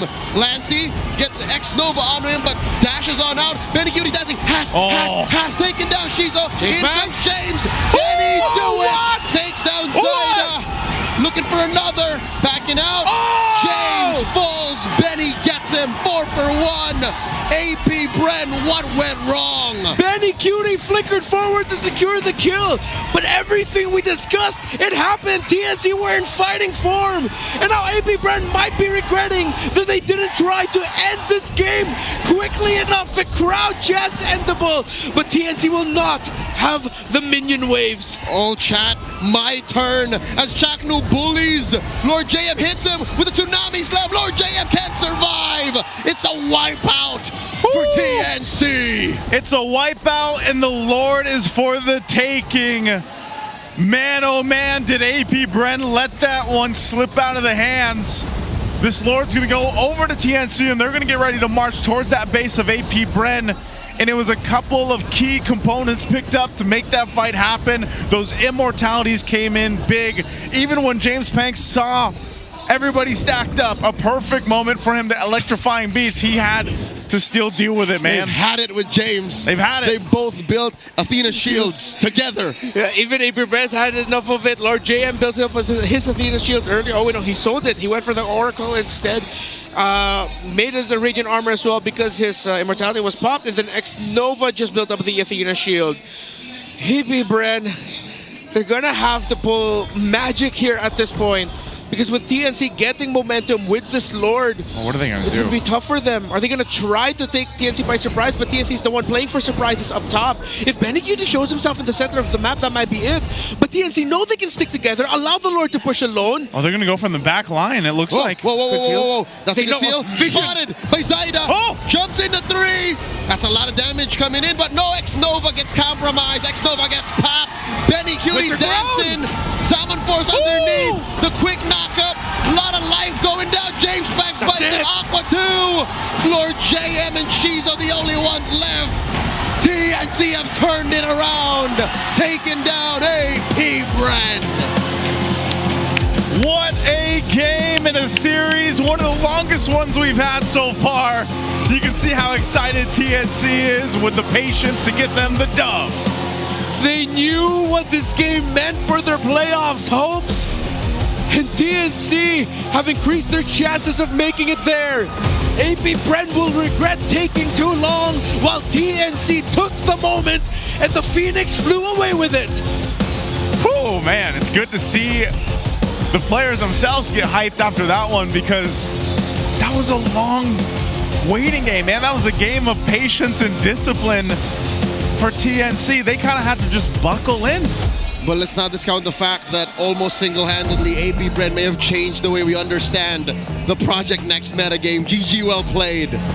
Great game here, great series once again. So hopefully we get to see more of this, the bending of the meta that's still continuing to develop here after Project Next. It's refreshing to see.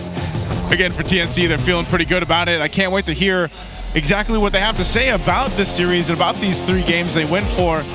Let's go ahead and get ready to throw it over on stage to exactly hear how they did it and what happened with Odin.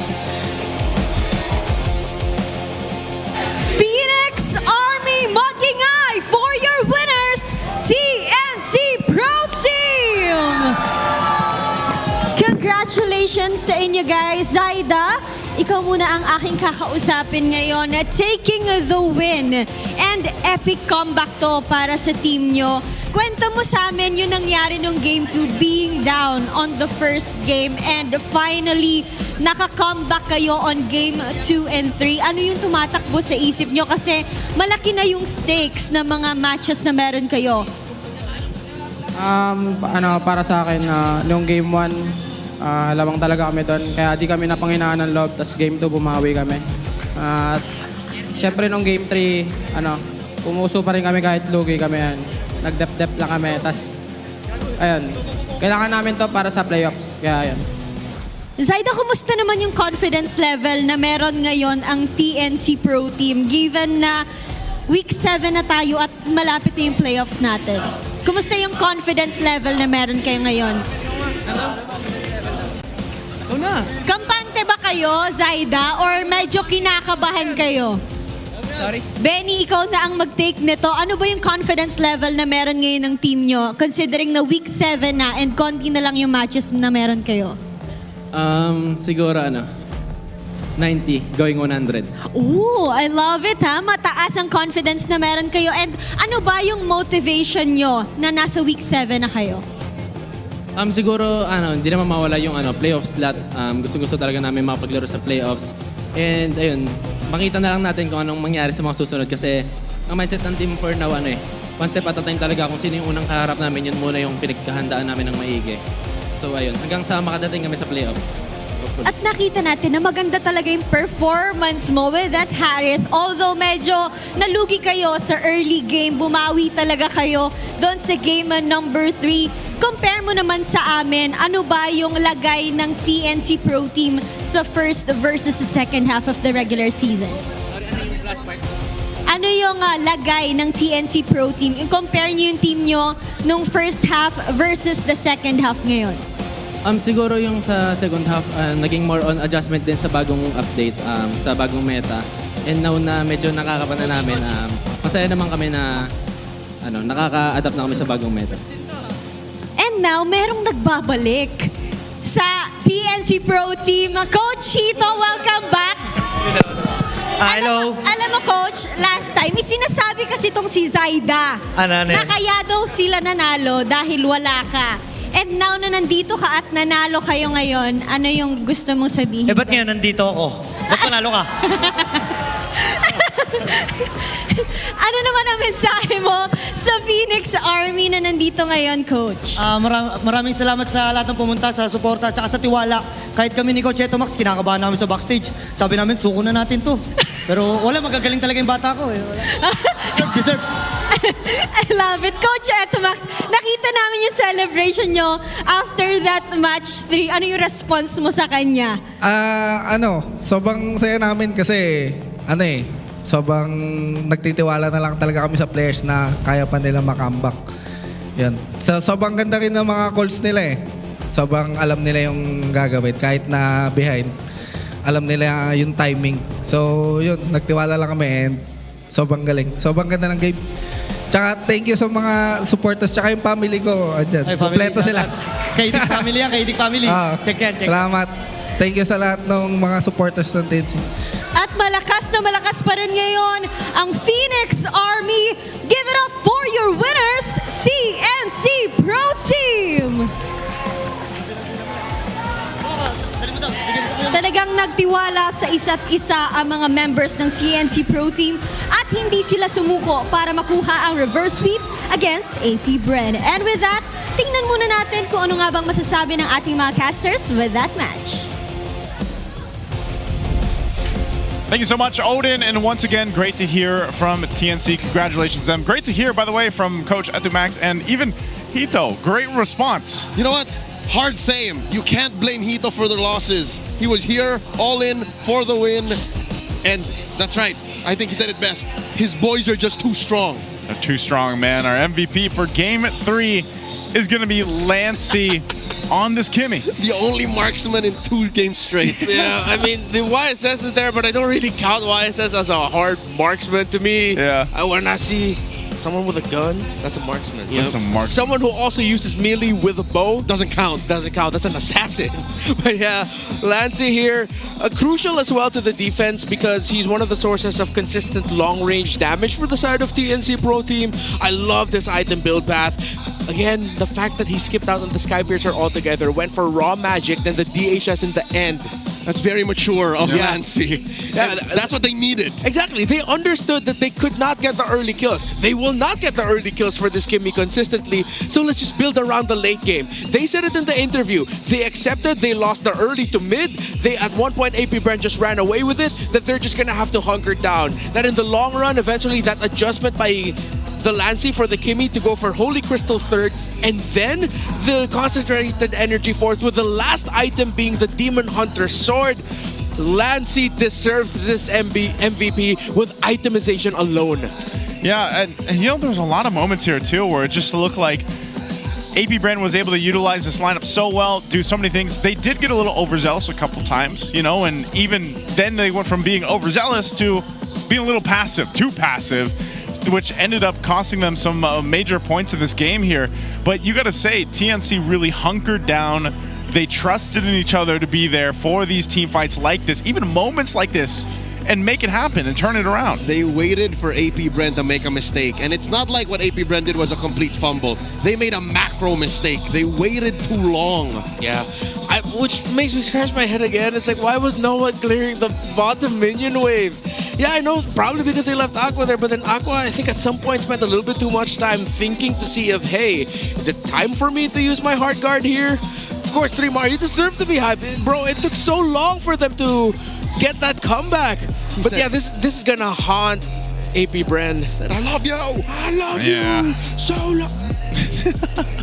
It's one of those situations, man, where, again, I just feel like AP Bren, a lot of their matches, even if you look at like their lineup from last season, it's like a lot of it are these learning lessons. And I hope that AP Bren continues to go ahead and develop. They've definitely improved in this season, but there's some times where you're wondering, you know, are they going to be able to finish out a game? Are they going to be able to go ahead and finish that game plan of theirs? This was one hell of a series, though. This one was 24 minutes. Previous games all above the 20-minute mark. So one of the longest ones, if not the longest so far, of Season 16. And it also showcases that for a lot of teams, even if you're down, 8,000 gold still in Project Next, you can still technically win the game. Like, it's not, you know, all the hope isn't lost here. Yeah, near the end of the game, we were pointing out that we were just waiting for 3mar and Chaknu to get their items.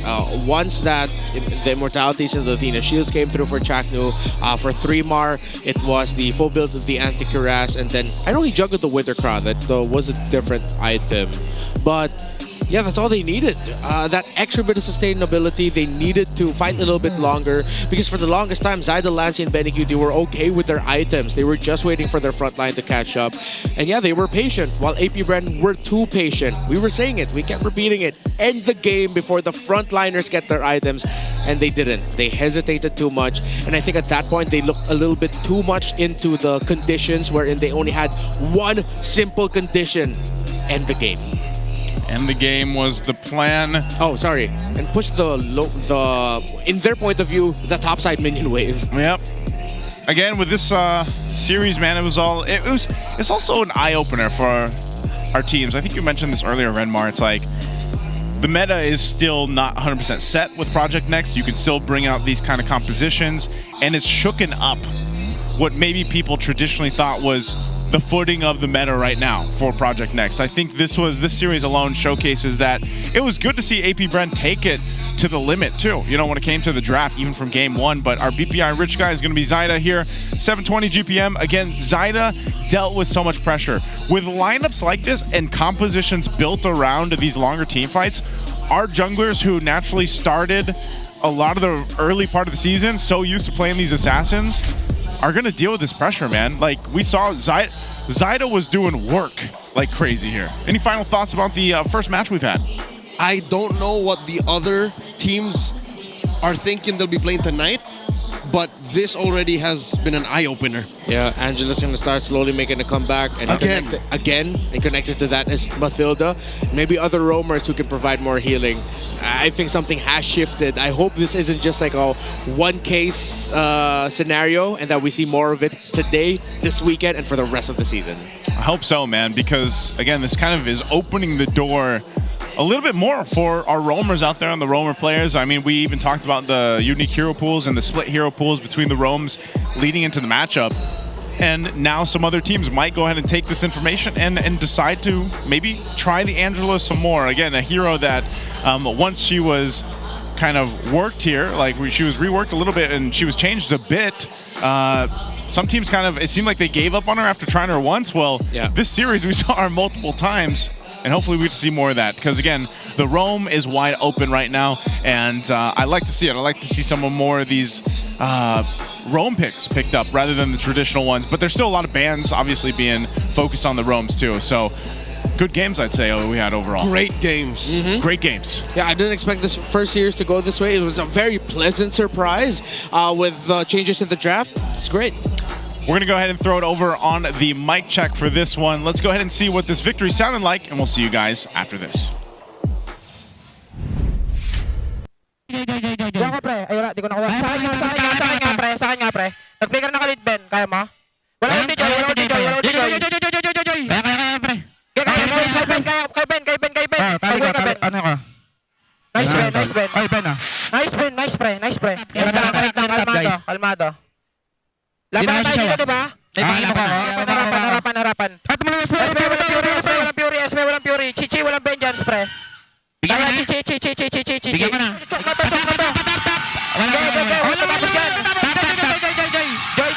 Joy na lang. Kaya ka. Tatanggayin ko, Ben. Patayin nyo na lang. Lord tayo, guys. Lord. Gay. Wala yan. Ayun, Joy. Kita, Joy, oh. Kalid. Ready, Joy. Harapan sa Lord. Mag-ulti na yung Joy. Wala na. Buhay ka.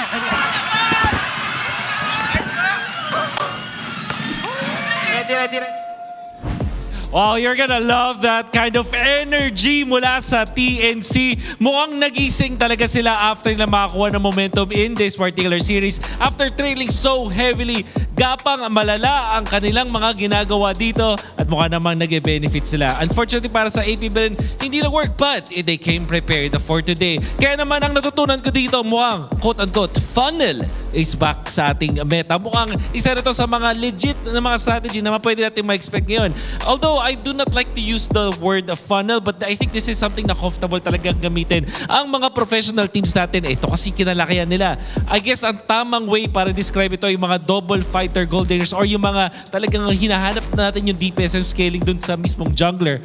And you would think that James Banks is just gonna be focusing on fringe heroes, pero mukhang this time reliable na siya as a carry type jungler.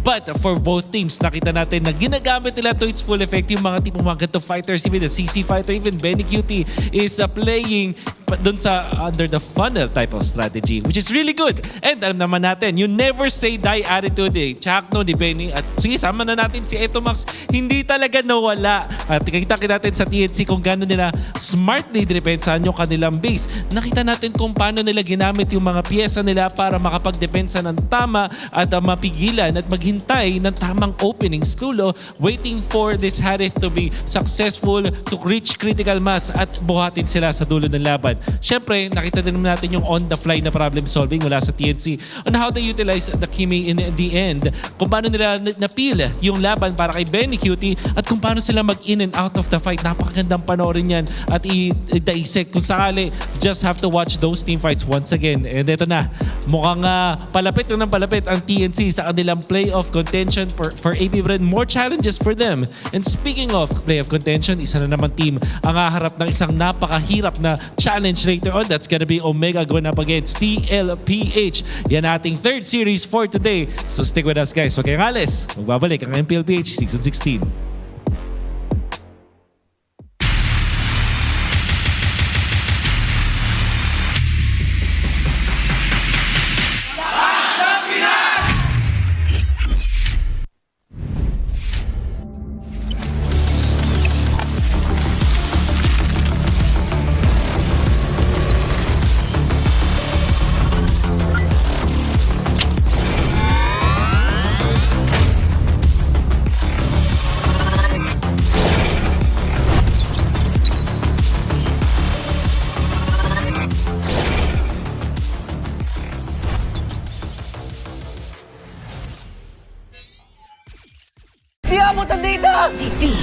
GG bro!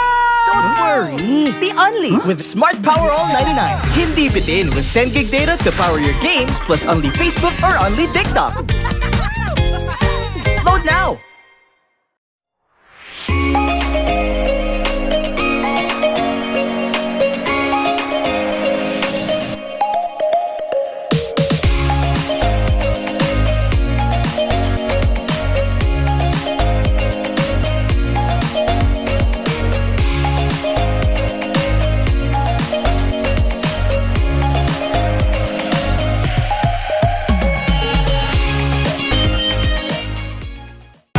Enemy alert. Your scalp gets 1.5 times greasier, causing dandruff. Get triple anti-dandruff power. Supercharge with Clear.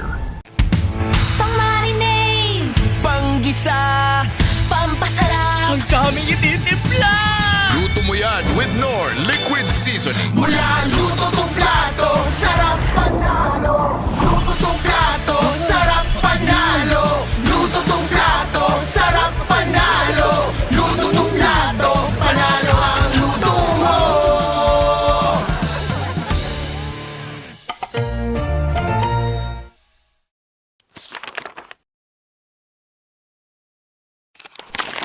Ang few isa ka sa mga player na natigil matatag sa MLBB, anong sekreto ng isang field? Para sa akin siguro yung yung passion ko sa gaming talaga. Kahit anong game kasi gusto ko maging maging magaling eh. Yung passion ko sa gaming is nakuha ko siya simula nung bata pa ako eh. Parang sobrang saya ko sa mga nilalaro ko and sobrang saya ko lalo kapag nananalo ako. So piling ko din ko nakuha yung passion ko. Nabanggit mo din na si Pew yung GOAT mo. Kasi nung MPL season 1 nakita ko siya mag-funny, sobrang nagalingan ako sa kanya. Tropa natin dito at nakita mo naman si Pew! Tapos sinasayawan lang dito from wall to wall sinabihan ni Angela pero he still got the kill para dito kay Karina. Tapos ngayon naman, kaya siya yung GOAT ko kasi sobrang tagal niya na tapos nasa top pa rin siya. Nabanggit ni Cartesi na ikaw daw yung player na iniidolo niya at tinawag niyang GOAT.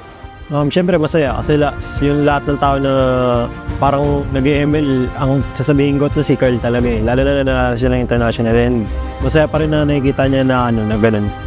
Siyempre pinagdaanan ko marami munang talo bago nag-champion, ganun. Ganun naman yung cycle eh. From child prodigy to the face, and now MLBB's greatest of all time, Cartesi!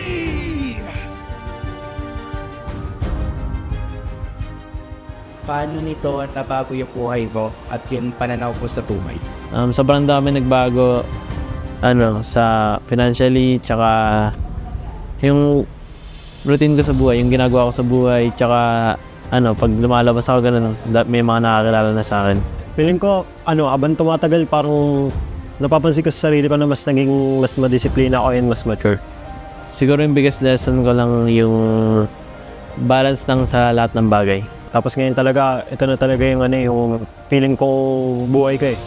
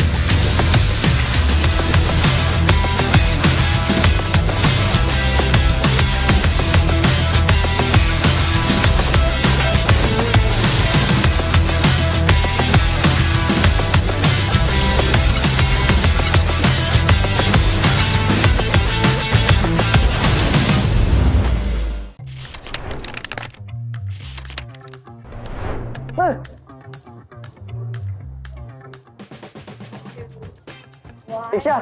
Sino yun? Si Gary? Esmeralda? Edith. Si Edith. Edith. Arnold. Edith. Edith niya. Ano? Edith. Grabe. Edith. Yan si Grak. Grak! Grak! Grak! Grak! Grak! Grak! Grak! Grak! Uy, naunaw kanina sa Edith. Sige, all one. Pinagbigyan kasi nila ako eh. Lancelot! Lancelot. Si Lance. Lance! Sabay tayo, bar. Yan. Granger. Si, Bution. Granger. Ay, wala ako. Okay, sabay ulit. Competitive. Florin. Ay, Florin. Una.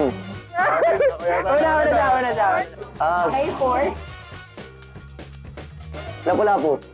Ano yan? Sino yan? Kalea. Bruno. Lapu-lapu? Lapu nga. Ay, Palakol. Parang bagong hero yan ah. Hindi si Popol. Wala, hindi ko alam yan. Sino yan? Ay, Palakol! Ay, Palakol pala yun! Ay! Sumatik. Siya ako nagmamatilde. Matilda. Ate. Yay! Ano yun? Matilda may Palakol.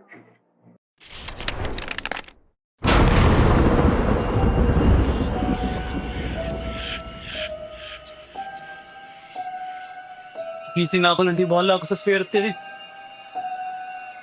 Sabi mo, mag-win streak ko to. Dahil sa'yo, tambak na ako!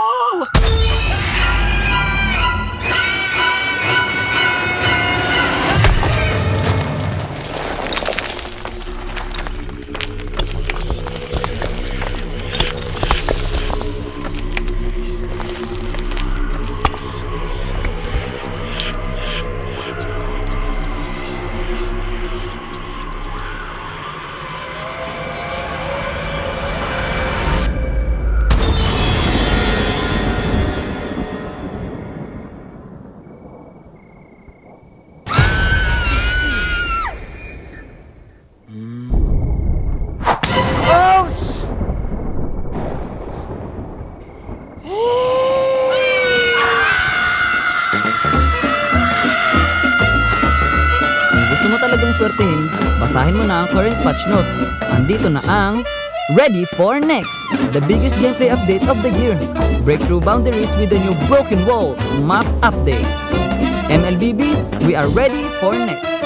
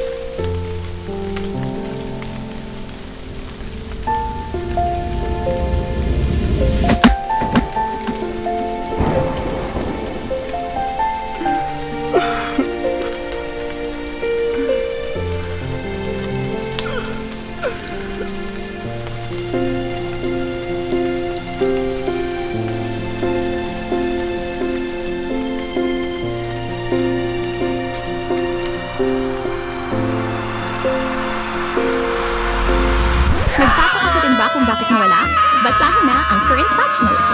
Andito na ang Ready for Next, the biggest gameplay update of the year. The all-new Dangerous Grass Map update. Use it to your advantage. MLBB, we are ready for the next.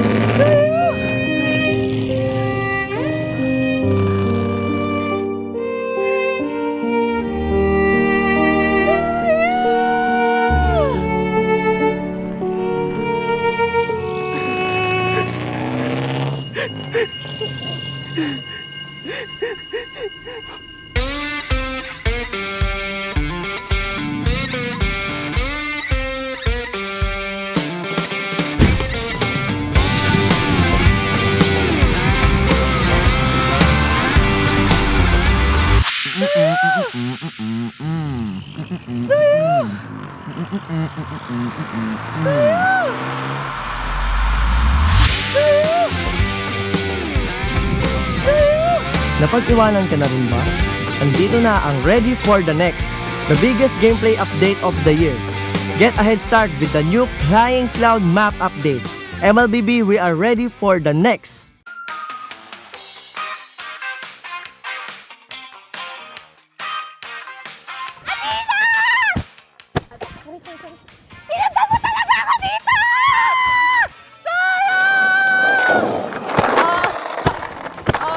Hoy, ano ba mga bulag ba kayo? Hindi parang mga bulag kasi wala ba kayo nakikita?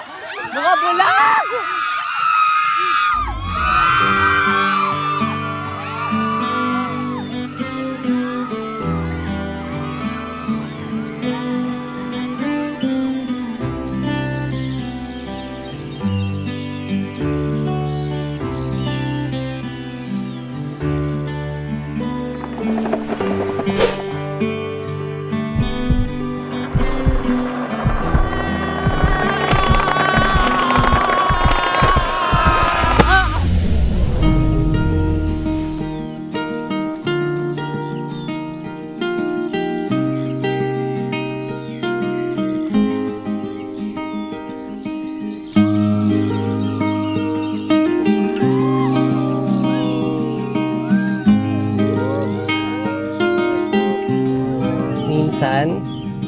Love comes rushing in.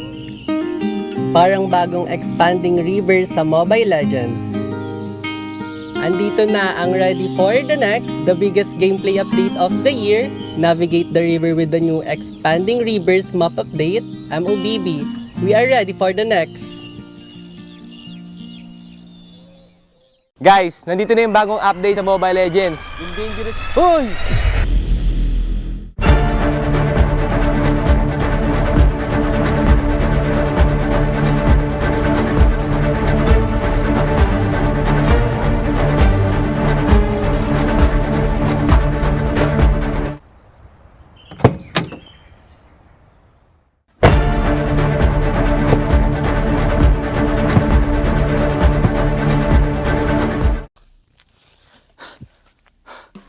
Okay, guys, yung sinasabi ko nga pala kanina yung bagong update. So una, yung dangerous grass at yung broken walls. So sa broken walls, guys, meron mga iba't ibang butas yung mga walls sa mapa. So mas magbe-benefit dito yung mga jungler kasi mas magiging mabilis na yung pag-gank nila kasi mas mabilis na yung pag-roam nila sa mapa dahil may butas na. At guys, magbe-benefit din dito yung mga heroes na walang mobility dahil di na nila kailangan ng mobility para humakbang sa mga walls na to kasi may butas na nga. At sobrang magbe-benefit din dito, guys, yung Johnson kasi mas marami na yung shortcut so mas mapapabilis yung pag-roam niya sa mapa. At yung pangalawa naman, guys, is yung dangerous grass. O yung dangerous grass, nagdadagdag si Muntun ng mga iba't iba pang grass sa Mobile Legends para mas maraming opportunity para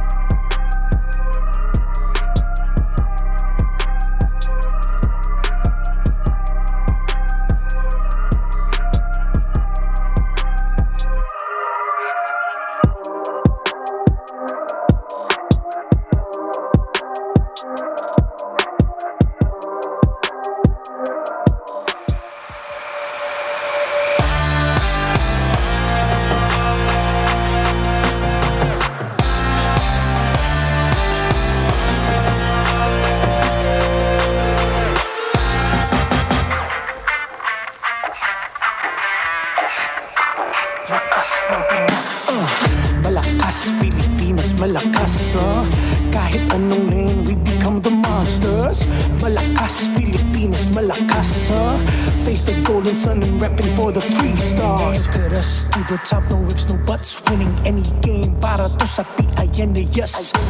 Di mo matitinag aming boses sa new level. Nasa kalye man o mobile, you know I become a legend. Listen, open fire, we unite, we winners.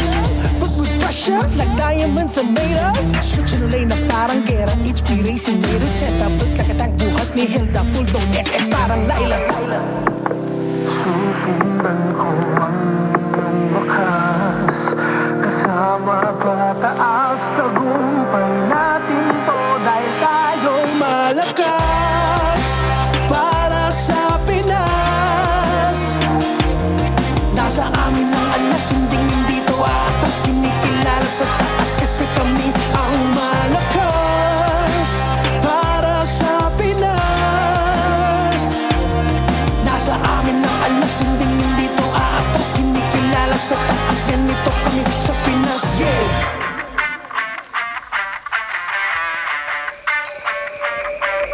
Laging MLBB, no surrender, no retreat. Pag nagsama-sama, just imagine what we can achieve. Laging MLBB, no surrender, no retreat. Giving 100 on my all, cause we just cannot be defeated. We are unstoppable, immune and invulnerable. Ready ang equipment, lahat frozen, mala, crowd control. Pakita on the jab, beast to the southeast. Taas ang batawa, proud and loud, cause every enemy we devour. Susundan ko ang iyong bakas, kasama pataas, tagumpay natin to dahil tayo'y malakas. Para sa Pinas, nasa amin ang alas, hindi to atas. Kinikilala sa taas kasi kami ang malakas. Para sa Pinas, nasa amin ang alas, hindi to atas. Kinikilala sa taas, ganito kami sa Pinas, yeah. Malakas, Pilipinas, malakas. Kahit anong monsters. Malakas, Pilipinas, malakas, face the golden sun and repping for the 3 stars.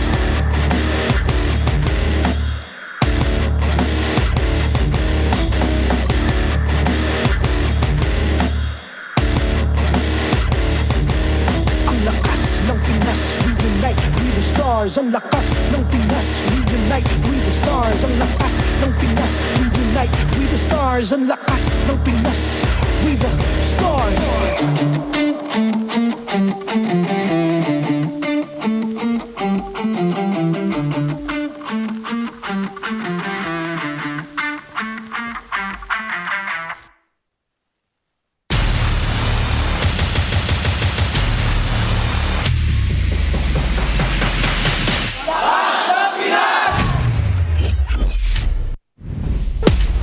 Welcome back, ladies and gentlemen, here in MPL Philippines Season 16. And we are off after that very long, I think every single game was a 20-minute game here. Yep. In that last one. But welcome back here. I'm Rockhard. We've got Naisu and Remar joining us. And actually, I'm joining them. You're joining us. I'm joining you guys. So how are you guys in that last one? In the last one with the distance, man, you know, all 20-plus minute games, very team fight-centric lineups, but it was a good shakeup. Yeah, it's a great shakeup for the meta. It was tiring, but it was exciting. Yeah, tiring and exciting. What a great combo. But yeah, we got some more for you here since we do not run out. We do. We got more data, more GG. Experience the winning power of Smart's Only 5G and enjoy it with the Smart Digital Prepaid eSIM. Smart, grab it now. Yeah, it's the simply reliable telco partner of the MPL. Victories you can count on. Nice. I think they were gonna go. They wanted to connect those two. Or yeah, something. yeah, it was a nice little. I love that.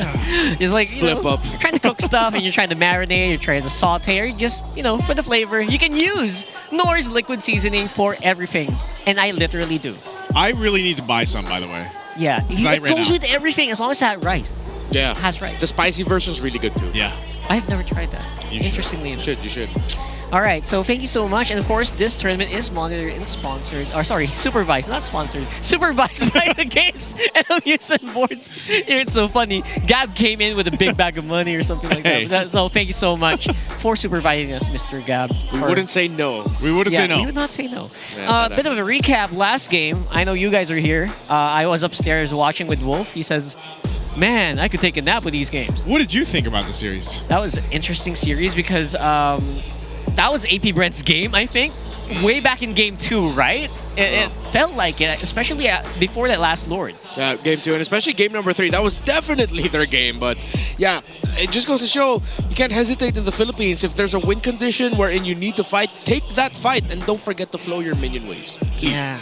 We saw a few Lords sizzle out there. Yeah. It's not how you want to see it. It was just weird. It was kind of awkward because like they waited for the Evolved Lord, they got the Evolved Lord, and then they didn't do anything with the Evolved Lord. So it was like, all right. Except Lord JM. Lord JM was with the Lord. It's like, hey guys, where's everybody else? He's the Lord. Yeah. But right now, the Lord of our standings is going to be Rora with upper bracket secured. Just a quick announcement for you guys. And TLPH, they were actually waiting on that game earlier because if AP Brent lost, they are playoff secured. Yeah, so AP Brent's loss there made a lot of teams happy. Team Liquid Philippines and Aurora. Aurora 100% is upper bracket secured, not top seed secured. Keep that in mind. Upper bracket. They are upper bracket secured. They don't have to go through the first round elimination phase. While Team Liquid Philippines are still not upper bracket secured, but they are 100% going to be at the playoffs at the Cuneta Astrodome. Yeah, a few teams actually were happy with that AP Brent loss. I mean, sad to say, sad to hear. Falcons also wanted that to happen. Twisted, TNC also wanted that to happen just to secure their own standings.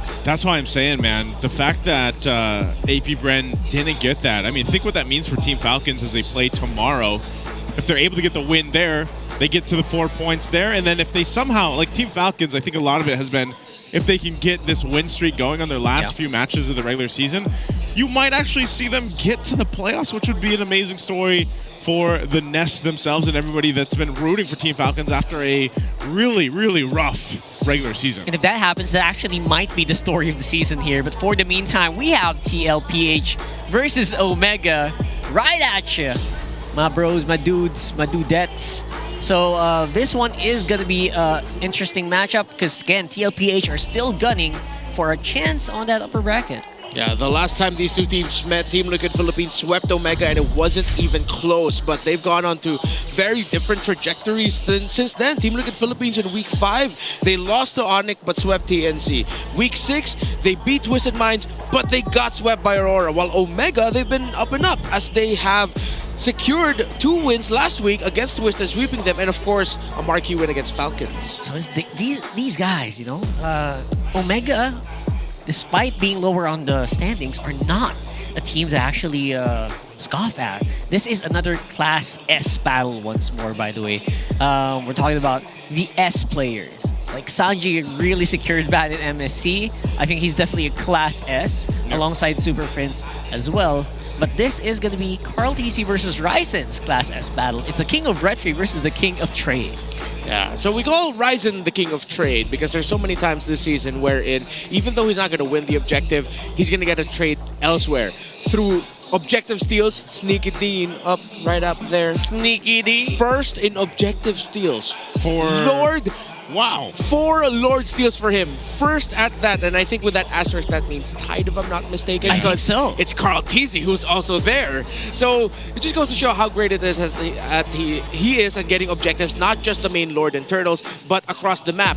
We saw his Fanny game wherein he was like, you know what, I'll just get the side lanes, I'll just get towers, I'll get minion waves. While Carl Teasy has been known to have one of the sharpest retribution games in the history of MLBB esports.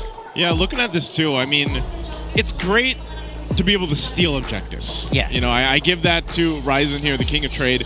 But what you really need to be able to do is, because a stolen objective might go buy you a little bit of extra gold, it might be able to buy you a little extra time, but if your team is constantly trying to catch up to your opponent, those steals aren't going to be able to translate into much. Oh, now, yeah, for sure. That's always something you have to keep in mind. Now, if Ryzen and the rest of the guys can go ahead and have a better start, in the early game, then it'll help them against a team that's already playoff secured. It's TLPH. Right there, playoff secured for TLPH. You can tell how happy they are. They're raising their hands. They're all very glad. despite knowing the job is not really done. Again, Ryzen's still pretty impressive earlier as well. Like, you know, keeping up with the GOAT in terms of that stat. The GOAT of MLBB saying something, but TLPH, obviously, they're gunning for more. Yeah. So, at least they don't have to worry about qualifying for the playoffs anymore. But knowing what kind of competitors there are in the side of Team Liquid, especially that man right there, they don't want to take any more losses. Oh, yeah. I'm pretty sure them getting swept by Aurora lit a fire under their ass. While for Omega, a fire has been lit up in them because now suddenly they find themselves 4th in the standings, but it's still such a very tight race. So here are their conditions. They have to win against Team Liquid, and APBR loses 2 matches. One condition has already been ticked because APBR has already lost one match. Yeah. Dude, I'm looking at this and I'm like, okay, Omega, win versus TLPH and APBR loses 2 matches. This is... I feel like they've been in a better... This is one of the better positions they've been at towards the regular season. Because when we always look at Omega, it's always like some crazy conditions that need to happen for them to get there. So I love it. This would be great for them. By the way, I love this version of their jersey, and for some reason, totally random. Feels better. But it looks like Haji's like getting jacked, man. Like his shoulder width has got wider. That's true. You're right. What is going on? Yo, how did you know? Yeah. Should he get stats like that, like shoulder width? I think I can see his pecs. Like, what is Haji doing? Oh, they're comparing them. I like think it. Ryzen's face is giving off like, don't compare me against him, guys. I don't want him to be mad. I don't want him to look at me like that. Ryzen wants to be low-key, bro. He doesn't want to be focused on. Yeah. So it's a very small shared hero pool between the junglers, YSS, Lancelot, Fredrin, and Hayabusa. But I actually like that you see the dichotomy between the two in the hero pools that they have that the other doesn't. The Joy and Baksha for Carl, again, showing off the old... assassin and utility flex that he can do. But I've always had this thought about Ryzen, that when it comes to being able to carry the same banner as Carl TZ does of, you can depend on me whatever pick I end up with, utility or assassin, I think Ryzen's the one who actually does that best. That's true. And I miss Carl TZ Fanny. Hopefully we'll get that someday again. For the meantime, though, we have a community poll for you guys. In Alien Invasion, hypothetically, which jungler would you pick to save the world? How did this come up as a question? I don't know, but I feel like the guy who came up with this question is quite a dashing analyst. It's on the English broadcast. And his name about it. Me. He thinks about it a lot. These are the things that you dream about? I don't know, because I didn't think about. I only thought about a stupid question to ask for the community poll. But I think, and we're not talking about playing maybe we're talking about MLBB. I think I'll still pick Carl TZ. Yeah. He's my personal favorite player of all time. I've been very frank about that for many years. I don't mind that.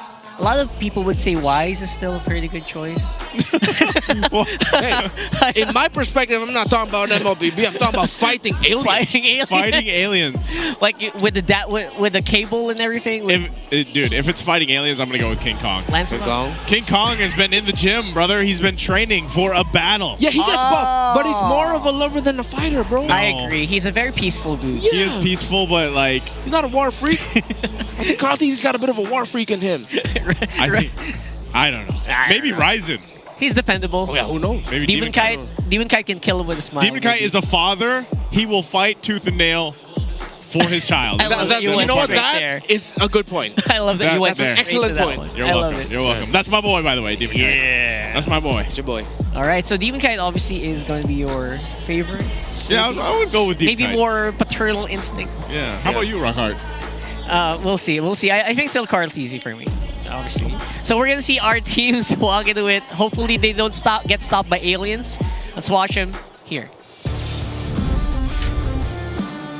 Raise your voices for the cavalry! It's Soheb, JP, Sanji, Carl, TZ, and Sanford. Come on, make some noise with me. It's Team Liquid Philippines!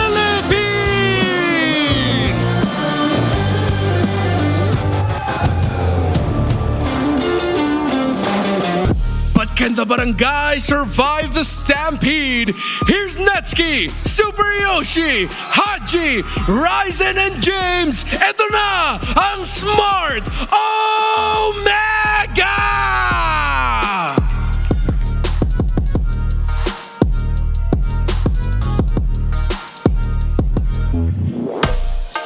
And our marshals for the series is Joshua, Chico, JJ, and Jeff. And the coaches for Team Liquid Philippines is Coach RC. For Omega, it's Coach Hoorah! Cavalry and Barangay Mag-ingay!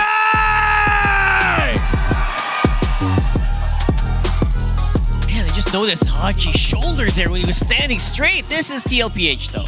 I told you. Now that I said it, you guys aren't going to forget it. But for TLPH, Sanford, Carl, TZ, Sanji, JP, OHEB, they have been showing some of the best forms of TLPH in some matches, and others you're wondering what's going on with them. But still, ultimately, they've played it cleanly, and now they have to do it against Smart Omega. I'm going to say this again. Haji is locked in. He's locked in at the gym. He's locked in game.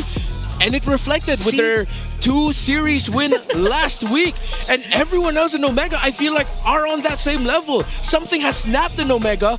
I think Team Liquid are going to be careful. They are at the risk of getting stampeded. Yes, but what if Team Liquid aren't respecting Omega enough and suddenly Omega sweep them?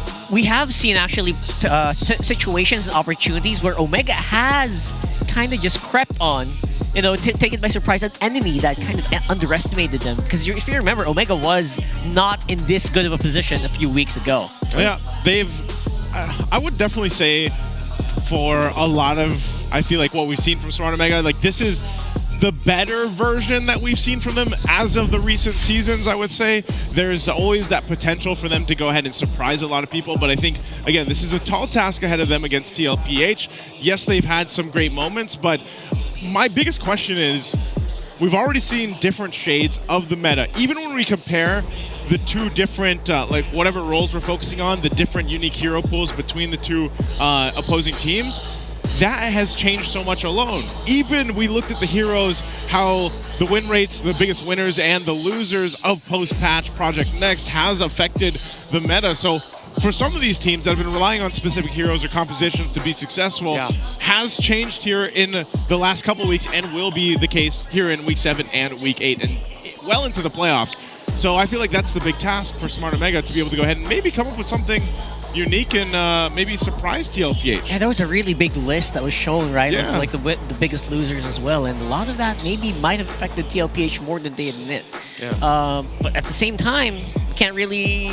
The mechanics are just there. So I don't know if I can kind of just shrug it off. But again, newer heroes are also making some big resurgences as well. So I hope you guys are very keeping intact with what's going on in the meta. But for now, let's keep up with what's happening with our players in the Smart 5G Ping Test. Good luck sa'yo. Ford, pahingin natin ng magandang laban yung mga fans. Sana hindi mo masahod mamaya. Ford, pahingin naman ng pera. Masyado na kayo mayaman eh. Sigma boy, Sigma boy, Sigma boy. Sigma boy. Lungkot. Dinami-rami ng kaibigan ko, ikaw pa. Ano Carl, ano message mo kay Ryzen Carl? Pinapasabi. Ako lang magsasabi. Message ko kay Ryzen, this is for all my ladies. Focus lang, focus. Okay, mananood ng concert no? Once, si Sanji, tries. Once ka tala, once. This is for all your ladies. Dami niyan, quiz. Grabe si Jamor, di ko kaya ito para explainer of the week. Win streak to win streak. Palo to mga to palo. Mainit na lahat sa'yo. Di mo na birthday boy, mainit na lahat sa'yo. Tapos na ang iyong trial card. Boy, next year na ulit, boy. Okay lang, magalit ka. Magalit ka hanggang gusto mo. 20 na rin kasi. Mainit na ulo. Ilan ka na dad next year? 18? 21? Dad, di ba 18 dad? Kala pa 18 ka pa lang. Kailan birthday mo? Kailan birthday? Pa-birthday dito guys. Ano? Ikaw G, ilang taon ka na G? 12 yung utak. Sometimes I forget how talkative Sanford can be. Yeah. He's one of those dudes that are like, he's very chill around people, like he doesn't know that well. Like to me, he's still very like, boss, hello, boss. But then when I would see him, like when he's just with the Team Liquid boys or just moments like that, it's like, damn, dude. He's got a lot to say. Yeah, you were pretty funny and talkative. And I like that he calls Sanji G. G. What's up, G? He's got, what did he say? What was that? Was he singing a lyric, by the way? Yeah. There's multiple times. From a TWIS song. TWIS, yeah. Hey. I am here when I should be at the concert. I'm pretty sure they also had one. They're probably TWIS fans as well. Yeah, they are. A big shout out to everyone watching there. Maybe there are people watching there. Brigid is there. Brigid and Hans are there. Brigid and Hans are there. Yeah, that's right. So let's go ahead and transition over to someone else who wanted to be there. We got Wolf with a howl. Welcome to the Hour. Ako pa si Wolf, bringing you the Infinix keys to victory. It's TLPH going up against Omega. At para sa TLPH, mukhang kailangan nila gawin ay mag-turn sa heroes on the neutral objectives versus Omega. At hindi naman to usual na hindi ginagawa ng TLPH. In fact, habit na to ng TLPH. Kaya naman expect natin na kapag nagkakaroon tayo ng mga neutral objectives, heroes ang uunahin ng mismong Liquid.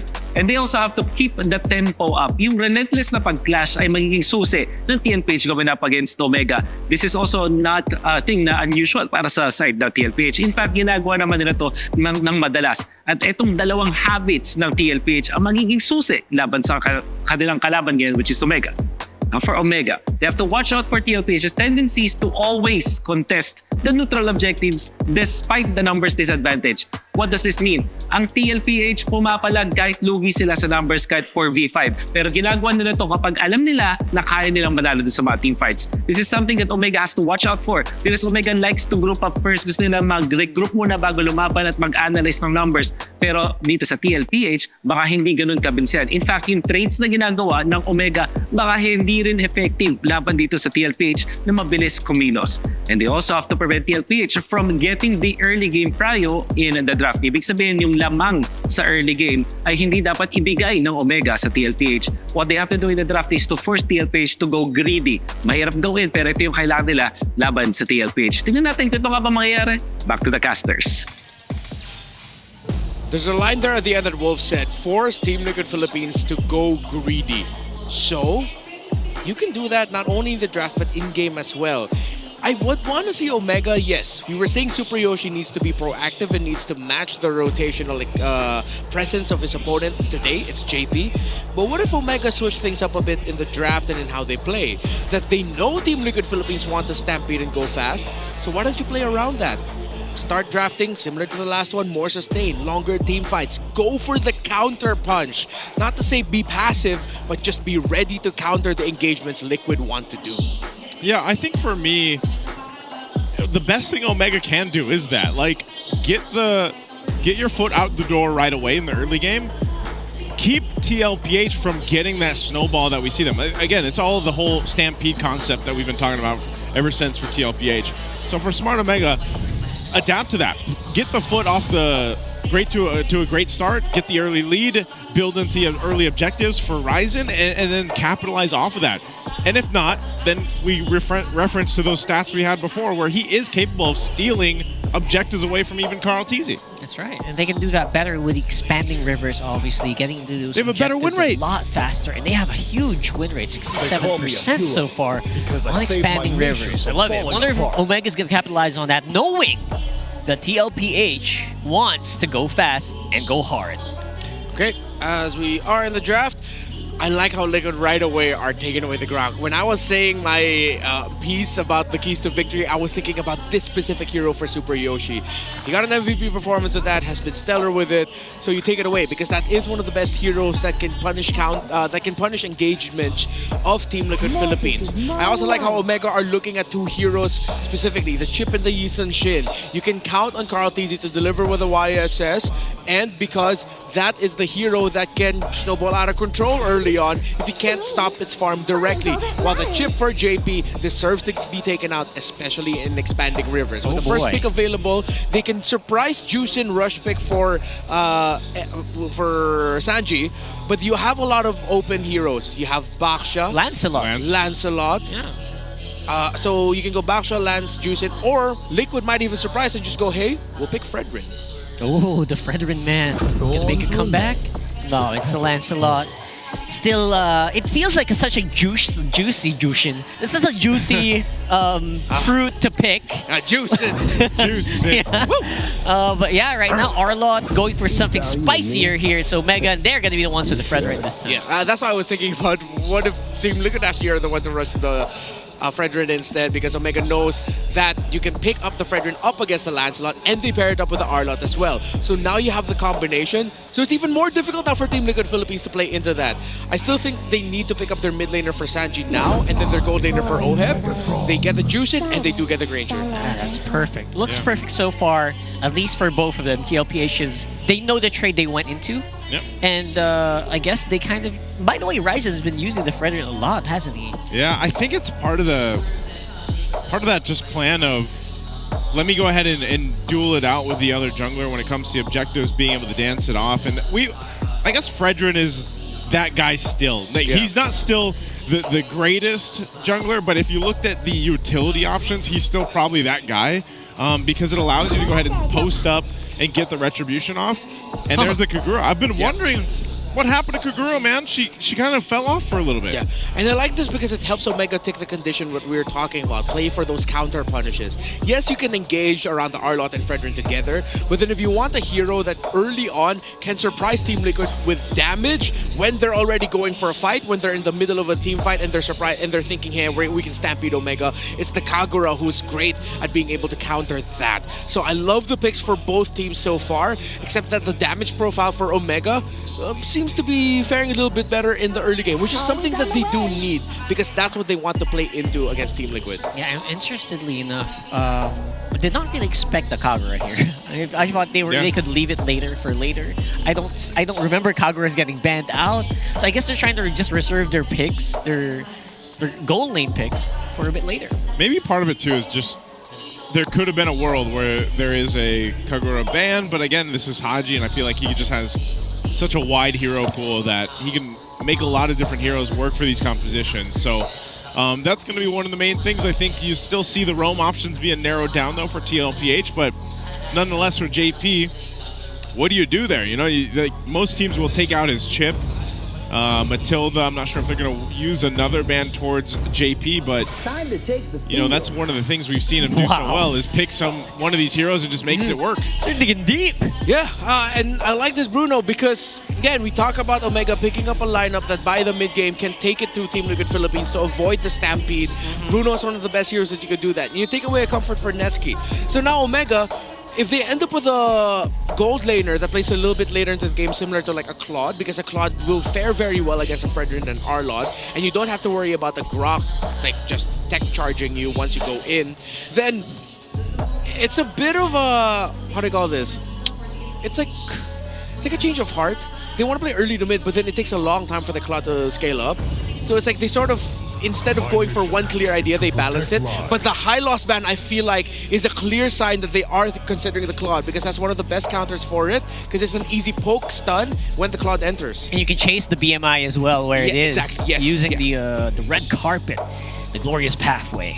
So I like that. I like that at the same time. So it feels like we are gravitating towards a Claude here, right? Yeah. We could do that. Was this last ban going to be still in the gold lane? It's weird too because we just came from a series where we didn't see any traditional like marksman. It was all CC in the gold lane. And the Harif went crazy too, yeah, by the way, so that's not bad. Oh, they read into it though. Good ban. Oh my Very good ban. God. They need a bit more range. I think they can pick their gold laner later. But considering it's a Granger, I wonder if they'll consider the Irithyll. But they won't have the right damage for it. They might end up going Beatrix. Because Harith's gone. They all took out Net's best heroes. That's true. Net's bets. Yeah. Bests. Net's best. Oh, Kalea's still open. I think they go Kalea here, then they pick up Beatrix later. That's one way to do it. I'm right, right? Yeah, Okay, actually, Kalea would slot in well here. Yeah? Yeah, at the same time, you know, you got the Fredrin as your main tank. Your Kalea can kind of just focus on making pickoffs happen. Okay. That is going to be the option. Carry though. Renetsky. Not sure how I feel about that. Same. I think they've already subscribed to the thought that whatever Sanford and JP end up with, they're going to be very tanky. That's true. Lapu-Lapu is maybe the next best option here for Sanford. Yeah, the thing is, Team Liquid can just go... Hell, they could go Uranus, Gatot, and both of them have Vengeance. CC's also still open. Just pick up heroes that pick up Vengeance or Blade Armors, and this carry is absolutely going to get taken out. Glue? Glue's okay too. That's pretty good. That's pretty good. Yeah, longer team fight, and it's not as susceptible to the burst of the Kagura. Oh my god. Okay. Last pick here. Here's the stats though. A little stat check for Haji. The Kagura, 67%. Was he the first one of the season that brought it out? I get it now. I think he was one of the few.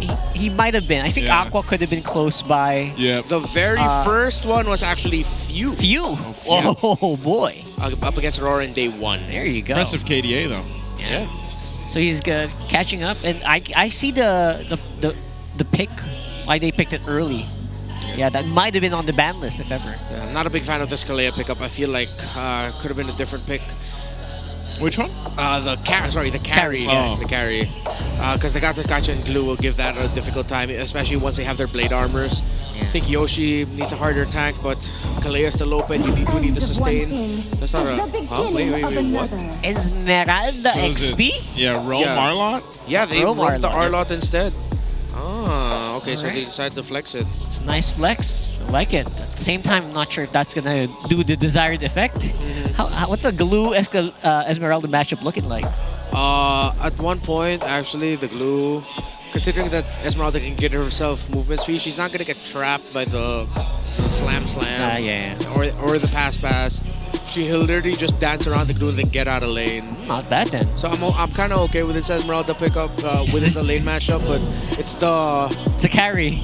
Yeah, it's the carry I'm thinking of. It's like, yeah. How are you gonna reach the backline, bro? Yeah. So I guess that's all gonna be up to Super Yoshi to bring the targets on a silver platter in front of the carry with the final slash. Again, very conditional. We'll see if it works. Everyone's on Flicker. They want to go for the surprise factor. Let's go with game number 1 here of TLPH versus Omega. Again, Netsky might be fighting an uphill battle here, boys. Not gonna lie, but at the same time, you can't really count him out like a lot of teams have. Yeah, that's what I want to say. Like, sometimes you have one of these hero picks come up, just like we had in the last series where it was like, man, this draft, and then they're able to make it work. Now, in this consideration with Netsky on the carry, it's almost like you just hope that he's able to go ahead and rely on not only his individual mechanical skill, which we've seen from Netsky in the past and even in other regions, but also just the fact that hopefully the team can take care of him, man. I feel like that's one of the things he's going to really need for this matchup in this lineup, but we do know that if Carrie is able to go ahead and scale up, get the items that she needs, she shreds through the tankier, but also even the squishy heroes that are opposing her. I didn't get to see, did we see a lot of Vengeance or did we see Revitalize? I think we can look back and see here. And there you go. It is going to be Revitalize. Yep. No need to go for the Vengeance. I think you'll just see Blade Armors picked up for them later on. Gonna need... the thing is, if they build Athena Shield, they're gonna be playing with the Esmeralda, so it's gonna be a Radiant Armor. Maybe even the Twilight Armor at one point for some of the frontliners.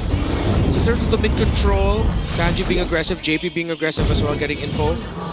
Slowing it down just a little bit, but it's gonna be Ryzen getting to his orange buff first. Carl TZ went top side. It's gonna go for the Litho Wander down to his orange. Alright, Carl TZ's jungling speed as usual. Very, very good, but respectable as well for Ryzen. Actually, he's keeping up. Yep. Okay.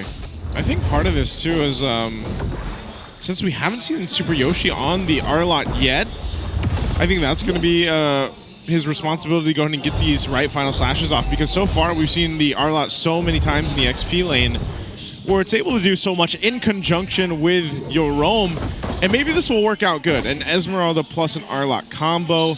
But still, we also don't want to see Super Yoshi in those positions where if he's trying to force a setup with the final slash and even the flicker, and let's say he doesn't land it, then the responsibility is on James to help the team and peel and play that front side. With so much crowd control on the side of Team Liquid Philippines, it's understandable that Ryzen rushed his tough boots first, so he gets the control reduction time on him, while Carl TZ is already on the way to War Axe. Yeah, I was wondering as well if they were concerned at all. Flicker is being used here. I don't think James needed to use Flicker there. Yeah, I know, right? Waste. Maybe they didn't estimate how many people were on the map. Yeah. Maybe they thought 3 people were there. Now we're gonna see a bit more scuffle here. TLPH definitely looking ahead. Oh, they're gonna go for the turtle. Carl TZ will go ahead and get it with the retribution. The fight's gonna break out anyway. AOG from JP. Super Yoshi dealing with Oheb, taking the shots, and Ryzen brought to his death. First blood for Oheb, looking for a double. He'll get the flicker out. Super Yoshi had to burn it. And Haji as well. But right now, an objective and first blood for TLPH. Huge domino effect, bro, from what happened earlier, like you mentioned. Yeah, with the flicker gone, and then eventually it was an easy play for Sanford to get the grab. Ryzen, you see why he rushed the tough boots, but then you see why he's not going to be able to do much.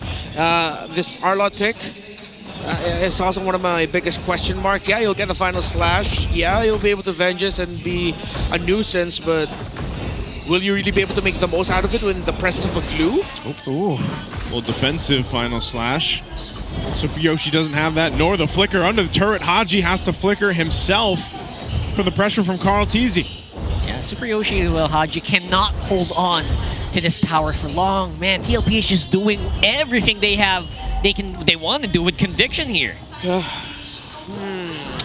Fury Hammer, get the Swift Crossbow on the carry, already up to a Hunter Strike for OHEB. So he went for the Hunter Strike rush instead of the Sky Piercer rush. As he is up against lane and carry, he decided to get a Jerkin and normal boots.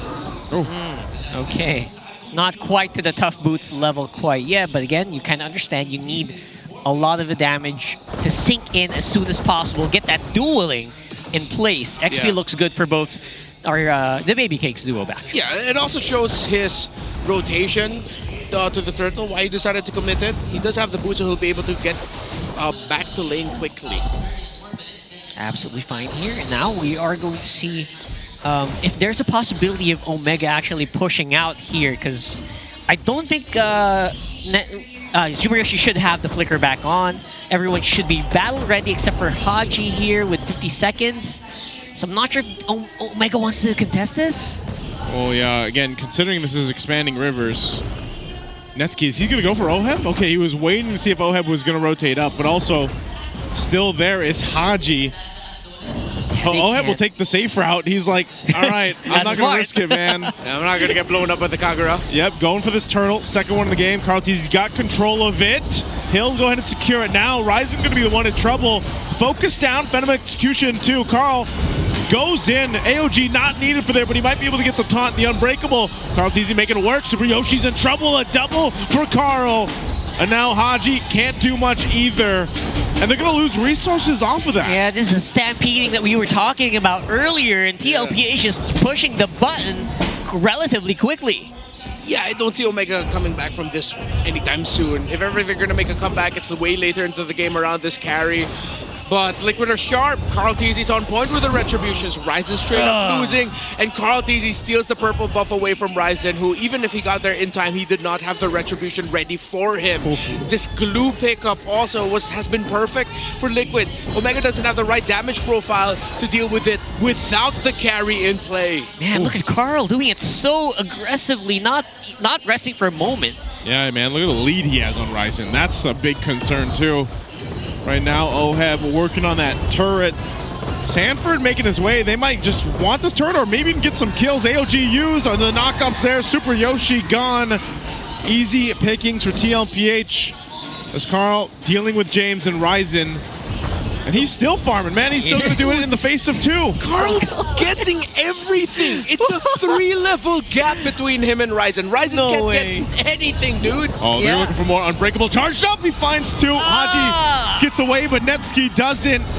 Everything falling in the faces of Omega. They can't do anything to stop TLPH right now. I love the multitasking going on as well. They're working on towers, at the same time diving on and dunking on Omega. With style, by the way. Sheesh. Just go next, man. Just go next. Just go next.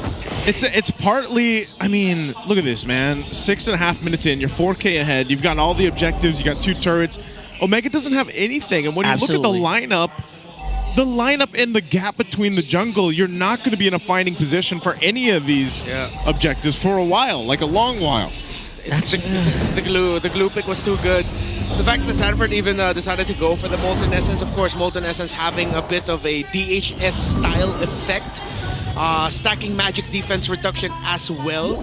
So the fact that he just got that early on, and then when he's mounted onto Ryzen, Ryzen's going to be feeling that quick.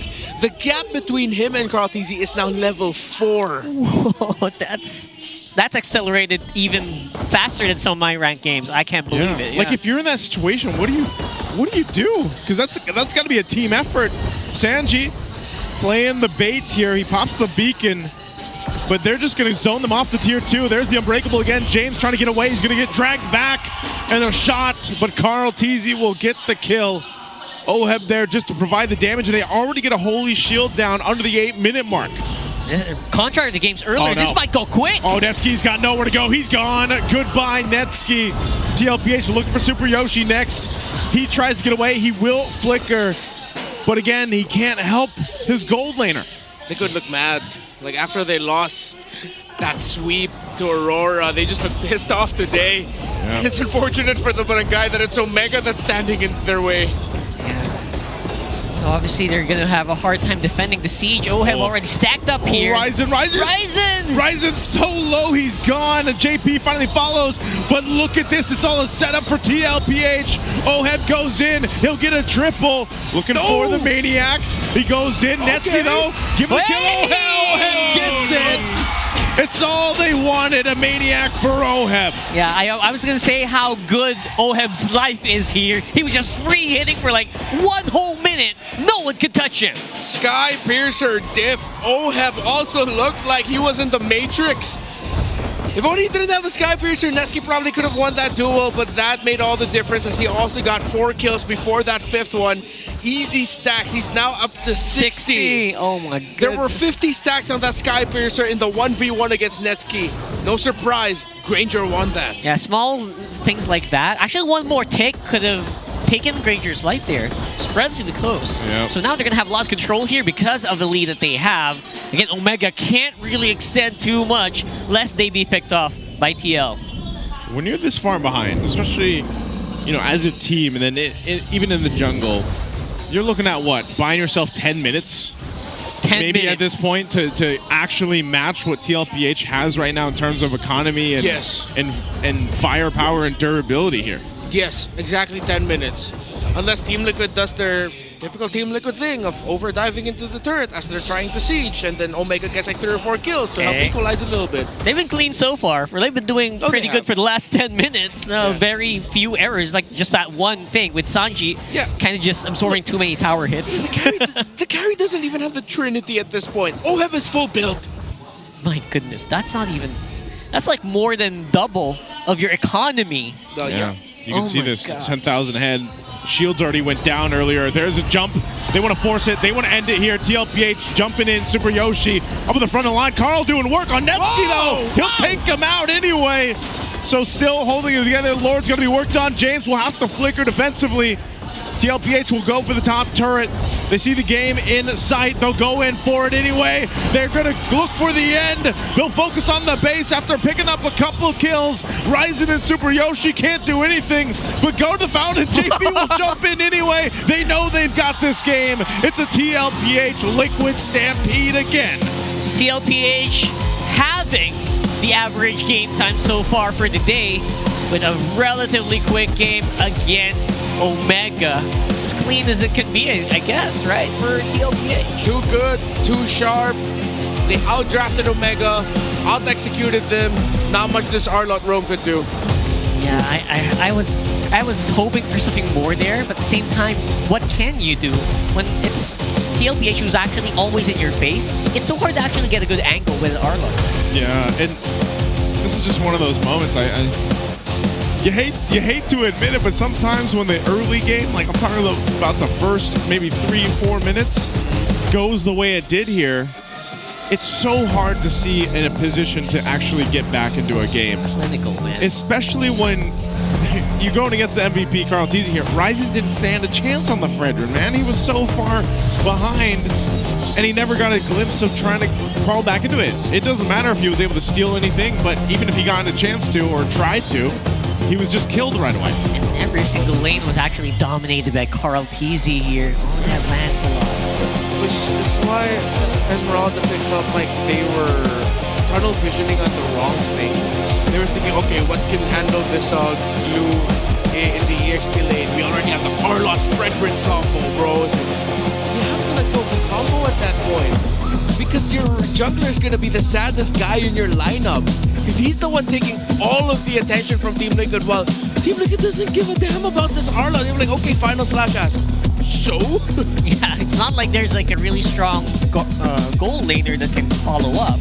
Your gold laner is all the way back in his lane, trying to catch up on items. Yeah, this was, again, if you're trying to catch up in items and, you know, from start to finish, TLPH is one of those teams that will not let go. And part of that is these kind of plays. Sanji will throw his body to go ahead and let Oheb or let, Carl TZ get these kills and capitalize, because that's the whole Stampede concept.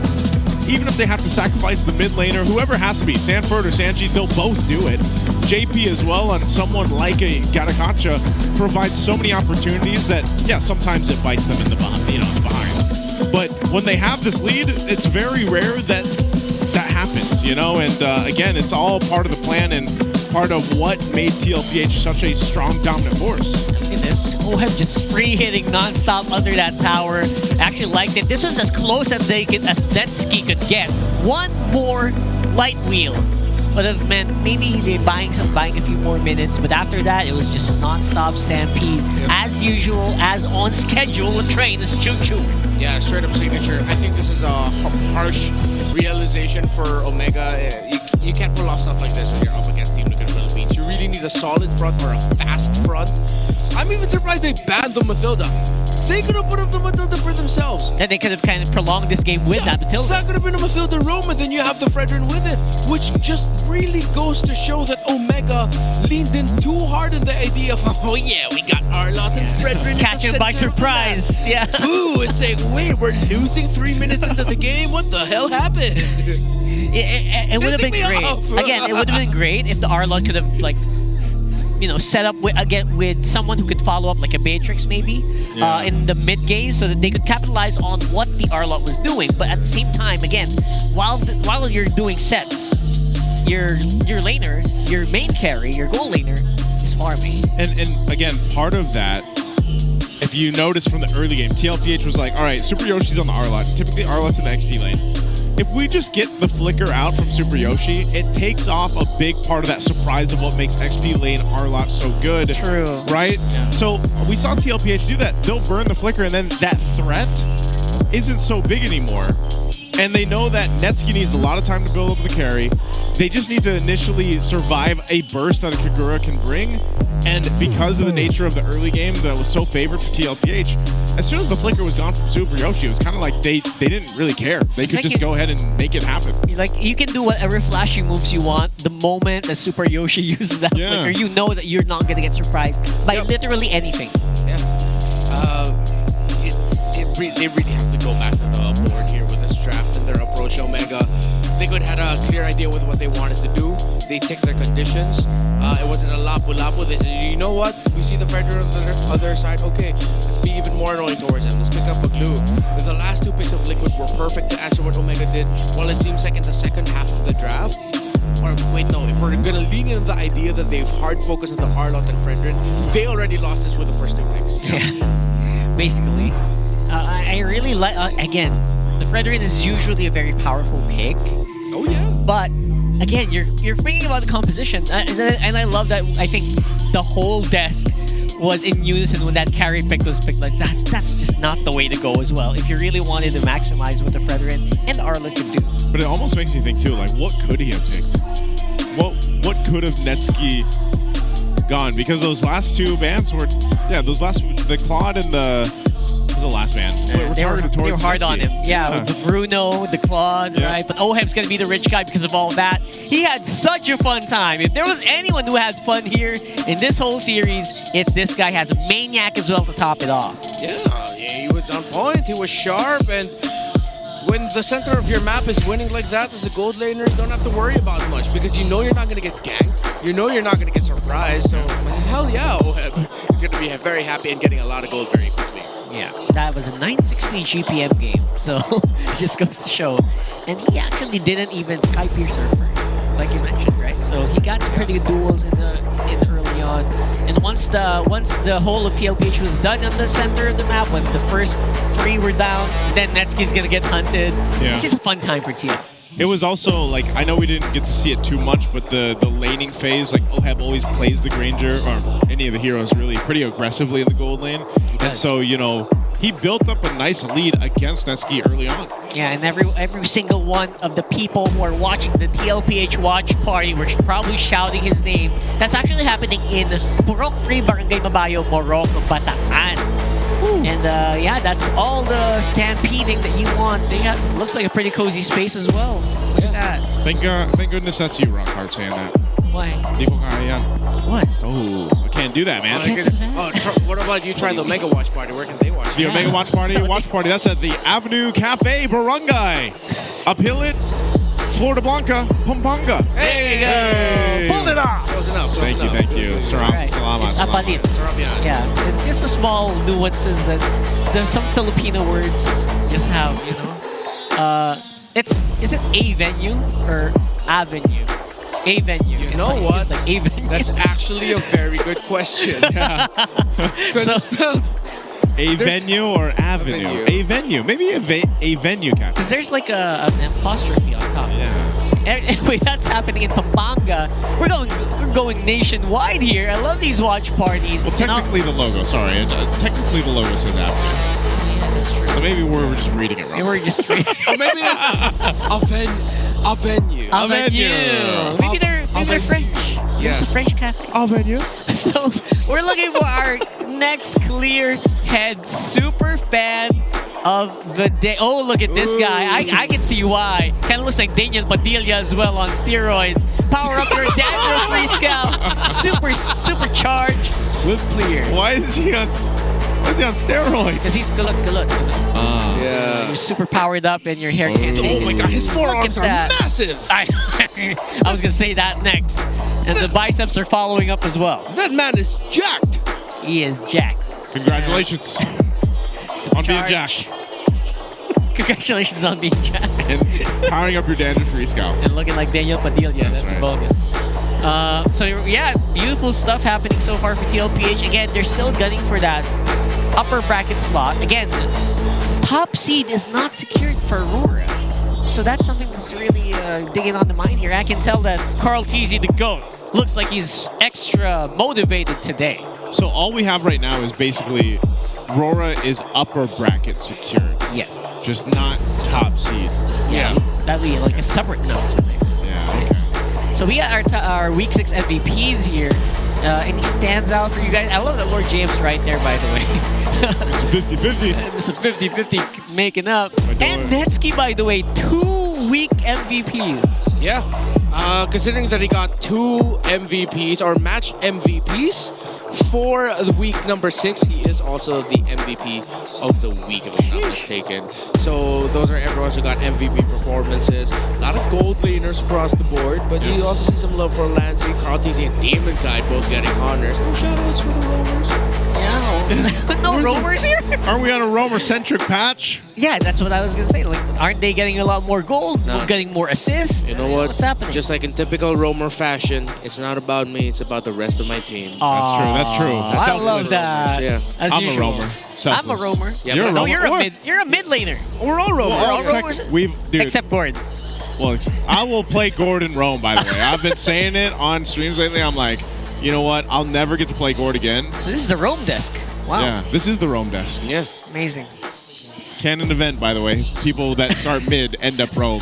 I was going to say. Happened to me too. Yep. It's the natural course of life. Yeah. And then if you're really sick of roaming, you just end up in the EXP lane. And then now you're like, wait, what's this trading thing I have to do? What is this thing that I'm supposed to do here? Yeah. I'm supposed to cut? What's that? So I never cut. That's why. I never cut. I love what I'm seeing here, obviously, for Omega still. I feel like they're still on an upward trajectory. If you look at the last weeks, I love that they have a lot more room for Netsky to grow. He's still the best gold laner in the world, I think, so far. In his eyes. In his eyes. In his eyes? And I'm pretty sure in his mom's eyes, too. Yeah, because he has 2 match MVPs, that game MVP. Look at that, 40%, almost 31% damage dealt share. Amazing stats for Netsky, my boy. Yeah, and it goes to show how just much Omega do play around Netsky and how important Netsky is to the success of Omega. And we saw it there. Netsky could have saved Omega, and then suddenly, if he got that kill onto Oheb, could have been a big turnaround moment for them to build on. But just, of course, since there were too many Skypers or stacks on that Granger, just couldn't get it. Yeah, it's too much, man. Again, those are like the kind of, like, what do you call it? Like, the events, something. The It's like a I forgot. I was gonna reference it in Marvel, like the canon event. Canon event. Yeah, canon event. That could have been a canon event. Yeah. That was in a different timeline. But yes. Yeah. If only. If only. They weren't dealing with what, a 9,000 gold deficit. Yeah, a crap ton of gold that they had to work on. And Enhanced Rivers didn't help, or Expanding Rivers helped a lot with Carl Teasy. Let's see if that's going to be a change here. It's going to be Dangerous Grass this time. Maybe our Roamer's going to get some love this time around. Why do I feel like... And they both have pretty good win rates here, too. I could literally... I don't know. I could literally see some weird roamer coming out here, maybe for this Dangerous Grass game. Saber? I don't know if that's maybe one day we do. I don't want it coming out of Omega. I think I've had Super Yoshi. I've had enough weirdness from them already, and it was just How about JP? Would you want JP to play it? Bro, JP on a Saber roam, why the hell not? You know? I mean, they've already got playoffs secured, right? Coda for a day, right? Yeah. For Omega. Just give JP a day. No, sorry, a game. I think he'll still, if ever anything weird, but it's not really weird because he did really well in Embassy with it, he might just end up with a Hilda. Okay. As an option later on. Still going to be a Lancelot for Carl Teasy, of course. This, by the way, this just must feel so good that Carl gets to just play his hero after going through the time where he had to just constantly play Fredrin. Yeah. And so he gets to just play the Lancelot, man. All right, nothing too crazy happening here. Again, sir, Omega has proven it's a flex. Let's not get worried quite yet. You know what? That juicing was a sore spot. Sore Omega. fam. Yeah. Haji just destroyed them. So Liquid, they swerve. Instead of getting an EXP later, now they get the high loss in the center of the map. They're still thinking about the potential entries that could happen. When the final slash vengeance comes in, there's a moment where the high loss can stun the R-Lot so that the R-Lot doesn't get out, potentially stopping James. Please let this be an EXP R-Lot, not a roam. Renmar's really praying for that to become His gears are grinding. Gears are getting ground. I'm close to crashing out on broadcast. I mean, if only there wasn't like overwhelming evidence that it was supposed to be. It could have been so good in XP. Oh, they give Fredrin again. Like, here's the thing, man. I think for Ryzen, maybe the Jushin will help with this, though. Yeah, I agree. Like, he just can't fall behind the way you did in game one.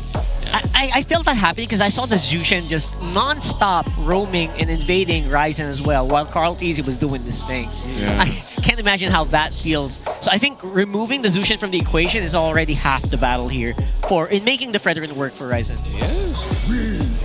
They take out the glue as well. So I think Omega saw the last draft and said the glue and the juicing is what really destroyed us. So let's not play into that.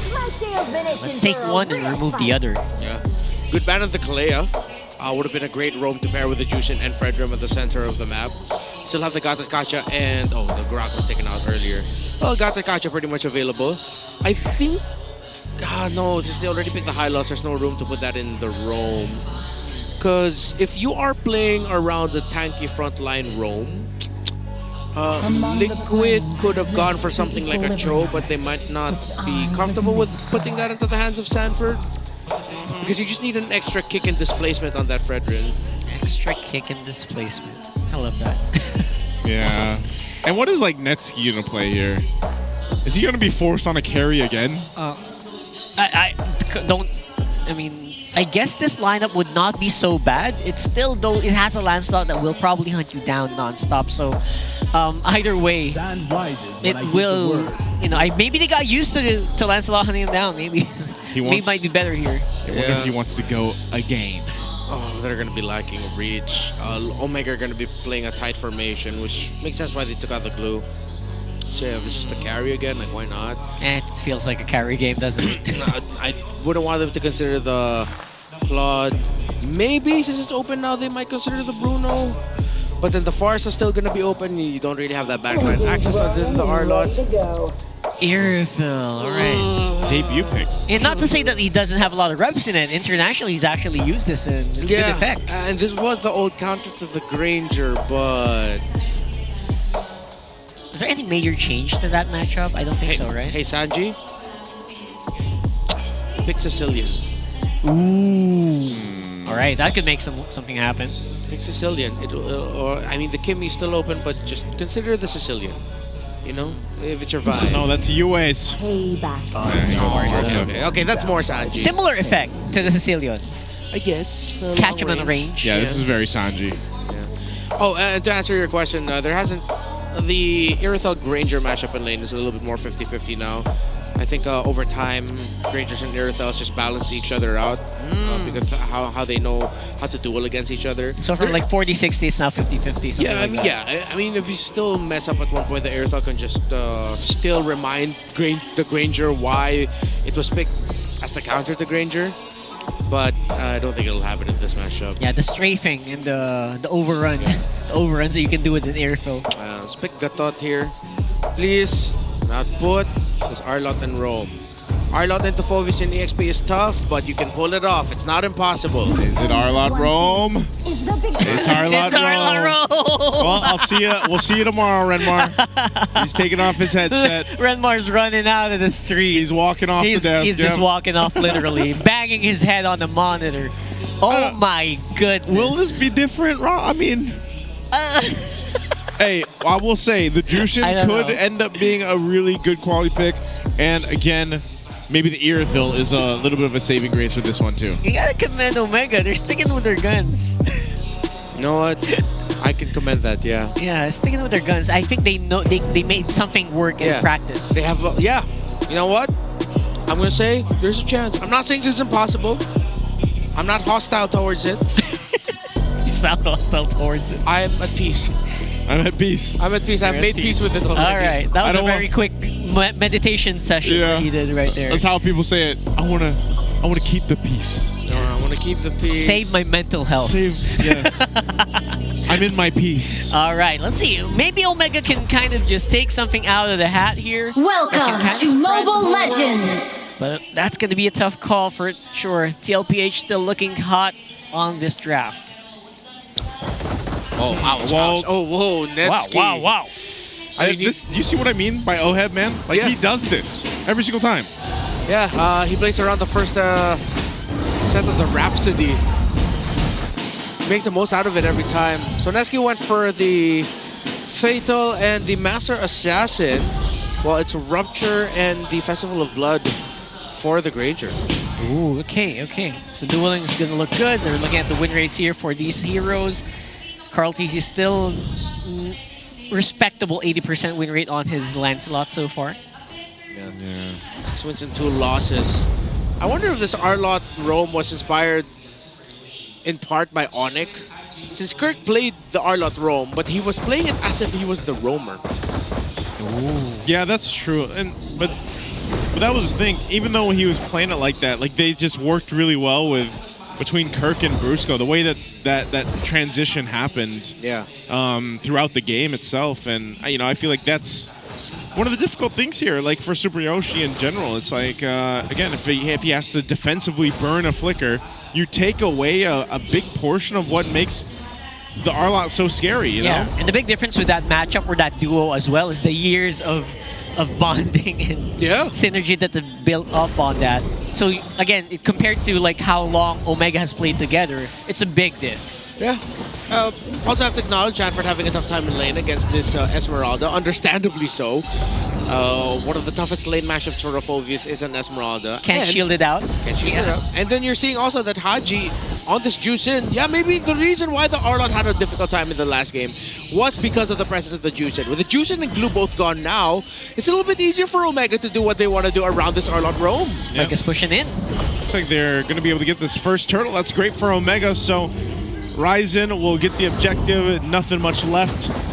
Also in the gold lane, Netsky going 1v1 with Oheb. Netsky looking better. A lot better. Doing a good job.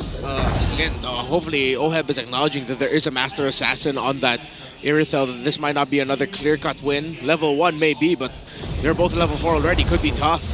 Forcing a flicker out is huge against Sanji here. Doesn't even have the Feathered Airstrike. So Omega definitely doing something different in this game. Yeah, Haji's a whole level ahead of Sanji as he just hits level 4. So That's how much zoning potential you get with the Jushin on your side.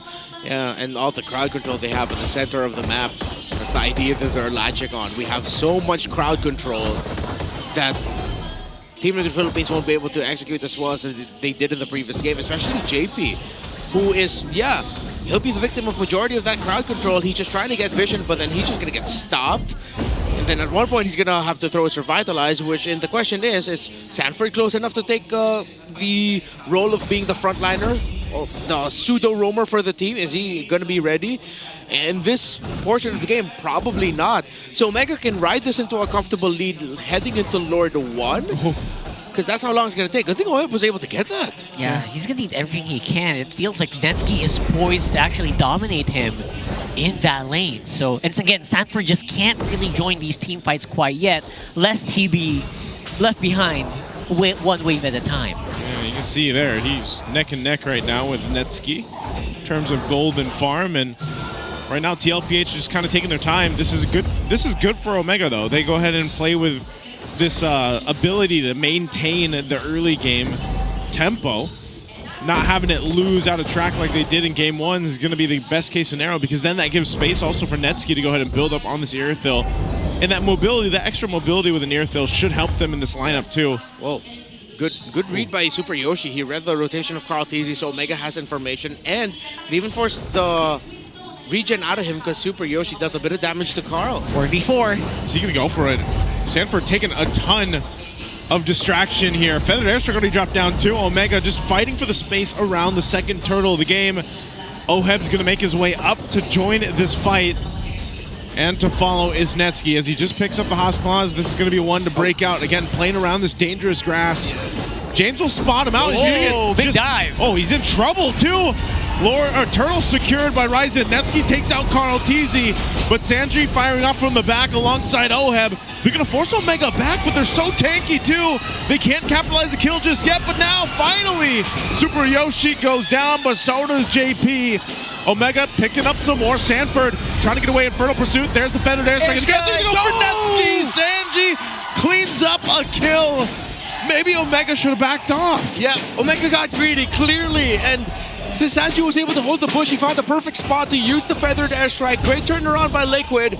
But Omega got to acknowledge all their crowd control. They're timing things very well. I thought Super Yoshi would use a final slash in that portion of the fight for the turtle wherein 4 members of Team Liquid were all standing right on pretty much the same area. Could have been susceptible to a final slash. But Super Yoshi decided to save it for when the Retribution battle was happening, so Ryzen was able to win the Retri. But yeah, Omega should have backed off there. They were already winning that trade and that sequence. Yeah, a lot of respect. Omega was winning, and they didn't back off. The result, Feathered Airstrike went back on cooldown. Oh, Super Yoshi, no, he's gonna get stunned. Glorious Pathway dropped down, but he uses the final slash anyway. Oheb's in trouble, trying to get out of the turret.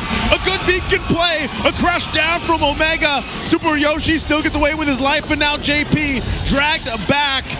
He'll escape with 1 HP. A great play from Omega. I thought Super Yoshi was done for. I thought so too. I thought that was going to be like a free man wipeout right there. But that was as clean as it could get. Again, they held on. Super Yoshi, we thought he was going to die, but he was able to really time it, and the angle was perfect. Yeah, wrong place at the wrong time as well for Liquid. Before that happened, I think they decided to just make the call of going into the lane because there were other members of Omega coming in from the river as well. So they were in the middle of an Omega sandwich. The fullback call was just exactly what Omega predicted. So they got the results they wanted, and I can't blame him. Omega was reeling from that, like, just that loss, right? That third loss. Yeah. So James should be able to get away from this. Has the shielding, a beacon's going to be used. Haji to zone him out. Glorious Pathway dropped down. Sanford and Carl will get out of there. Yoshi. But a Feathered Airstrike's going to be dropped down. Super Yoshi finds a final slash on 2, but he's all by himself. He gets cut off from the team as Oheb picks up the kill. But now Sanford quite low. He's got to disengage alongside Carl Teasy. Even down a member, Omega. Yeah. Maybe they shouldn't have gone for the flashy play, Super Yoshi. Oh, they're going to force the fight anyway. James, Phantom Execution. He'll flicker on out. A sliver of HP, but it's Ryzen that goes down instead. Omegas. That's another sequence where I'm thinking they should have just backed. Just backed Again. off just a little bit. Maybe you could have backed off, man. Yeah, well, but fantastic recovery by Team Liquid. So the kill onto Super Yoshi, when he was able to get the final slash onto Oheb and Sanji in an earlier sequence, actually gave Oheb a Sky Piercer stack. Oh, now boy. he has 2. And now Omega need to be a little bit more careful now for those moments of them deciding whether or not they're going to engage or just back off. Trying to give away too much here. Again, Super Yoshi, that looked really good. He got 4 people on that final slash, but no one to follow up. So a little bit of a miscomm as well for the Barangay. Yeah, it also looked like the final slash, though it was able to interrupt the feathered airstrike, came at a time where the rest of Omega were still getting pushed back by the Phobius. That's what Sanford's been doing really well throughout this game. As much as he's had a difficult time in the laning phase against an Esmeralda from James, he's done good in the team fights. You know, zoning out potential, catching the people with the Dark Wave, and Infernal Pursuing in the face of 2 or 3 Omega members is all he has to do. Yeah, so this is where we have to start to see if Netsky can actually turn the tide, if he's got enough damage. Falling Star Moon here. Again, Sanford is pretty close by. I think a big fight could erupt soon. But Omega decides to, you know what, we don't need to. Maybe we've been a bit too hot on our tails here. Yeah. And maybe slow down and maybe just, you know, read the room a little bit better. So they're doing that, and they're maybe they don't want to get anyone get picked off before the next Lord, which is going to be pretty crucial here as well. Yeah. They might lose a lot of turrets if that happens. Ooh, all right. What are we going to go to next? I think they're just going to be both fighting the objective. Omega might want to consider pushing up top, which is what Team Liquid is also thinking, that Omega would want advantage there. So they're sending Oheb and Sanford to help cover him. Carl TC as well if ever something breaks off. With that cleared up top, I think it's going to be a full-on 5v5 for this next Lord. Looks like it. I want to see who wants to leverage playing around the mid first. Seems like it's Sanji. At a perfect angle. Oh, good. Good thing he was able to wings by wings out. No Super Yoshi there as well. Look at the so placement he's here. right behind here. Oh, he will get spotted out. But this is one of the things about Dangerous Grass. You can play into this with the objectives. A little extra bush behind the Lord is a great spot for either roamer to be, really. Yep. So much vision provided. And it's an extra avenue for you to find a flank angle. A little bit more safely because you're playing around bushes. Oh. All right. That's a safe feathered airstrike. Carl TZ doing a quick temp check. Yeah. Gauging where everyone is. Yeah, since Haji did go for the Clock of Destiny, it's not going to be as easy to take this juicing down. Oh, whoa. What? Whoa. I don't know if he had any information that Super Yoshi... That was a guess, right? That had to be because... which is interesting because they could have checked that bush. What the hell? Yeah. I'm not really sure because he burned the flicker to make it happen, so... That's definitely a miscomm there. Not good. I mean, he does get his ultimate back very quickly, but now without a flicker. Yeah. Are you expecting Sanji to be there or something? Maybe. That doesn't feel good, though. It doesn't feel good at all. Now we're going to go into this team fight with some resources burned. Yeah, they know they've got a feathered airstrike here, too. Yeah, they're very aware. TLPH was front seat when all that happened as well. Yeah. I think Sanji accidentally walked out of that bush. Or... okay, they're trying to dance. They're forcing a movement. So now they tried out the control. Sanji showed himself. Omega decided to go hug a little bit closer to the bush in the back, which means that they open up the avenue for Sanji to go up top. JP goes back to hold the beard bush. Oh, 4v5, 4v5. Yeah, they know Sanji's there. He's going to make his way with the wings by wings. Lord is half health. Super Yoshi's got the final slash again. They're going to force it. They're going to go for it. Ryzen gets the Lord, but the fight's going to break out. Neski gets some distance. Heavy crossbows out, pops the sprint as well. Look at that. A TLPH, they're just going to go for this tier 1 turret. Falling Star Moon from James. He's dealing with a ton of damage. Can't get away. Oheb picking up another kill and a stack. But they maintain the tier 1 mid turret, at least for now. Yeah, they had to throw James to make that happen. So that's, I guess you could say that's worth, but the pressure's still mounting here. TLPH could actually push in. Yeah. With a minion wave, easy take. Haji now has a Sky Piercer as well. Not the first stack though, so now Liquid will have to just try to clean things up.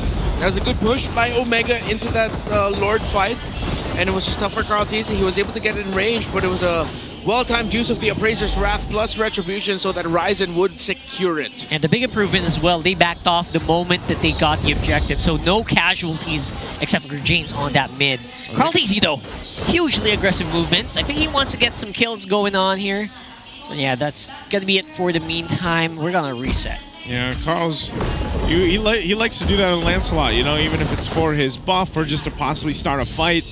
We'll go ahead Catch and someone on the bush. Yeah, jump a little forward if he has to. Yeah, and so far I would say that Omega definitely have learned, like they've adapted on the fly here. What TLPH has been doing for the past few minutes and like the past game, honestly. Yeah. And their tempo is a lot better here. Okay.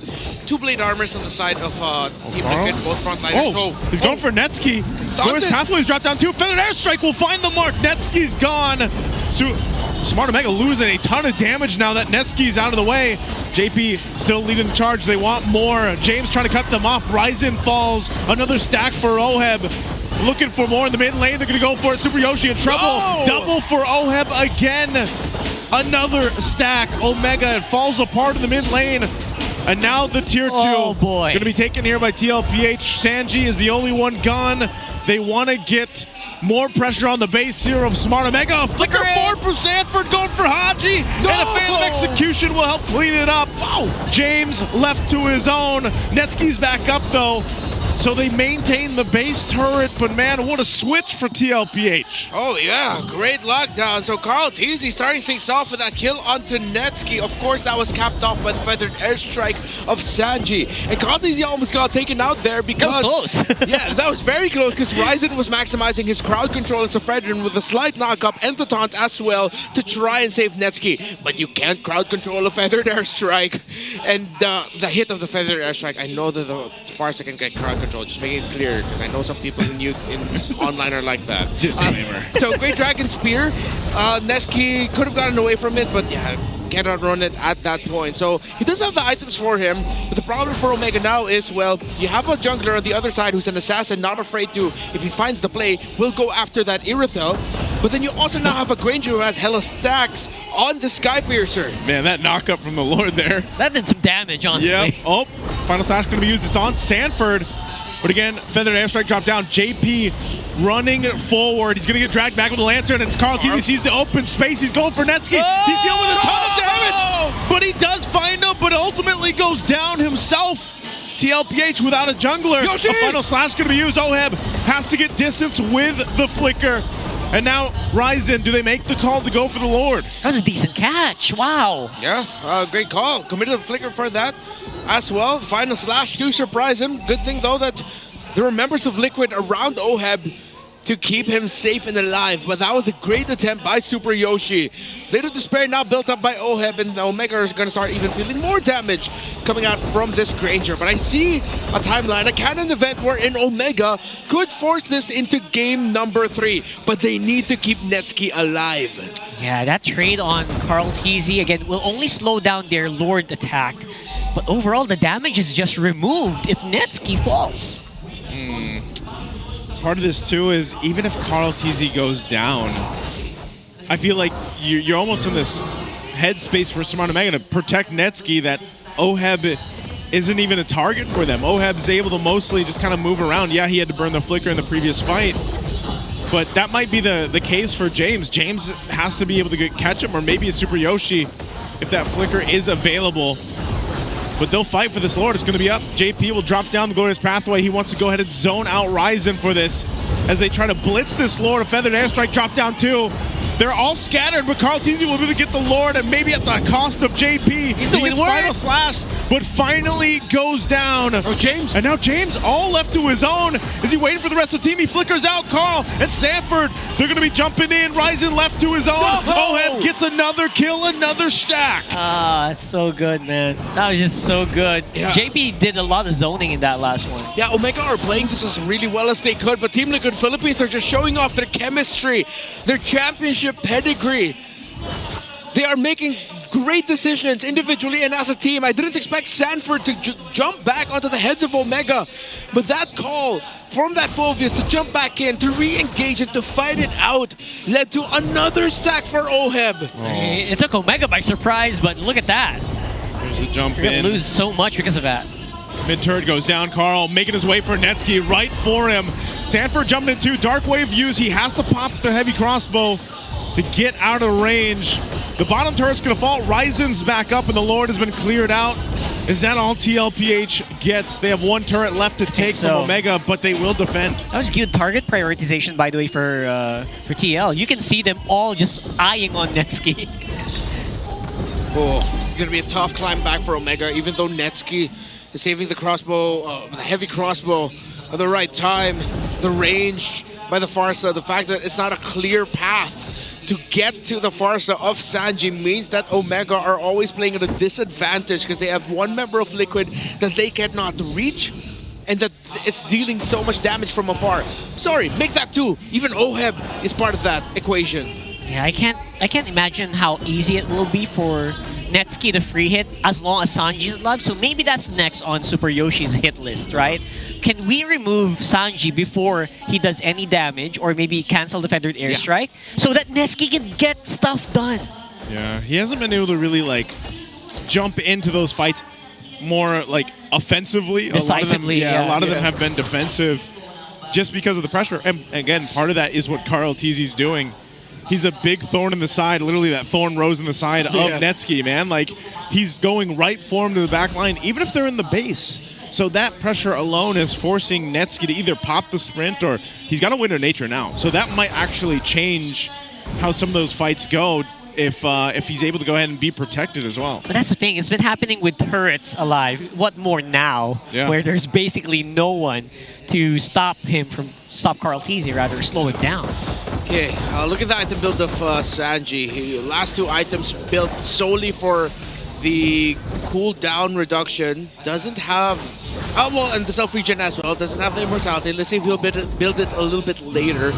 Once he has the gold and once the cooldown is off of the passive of that, Carl Tizzi now full built. It's the fighter style of Lancelot. He doesn't have an immortality on him as well, so he's all just maximizing it. So you see the players right now, they're buying and selling the immortality. If they don't have it, they might buy it later in the sequence. But for now, they just want to maximize the damage and crowd control. Okay, this Lord is up. This Lord is up. I think we could see something get started here. Sanford very confident this time around to go up front and get stuff done, get it started with that Dark Wave. So even players like Haji, players like Super Yoshi aren't really safe against TL. And they're looking, again, on the map. If you look at the map, Carl Tizzi just splitting like crazy too. Yeah, Netsky down there. Super Yoshi was with him for some protection, but also to possibly make a set. But TLPH will just go ahead and take their time with this one. And we'll see if Omega gets the upper hand. Like, they've got the tools to do it. Even if they're down by 7,000 gold, they've got these tools to be able to set things up in their favor. One great set could potentially dissipate the 7,000 gold that TLPH has right now. Yeah. Where's the set going to come from? Is it going to be Falling Star Moon? Is it going to be a combo for Super Yoshi? Oh, they're just going to focus Ryzen! Ryzen! Ryzen's all by himself, and they just blitzed down Ryzen. No. They saw that Omega was down bot, and they said, you know what? Just take out the jungler of Omega. That's a massive miscomm there by Omega. Ryzen just gets blasted, and there's no way they get this Lord. They still will go ahead and at least be in position, but it's just going to be a retribution from Carl Tizzi as he secures the Lord here. Now what do? Sanford flickers forward. They want to go ahead and catch Haji. Haji will take a couple feathered airstrikes. Netsky dropping down with a heavy crossbow. He's firing back. He's trying to help defend. They already used some resources to stay alive. The flickers are down and they have to deal with the Lord marching in mid. So when Haji got caught out, he quickly got immortality. And we saw there, Team Liquid Philippines, Carl Tizzi in the middle of that sequence got the immortality. So you see the buying and selling mid-team fight. Once they know that they might actually lose that team fight, they buy immortality in the middle of it all. Super Yoshi, Super Yoshi, final slash spawn 3! A huge one on TLPH, and Netsky finally gets to unleash. That's the setup we needed from Super Yoshi, and he finally got it. Half health on the turret, on the base turret of Omega, but man, what a turnaround. The funny thing is, he walked by Carl Tizzi to do that. That was crazy. We need a super slow-mo for that. Was it not called? Was it not shared? The Arlot was there. Yoshi! Oh my god. Keeps Omega alive, this Arlot pick. finally showing up with the impact that we were looking for in the previous game, now felt in big fashion. Liquid. Let's look at the replay. Here we go. That was beautiful. Look at this guy. Oh, and he also had Netsky behind him too, so he had damage. Yeah, he used the vengeance on Carl TZ to get closer to the fight so that he could get in a perfect angle to final slash Team Liquid. Oh boy. Goodbye. 8,000 gold lead. Literally what you mentioned. You guys called this a minute ago. My goodness. And that wasn't even a Team Liquid error. That isn't one of those scenarios where you could say that was Team Liquid's fault. Maybe you could say Sanford being a little bit too eager to try and kill Haji up top. Yeah. They did eventually get the tower through there, but them losing Sanford hurt them more. I would say that was an autopilot move because they were gunning, they wanted to finish it, they were setting up for a finish, right? And you don't expect an airfill to come from behind, I guess, right? It's also one of they were waiting in that dangerous bush where Netsky is now. Like that was the angle they came from using that conceal. Yeah, that bush there. So again, utilizing this map, the dangerous grass that we have now. But that's the question: was that enough to go ahead and make it a much better 50-50 or maybe even better odds for the next Lord? They got the Lord. They got the gold advantage now. Yeah, it's definitely a 50-50. Let's see if Omega, quick recovery for them. That's huge. Believe what I'm seeing. 24-minute game, by the way. Liquid need to sharpen up, and they need to respect the fact that their lead is gone. If they slip up again, if they don't watch their positioning together as a team, if they overcommit when they do not need to, Omega will punish. Oh, what are they going to do here? Oh, they see Netsky and Super Yoshi. They see him. They're just going to go for Super Yoshi. He pops the flicker. Boy. Pathway drop down. Super Yoshi re-engages with the vengeance and the final slash. Oheb joining the fight. He's zoning out Haji the best he can. He's still got the immortality. It's going to be popped. What do they do here? Do they save him? No, Super Yoshi's gone. A decision from TLPH, and now they have the numbers advantage. I mean, they were trying as much as they can to go. They saw it coming from a mile away. But it was just not enough. The glorious pathway, you can't outrun that. Yeah, you saw JP laughing and smiling there. It feels like, oh, we got you back for what you did to us. Well, Ryzen's still up. They're going to force the fight anyway. A Dark Wave Flicker, Feathered Airstrike, Immortality on Ryzen. They just want to take out the jungler. He pops the Winter Crown, but it's going to be a kill for Oheb. And now Haji, James, and Netsky running for their lives. Netsky has the damage. He pops the Wind of Nature, but it's just overloaded as Netsky's gone. And TLPH gets it back as they clean up James. Only Haji against the full force of Team Liquid, all picking up Winter Crowns. They're just gonna go for the win here. Haji doing what he can. They drop down the pathway. They've got a couple of minions here. They'll lock down on the base. Winter Crown in front of Haji, and they will take the series. They got him in the first half, not gonna lie. But it's gonna be TLPH still with the sweep against Omega. Took him 25 minutes to do it too. Yeah, could have been a massive scare, but then Liquid once again pulling the trigger. Stampede style. They saw an opening, they saw Yoshi, took him out. Ryzen left alone to do what a roamer can in that scenario as a jungler. If you stand there, the focus will not hesitate to Dark Wave on you. They jumped him. Liquid win the series.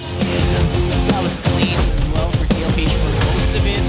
Omega saw sparks of brilliance. He tried to capitalize. Super Yoshi with a great conceal play. At the end of the day, it's so hard to fight against the consistency that is the Cavalry. Again, so close, man. Almost turning it around there. But TLPH got it back. Have been so many what-ifs that last series. It was a long one. Let's hear from TLPH up there on the stage. The Cavalry with a clean sweep, and now playoffs bound. Give it up for Team Liquid Philippines. Congratulations, boys. Sanji, sorry, kailangan kita kausapin ngayon. Happy birthday, Sanji! Guys, sabay-sabay tayo ng happy birthday, Sanji, in 3, 2, 1! Sanji, parang gusto ko pang kantahan ng team mo, pero congratulations on winning that match. That was a clean sweep, and now playoffs bound na kayo. and you are already steps closer to the playoffs. And how can you ensure na consistent kayo all throughout?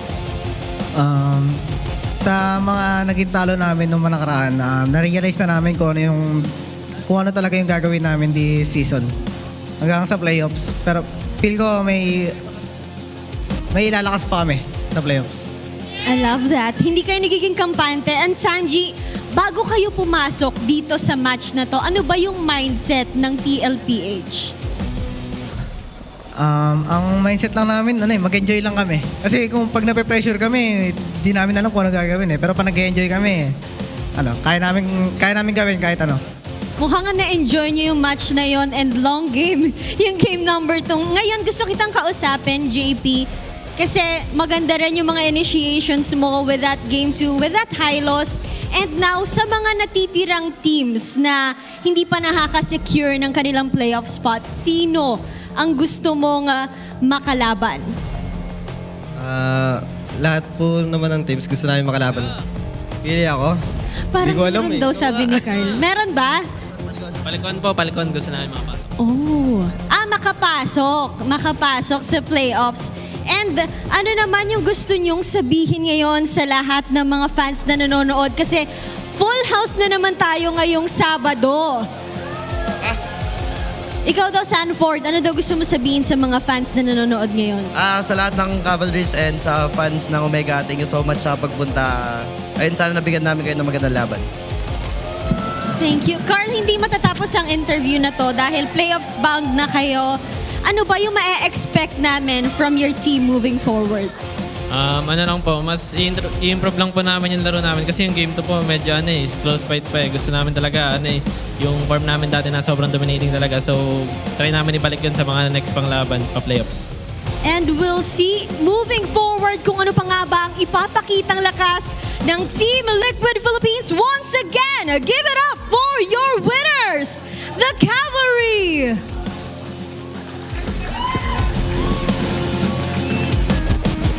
That was a clean sweep and now they are playoffs bound. Aabangan natin kung ano pa nga ba ang ipapakita nila in the remaining regular season and sa playoffs. Pumunta muna tayo sa ating mga casters kung ano nga bang masasabi nila with that match.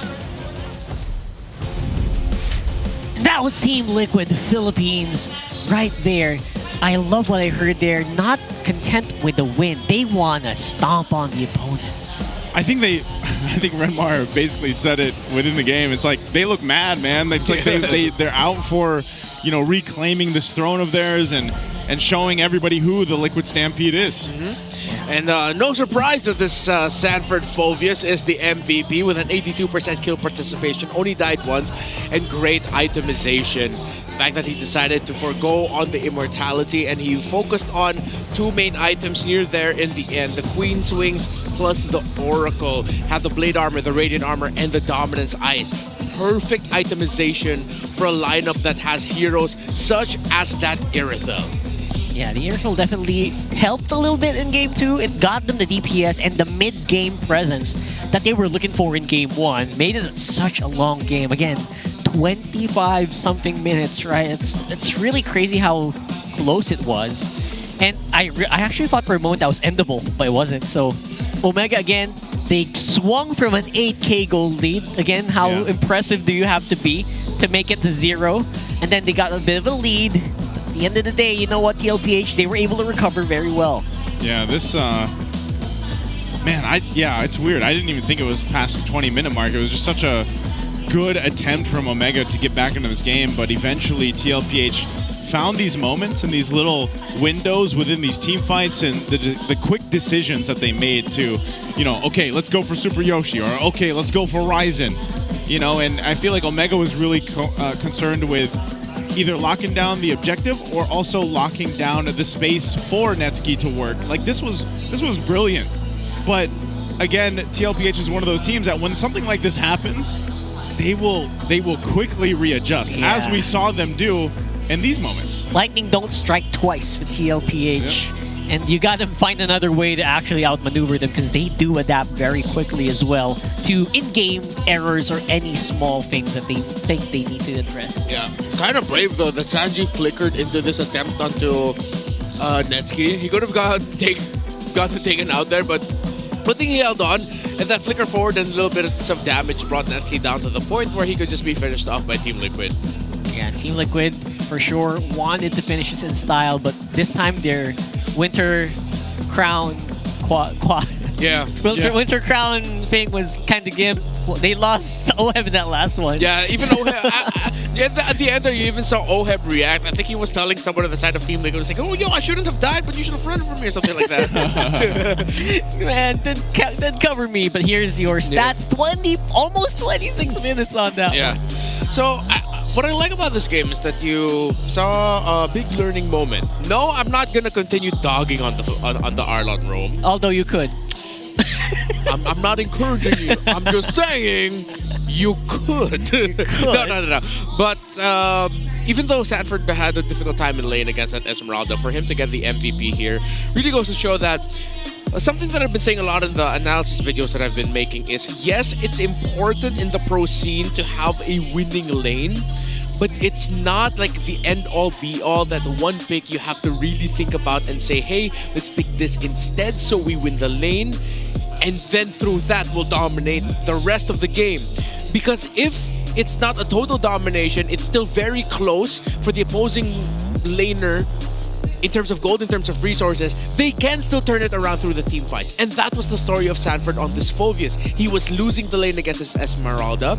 It was a struggle for the Phoveus, but come the team fights, it was him setting up the Dark Wave and him being the biggest problem of Omega, that even though he was the initial presence to start off the fight, they're realizing, wait, the fight's over, the rest of us are dead, yet this Phoveus is still alive. So right after that, even if you get like a really good team fight off, you can't really walk out and do something else. Like you basically got nullified there. And again, he got dunked on hard on that lane, right? Sanford, he was able to really claw his way out and do an impact on the team fight. Makes it just so clean for TLPH, even though again they did struggle in some scenarios. Not a clean early game. Yeah. Oheb BPI rich guy for this one, not the 900 plus GPM, but the fact that he was able to survive in a lot of these fights, again against an Irithel as well, does say something. Man, Netsky got close though. Like it just took him some time, but you saw the threat of a damage from an Irithel, and Netsky definitely was getting there. I just feel like again it was almost in a position where it's like they were trying to make things happen, and that's why TLPH was like, all right, they're trying to do something here. We'll just go punish them and see if it happens. Yeah, the thing about the Irithel is she needs another strong presence of damage alongside her in the team, because Irithel's a cleanup crew. Yes, you can deal out an initial burst of damage, but if it's too slow and not enough damage from the rest of the team, it actually hurts the Irithel more later. And they tried to do that again from attacking from behind. It was great for one, but couldn't strike again. Yeah. So unfortunately, for the meantime though, we will have some pretty cool stuff for you. Obviously, that's a big breeder. Omega has a lot of ground to cover. And yeah, they're going to look back in this game for sure and maybe think about the R-Lot next time. Maybe second think about it. So that's what I was saying. I was saying, they can think about the Kufra too. Yeah, think about the Kufra with Curse and Scroll. The Epic skin is available for everyone for free. For free? For free. I don't have mine yet. I don't have mine yet. Did I finally get mine? I'm very close. I know you need, what, 500, what was it? The 520 thing, or?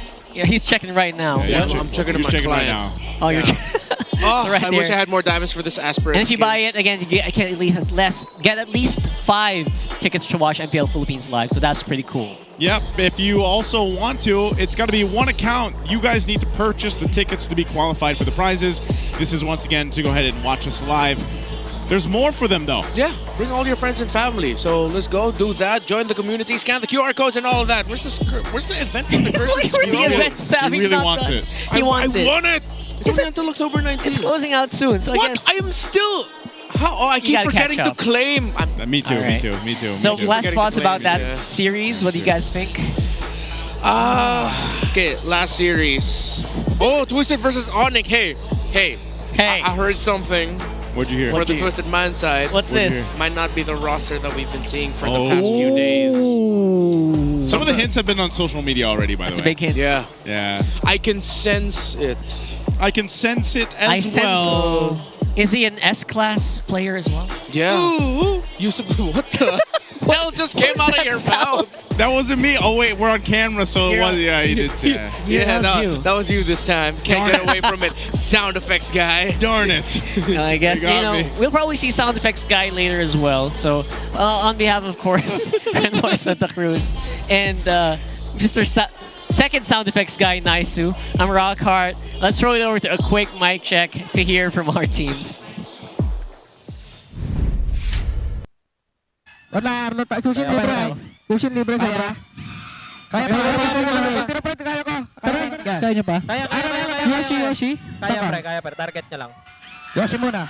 Ba't lahat ng bay? Okay na. Lamang kayo dyan. Ay, sa akin nga. Ay, abang dito ka kay Ford. Kaya pa ni Ford. So, Balas pre. Yoshi. Iri. Tara. Tara, Ford. Kita mo ako, Dad. Pwede niya subusubin yan. Ito, SP. Isa ko, SP. Hero. Nice. Piso. Nice. Ganda ng ginagawa mo. Kill. Magbabalak ko isa ko. Nice one, Dad. Ay, wait lang. Dash na. Walang iri. Wala iri. Asa base. Ay, endable na to ha. Pag napatay yung Fred. Ay, Carl, ligat ka. Tumalan na, Iri. Tara, tapos tayo. Iri, tumalan. Wala. Di ko na-stun. Nice, G. May imo ko. Flicker si Haji. Patay, Iri. Isa ka. Flicker si Haji. Sa akin. Nagot. Wala kayo yun. Sorry. Nice. Winter, ready?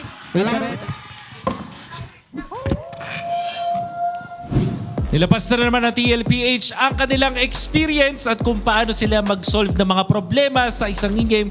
Napakabilis na adaptation mula sa TLPH na nabigay sa atin na panalo. But if we look back dun sa ating keys to victory, makita natin na minention yung hero turn on neutral objectives versus Omega is going to be the key factor in this case. In fact, dun sa ating mic test, minention nila mismo yung call na yun. They said hero muna ang unahin. At maraming beses sa mga laban na to, inuna nila na i-go yung mga players ng side ng Omega para manalo dun sa mga crucial na mga teamfights. And also, tinaas nila yung tempo. Nakita naman natin, hindi tumigil sa paglaban at sa pag-clash ito mga members ng TLPH. Siguro may mga times na nagpa-farm itong si Cartesi, pero ang nakatoka naman sa pagbibigay ng damage ano dun si Oheb. That's what we saw from game number 1. And yung game number 2 na may konting struggle ang pag-farm ng isang Lancelot at dun sa hindi nila pagkakakuha ng first turtle, ganun lang din ang ginawa ng side ng TLPH. Kung maklash yung kanilang mga tropa, Cartesi nagpa-farm. Eventually, nung nagkaroon na tayo ng items na enough items para dito kay Cartesi, laban na kung laban at hindi tumitigil ang side ng TLPH. But one thing that we've learned all throughout this series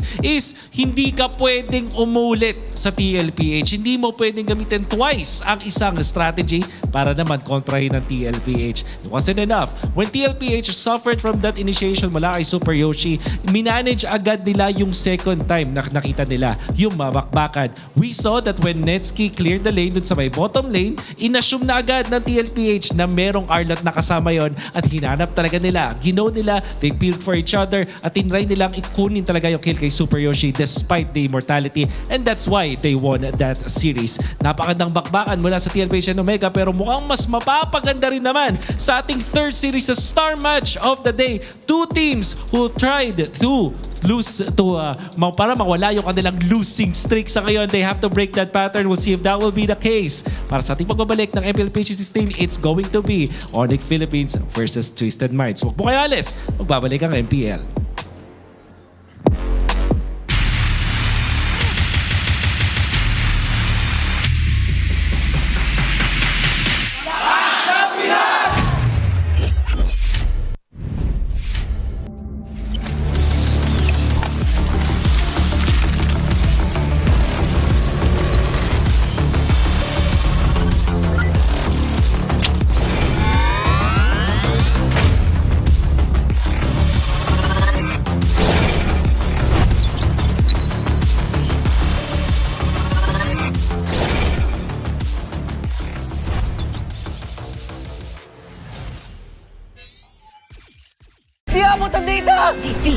GG bro! Don't worry, be only with Smart Power All 99. Hindi bitin with 10 gig data to power your games plus only Facebook or only TikTok. Load now!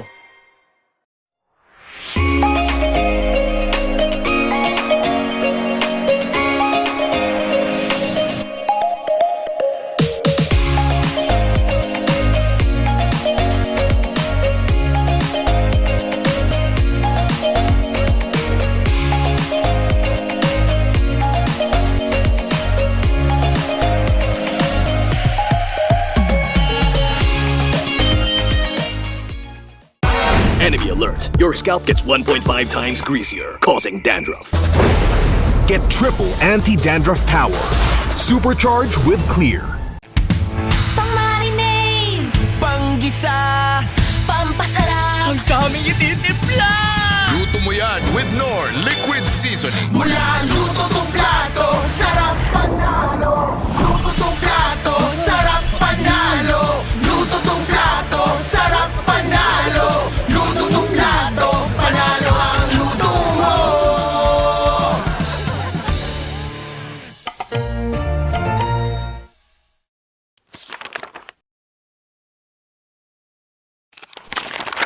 Kung isa ka sa mga player na natigil magtatag sa MLBB, anong sekreto ng isang field?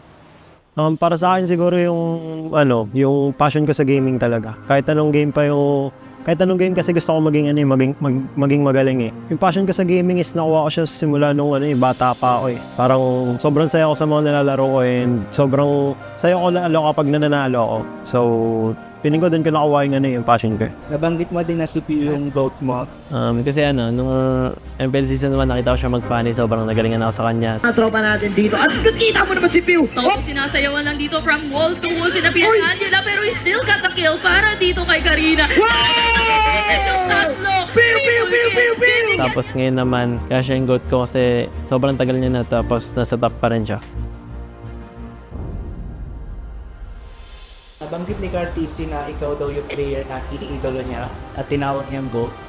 Siyempre masaya kasi yung lahat ng tao na parang nag-ML ang sasabihin GOAT na si Carl talaga eh. Lalo na siya ng international and masaya pa rin na nakikita niya na ganun. Siyempre pinagdaanan ko, marami munang talo bago nag-champion, ganun. Ganun naman yung cycle eh. From child prodigy to the face, and now MLBB's greatest of all time, God TZ!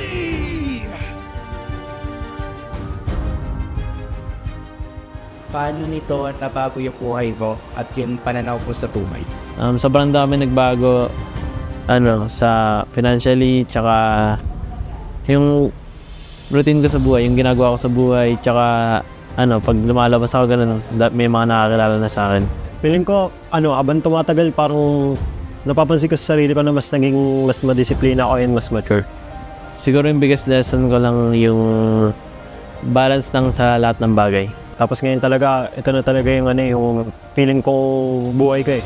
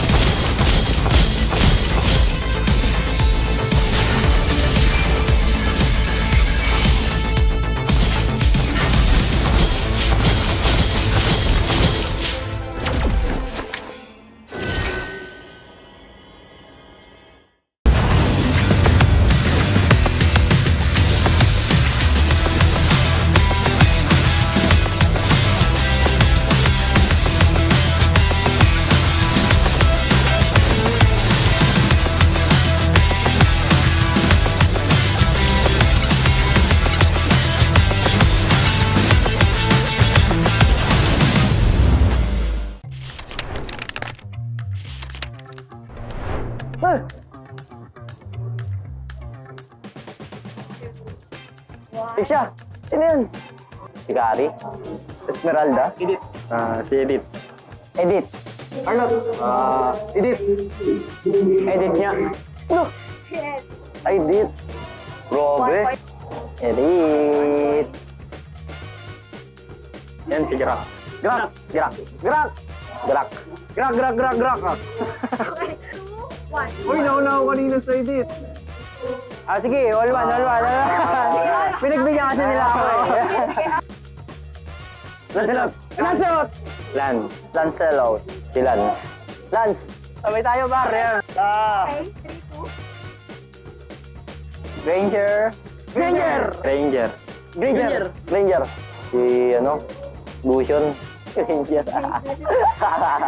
Ay, nawala ako. Okay, sabay ulit.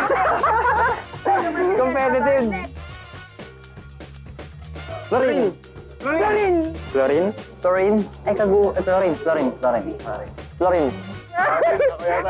Wala daw. Lapu-lapu. Ano yan? Sino yun? Kalea. Bruno. Lapu-lapu? Lapu nga. Ay, palakol. Parang bagong hero yun ah. Hindi si Popol. Wala, hindi ko alam yan. Sino yun?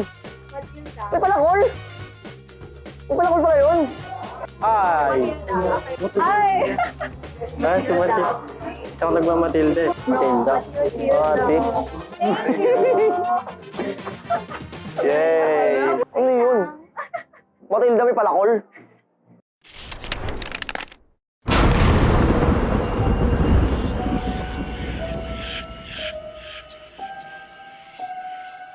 Gising na ako nang di bahala ako sa swerte.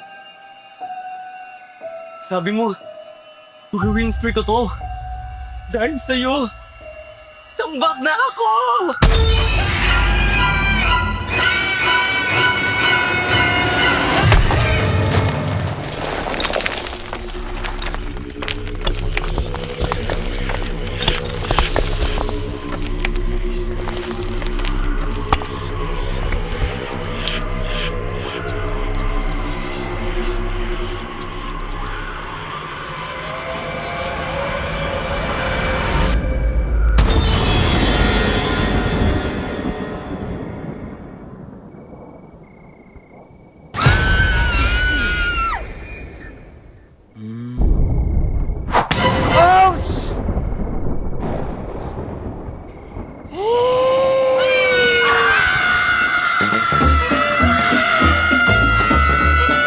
Talagang swertehin, basahin mo na ang current patch notes. Andito na ang Ready for Next, the biggest gameplay update of the year. Break through boundaries with the new Broken Walls map update. MLBB, we are ready for next.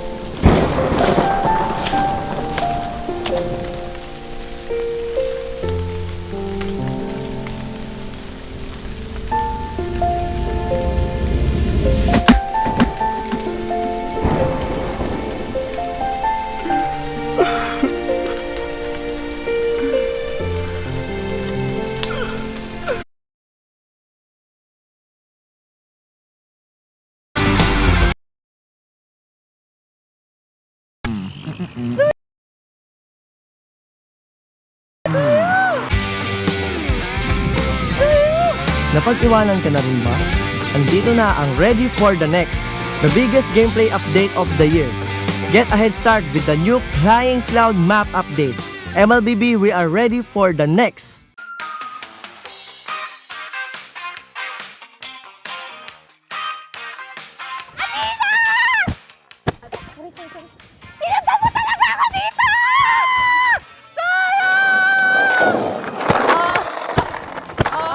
Hoy, ano ba, mga bulag ba kayo? Hindi parang mga bulag kasi wala ba kayo nakikita? Mga bulag!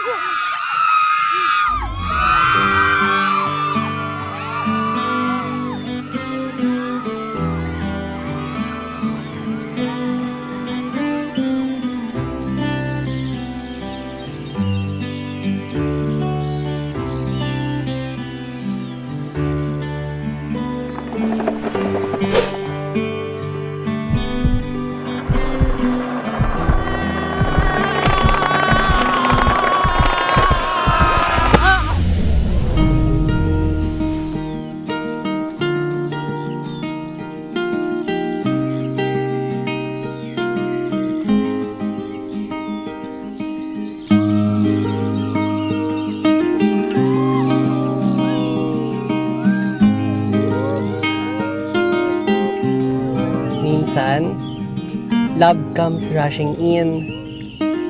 Parang bagong expanding river sa Mobile Legends. Andito na ang ready for the next, the biggest gameplay update of the year. Navigate the river with the new expanding rivers map update, MLBB. We are ready for the next. Guys, nandito na yung bagong update sa Mobile Legends. Yung dangerous... Hoy!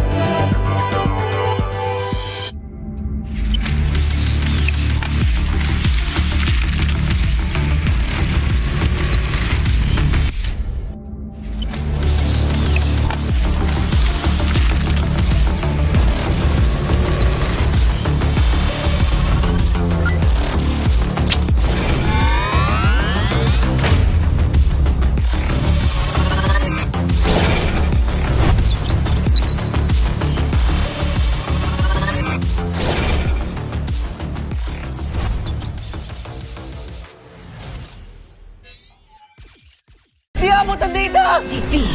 GG bro! Don't worry, the Only with Smart Power All 99. Hindi bitin with 10 gig data to power your games plus Only Facebook or Only TikTok. Load now!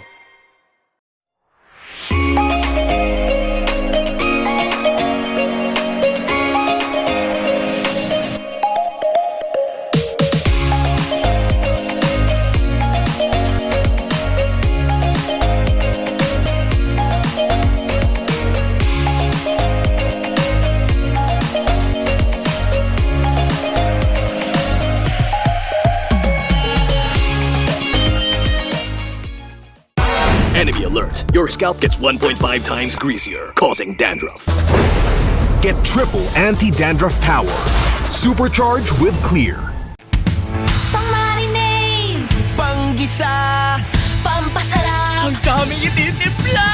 Luto mo yan with Knorr Liquid Seasoning. Mula luto tong plato, sarap panalo! Luto tong plato, sarap panalo! Luto tong plato, sarap panalo! Luto tong plato, panalo ang luto mo!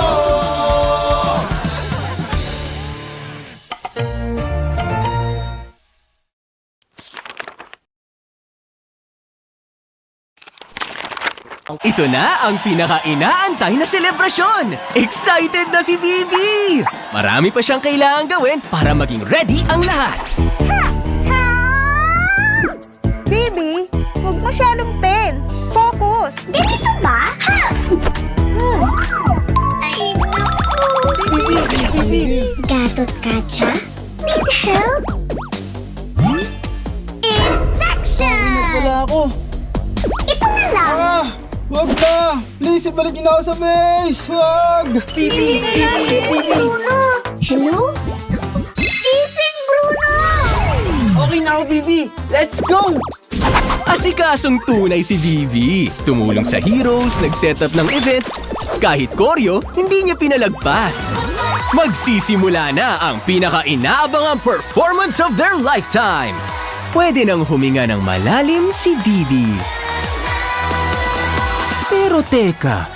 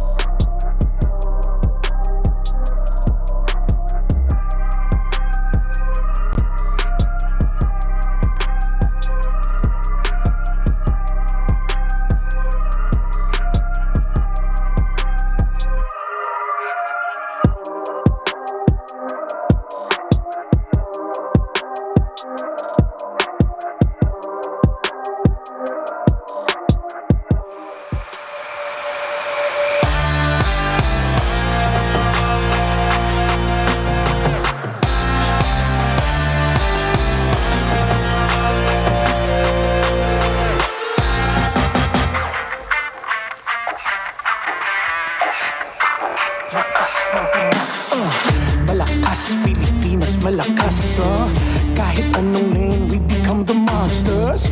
Malakas, Pilipinas, malakas, face the golden sun and repping for the 3 stars. Look at us, to the top, no ifs, no buts, winning any game, para to sa PINAS. Di mo matitinag aming boses sa new level, nasa kalye man o mobile, you know I become a legend. Listen, open fire, we unite, we winners. But with pressure, like diamonds are made of. Switching lane na parang gera, HP racing may reset up. Pagkakatang buhat ni Hilda, full dome SS parang Laila. Susundan ko ang wakas, kasama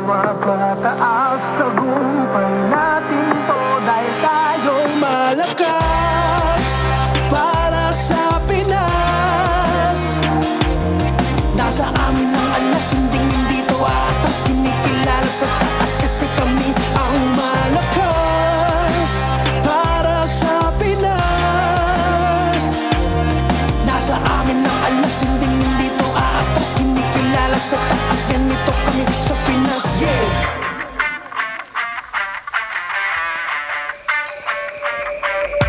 Laging MVP, no surrender, no retreat. Pag nagsama-sama, just imagine what we can achieve. Laging MVP, no surrender, no retreat. Giving 100 on my all, cause we just cannot be defeated. We are unstoppable, immune and invulnerable. Ready ang equipment, lahat frozen, mala, crowd control. Pakita on the jab, east to the southeast. Taas ang matawa, proud and loud, cause every enemy we devour. Susundan ko ang iyong wakas, kasama pataas, tagumpay natin to dahil tayo'y malakas. Para sa Pinas, nasa amin ang alas, hindi to atas. Kinikilala sa taas kasi kami ang malakas. Para sa Pinas, nasa amin ang alas, hindi to atas. Kinikilala sa taas, ganito kami sa Pinas. Lakas, Pinas malakas. Kahit anong tumas, malakas, Pilipinas malakas. Face the golden sun and repping for the free stars.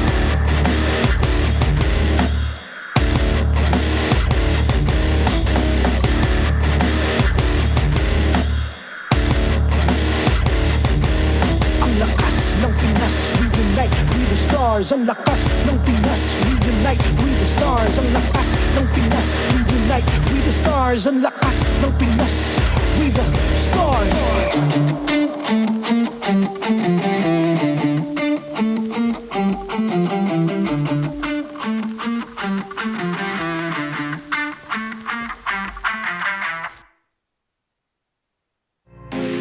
Sunod din ang laban ay ONIC Philippines sa Day 2, match number 3. Nag-aabol kasi kami ng points, so di pwede talaga mawalan kami ng moral.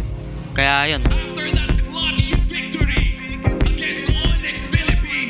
Feel ko madami kami masyadong natatry sa mga practices namin. Hindi naman to the point na parang negative ganon. Kumbaga, curable siya ganon.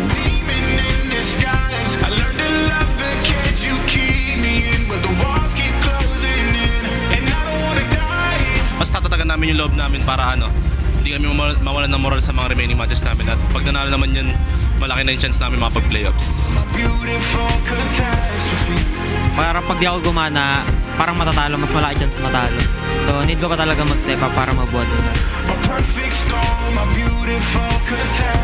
Message ko sa Twisted, good luck and magkikita-kita ulit ang mga dating ONIC MDL tsaka ONIC MPL.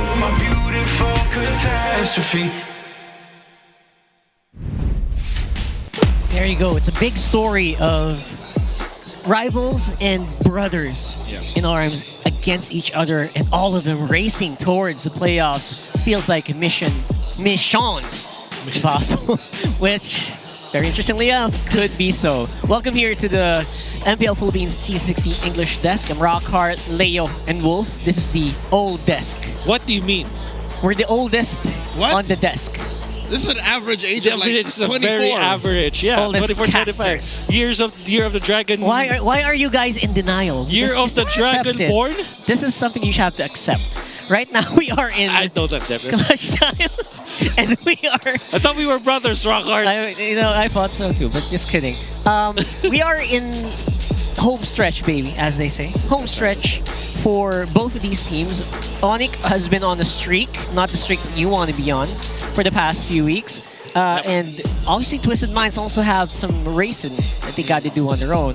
But you know what? How to win a race? You get joy. To celebrate ONIC's victory in M6, the Joy ONIC PH Pass will be available on September 20. That's already available by the way. And the starter pass will include the M6 Championship Skin Joy, ONIC PH, and more exclusive in-game items. So join the joy of ONIC PH on your very own road to champion. I hear they have another skin that Twisted Minds do not have. Oh. So despite the loss, I think ONIC still has a moral advantage. Yeah. Morale.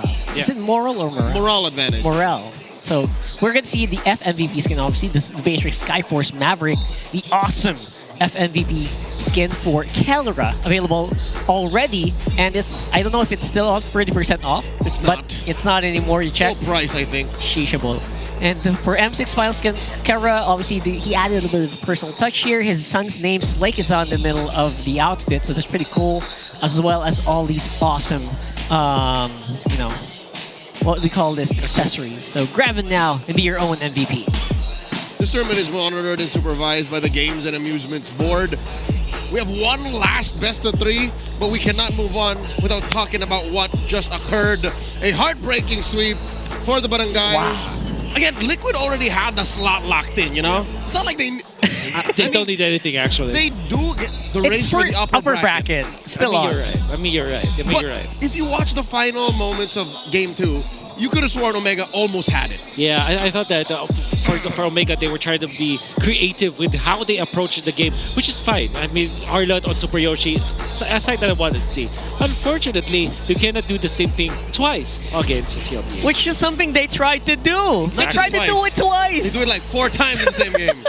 But yeah, twice. Because it's twice day today. Yes, twice day. Congratulations to people who are watching twice. I'm trying not to think about it. I'm trying not to think about it too. We're here, left here. We know. We kind of got left behind. Congratulations to Hans and Brigida. They're there.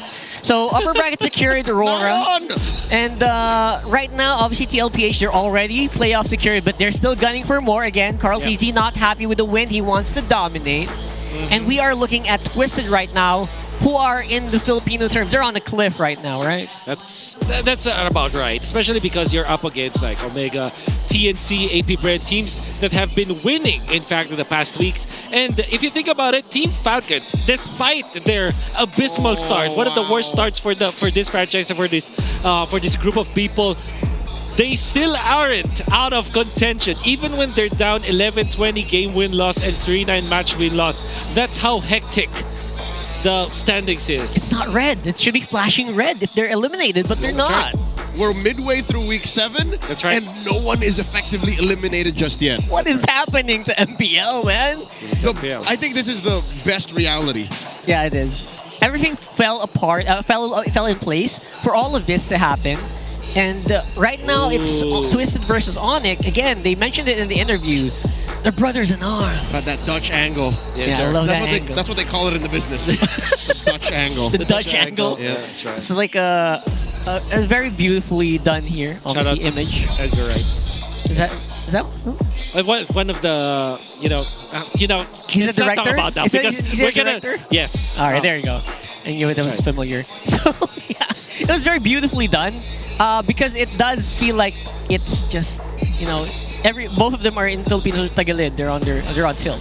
So hey, that's actually a nice way to put it. Actually, because Tagalog or tilted means if you use it in Tagalog, it means that you're on the edge. They're on tilt, but I'm hoping they're not tilted. That's a totally different. Oh yeah, sorry, my bad. It's not tilted. You're on tilt. Yes. There you go.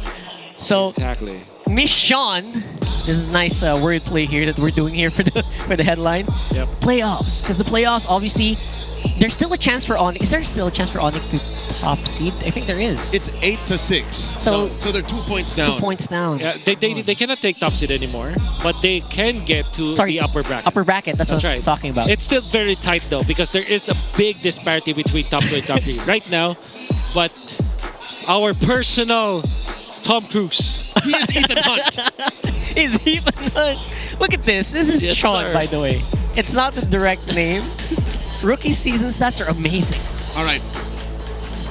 Make sense of the numbers as you will, but if you take clips of Sean's best performance in a vacuum in Season 16 as a rookie, one might say he's the most dominant mid laner, maybe only second to Yue and Sanji.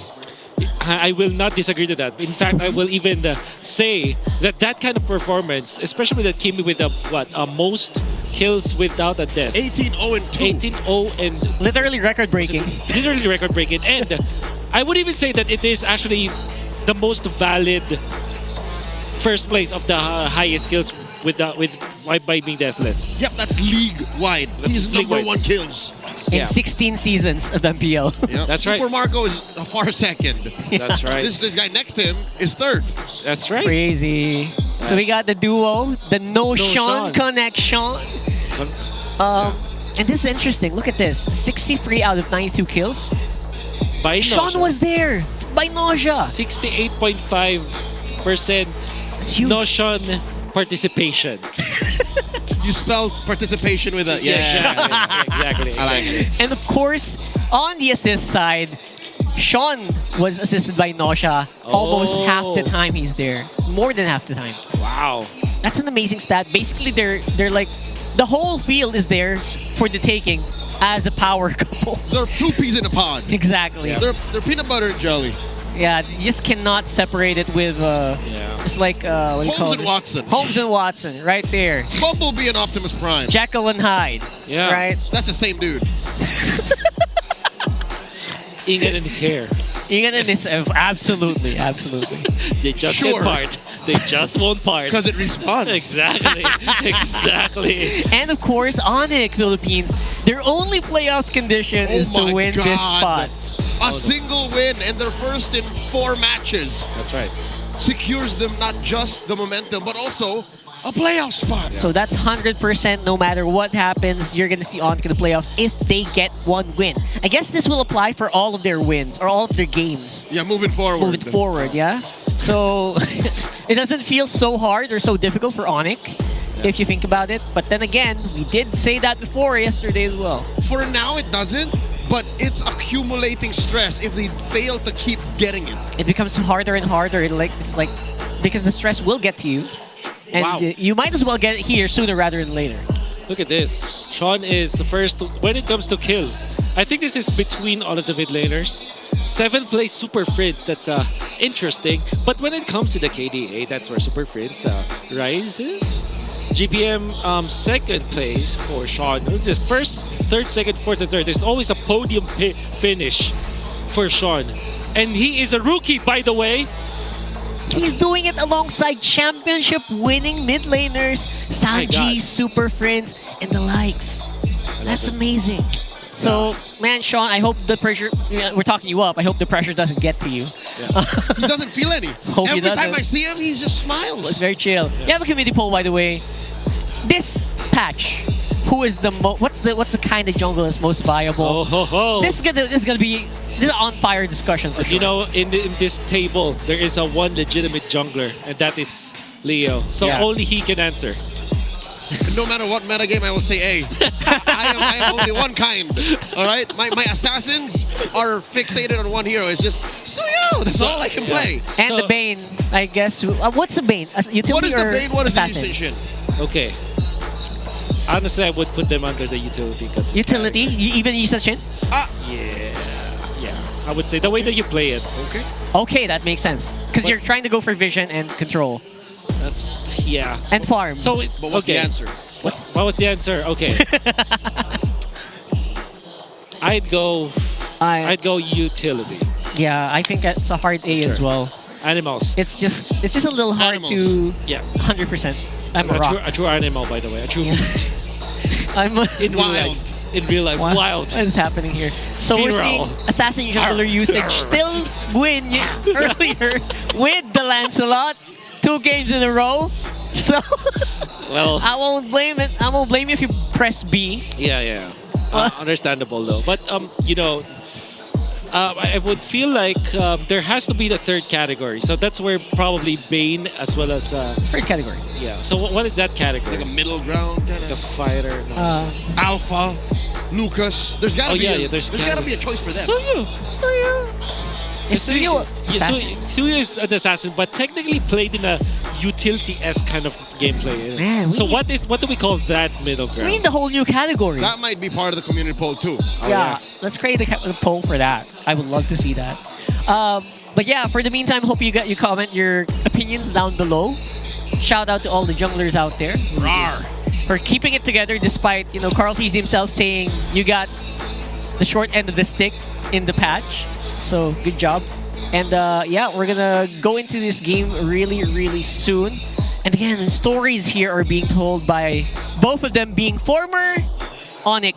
That's right. Almost all of them, right? So this is gonna be so cool to see. We will get into the story really shortly, but for the meantime, let's see our teams walk into the arena.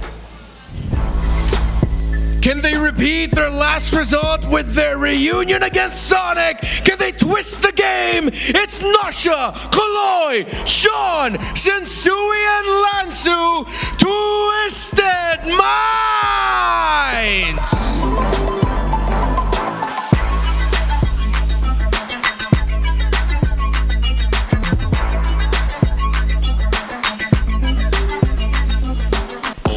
Super fans, what time is it?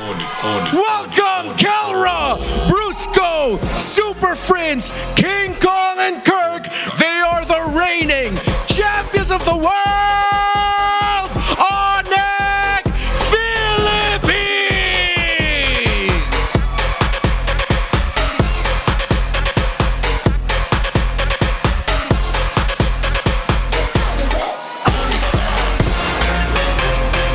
What time is it?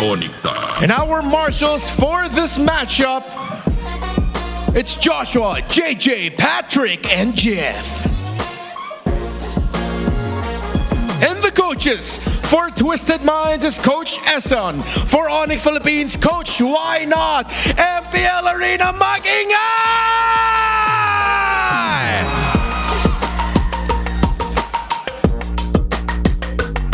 And we've got an energetic crowd here in the MPL Arena. This is Twisted Minds. It's the version that has Sensui in the jungle. How perfect that it ties into our community poll. You're asking what kind of jungler is best in Project Next? Sensui is in top 3 minimum best utility junglers in the game right now. But they're going up against ONIC time. ONIC. That's Kirk. That's King Kong, Super Friends, Brusco, and Kelra. Unfortunately, they will rather choose B in that community poll because when they are playing the utility junglers, their win rate is kaput. And that is the problem for ONIC Philippines. And this is also the team or the version of Twisted Minds that actually upset ONIC the first time. That's right. He Sensu won, by the way. The utility versus the obviously the beast in the jungle that is King Kong, K1 and Kong. I've never heard it read that way. Sensu won. And again, you're talking about Joy. They already have the skin to prove it. So the existence of Sensu 1 confirms the existence of Kwang Kong. Kwang Kong. Kwang Kong. I think that's it. You know what? I like how Twisted Minds over the past maybe 2 weeks have started to experiment. ONIC PH are still on that conservative 30-something hero pool. Yep. And we kept looking for Twisted Minds' old Twisted flavor with Coach Bonchan and the way he drafts for MP or Sensui. They're at 41 now. You know, when you say that ONIC has not been experimenting, I think it's because they have failed their experiments. CC Gold Lane, Lunox Gold Lane, and all that stuff. That Masha Gold. Three in a row. Fortunately, Man. it does not work. Who's next? That's a big question. Who is next? We're gonna have to find out very, very shortly. But for now, it's one of our favorite segments. That's a smart ping test. Check my. Sa pag-alis. Okay, ayaw mo ng hairnet. Okay lang, fit naman. Hindi na. Message ko kay Sensui. Di ako na lang mag-jungle, tapatan ka. Siyempre ako, retrigad ako eh. Boy, di mo ba kilala mag-retry? Boss, wala. Kinuha mo headset ko! Nangagawa ng headset, pare! Kaya pala wala akong headset, kinuha ni Lansu. Oy, kanina pa siya nag-adjust dito, nagbabago. Wala eh. Wala na akong masabi kay Brusco eh. One of the goat na si Bruce Goat eh. Message ko lang kay Brusco, sana huwag niyo na ako guluhin sa jungle. Suyo! Grabe din yung doon ni Kelra, pre. Kabisado niya yung script niya. Suyo! Lalaki ng katawan ng mga tropa ko. Lugi. Kinatawanan eh. Suyo! I told you the DNA is strong. They were brothers. They know it. They know what's up.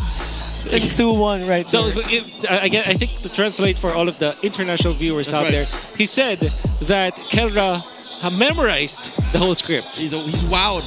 Best actor. And the script is... You have to say it that way, unfortunately, guys. Is that foreshadowing? Oh, wait a second. Wait a second. All right. So before that, obviously, let's talk about this with our friend Lobo. He is he's a teleport. Watch. Welcome to the hour. Ako pala si Wolf, bringing you the Infinix keys to victory. It's Twisted Minds going up against ONIC of Philippines. Dalawang team na nasa losing streak sa ngayon. At dalawang team naman na gustong-gustong makapasok na doon sa playoffs. Para sa Twisted Minds, what they need to do is to win the mid-roam draft matchup.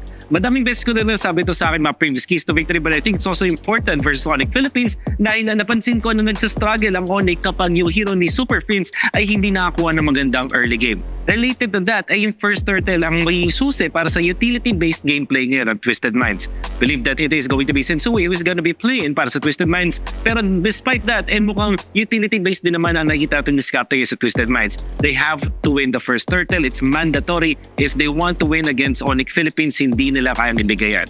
Now for ONIC Philippines, yung local down na ultimate-based lineup will be good versus Twisted Minds. Although there was a time na ang Twisted Minds ay ganito rin naman yung pinipiling mga klase ng heroes, but ONIC Philippines have mastered this gameplay so much na pag hindi nila pinahinga itong Twisted Minds in the early game, mahirapang makabawi ang kanilang mga katapat. Now, they also have to secure the neutral objectives. Not only the team fights, but the actual objective, yung mismong retrian. And this is gonna be weird kasi parang ito yung one of the rare cases na sasabihin ko mahalaga ang pagkuha ng retri mismo over the team fights. ONIC Philippines, they have been winning sa team fights, but there were times na kapag hindi nila nakuha yung turtle dahil dun sa retri battle, natatalo din sila sa team fights because of the extra shields. And we also know na kapag sa late game, mahalaga din naman na makuha mo mismo yung Lord. Pagdating sa may laban, itong ONIC Philippines, it's noticeable that when they don't secure the mismong neutral objective, nalulugi sila. Pero tingnan natin kung makikita natin sa ONIC Philippines versus Twisted Minds. Back to the casters. I love how serious you are in that and how unhinged we are on this. But we're back here, boys and girls. Yeah, right.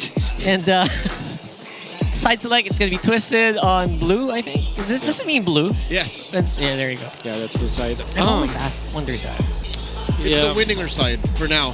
So far, with 43% winners for Twisted Minds alone, they're a team that actually favors red side. Maybe it's because they have always been with Bonchan, but in this battle between the two teams, between Wynette as well as Coach Bonchan and Deson, it has to be second place. What are you guys showing there? He's showing his fast self. I'm just literally showing him what he talked about. Yeah. And I could not agree more with the mid-row matchup. Yes, okay. Because if Kaloy cannot check Brusco, Sensui's in trouble. Sensui said it in the big days, like, Brusco, don't bother me in the jungle, please. I think that's exactly what he was waiting for, and I think that's what Coach is already guarding him against. Yeah.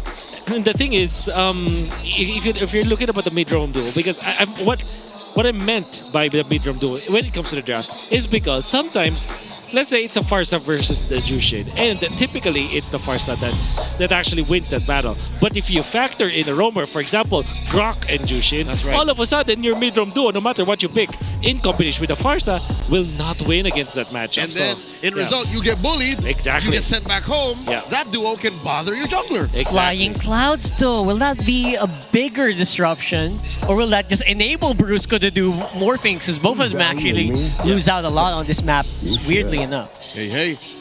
Okay, so triple utility bans from ONIC Philippines. The respect on Sensui. I feel it.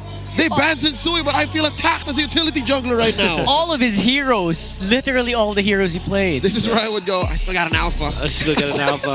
At least. And it came to a point where the 1-1 was banned out by Twisted Minds. However, there's a Lance and Yusen shit? Yep, Lance. I think they go Lance. Oh, they Yusen Shin and Katagacha.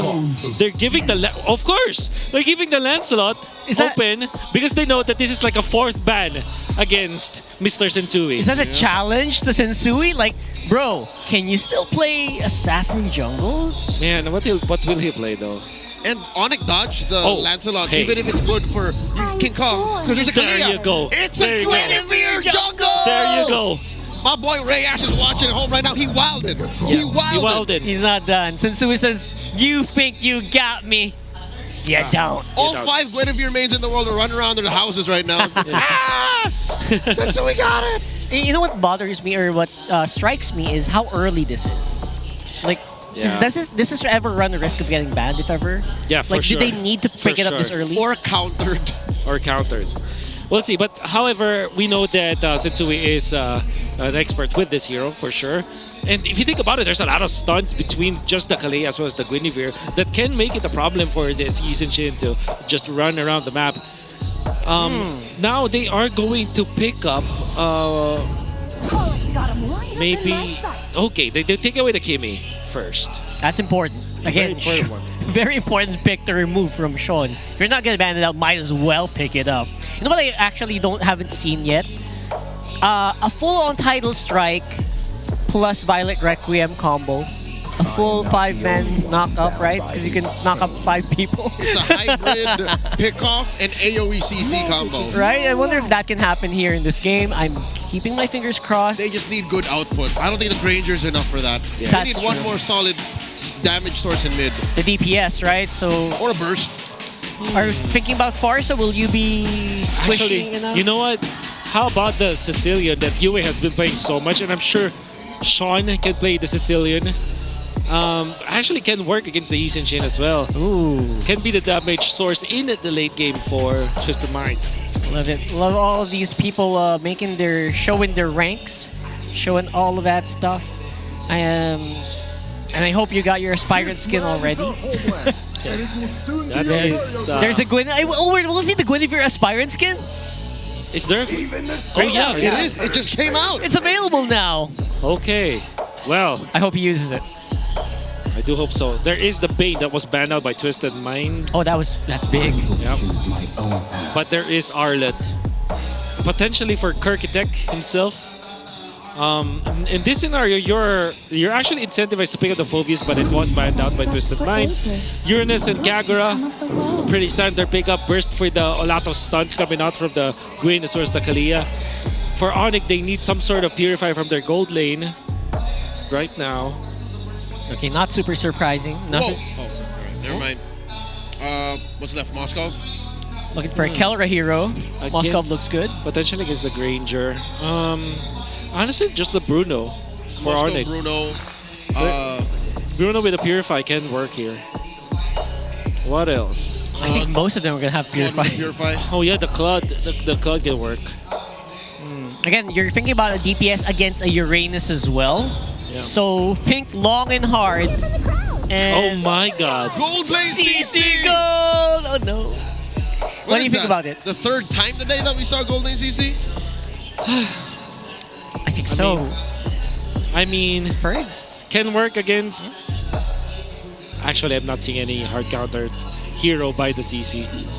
But this actually allows King Kong to be the carry this time. It's Carry a funnel King Kong? core This is type what of they strat. call. Yeah, this is what they call the funnel. Yeah. All right. So this is the The funnel. 1-3-1. I'm actually scared for ONIC because this seems to be not a non-answer from ONIC, you know? It's more like they're just thinking about how they can preserve all of the farm and funnel it into the Yi Shin. This CC, there is a combo with the Gatot Kacha and the CC. So I wonder if Kelra is actually really good with that kind of playstyle wherein instead of being peeled for, he is the one peeling for his team. Well, let's find out here in game number 1.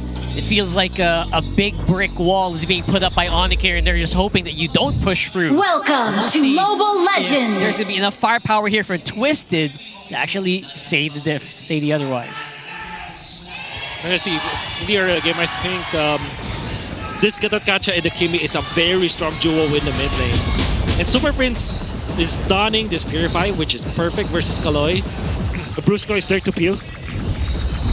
So it kind of makes me think that maybe it's just Kirk who will have a lot of problems in the early game. Yeah, especially against a scary lane matchup. And this is with Lansu on the Uranus, who's very willing, as you've seen in historically, very willing to get straight in your face and flicker towards it if need be, just to make things happen. Yeah. I'm looking at the stats here. 3 wins and 5 losses for King Kong. There was even a time where I would put in my keys to victory for anyone who is facing ONIC Philippines to force the Yi Shin onto King Kong. And this time, ONIC Philippines willingly took that King Kong. And there you go, Aspirant's Guinevere. Thank you so much, Sensui. Yep. There you go. She's in action. Look at her. Oh yeah. In all her anime glory. The other's gonna Vixana. Nice catch here by Sensui. The Purify, not used just yet. The answer back from Kaloy, taking a little too much damage, flicker and back out. Yeah, the perks that you get with the Kimi, obviously an unstoppable DPS almost. The moment you lose out on your Tsunami Slam, your Tile Strike, you're sitting duck. So make sure that those hit. How about that? Some poke coming out from King Kong. And the presence of the battle spells for ONIC Philippines, now available for Super Prince with his Purify, a minute to go for the Revitalize. But for Twisted Minds, they don't have flickers on two of their important heroes. And most especially this Kalia from Kaloy. All right, Turtle now, down to a fifth of its health. ONIC can't touch it, not a finger laid. That's Twisted Minds is too good at this. Yeah, that's the advantage you get with the utility jungler. Obviously, you can get a little bit more priority on the turtle if you don't get disrupted before it happens. So obviously King Kong just needs to keep farming so they can have a better mid-game. So I think usually most of the first turtle should go over the death side. I'm actually so surprised why ONIC did not even bother to fight. I guess the fact that they already utilized their Mountain Shocker for just some pokes in the mid and some forced battle spells from Twisted Minds just prompted them to just farm. And I want to understand, because this is the Guinevere anyways, it's difficult to actually contest 50-50 against the Guinevere. But this is something that King Kong and the gang for ONIC Philippines, that should not happen, especially the third turtle. Maybe they give away the second turtle for farm, but third turtle, they really need to utilize this Yi Shin, the funneled Yi Shin.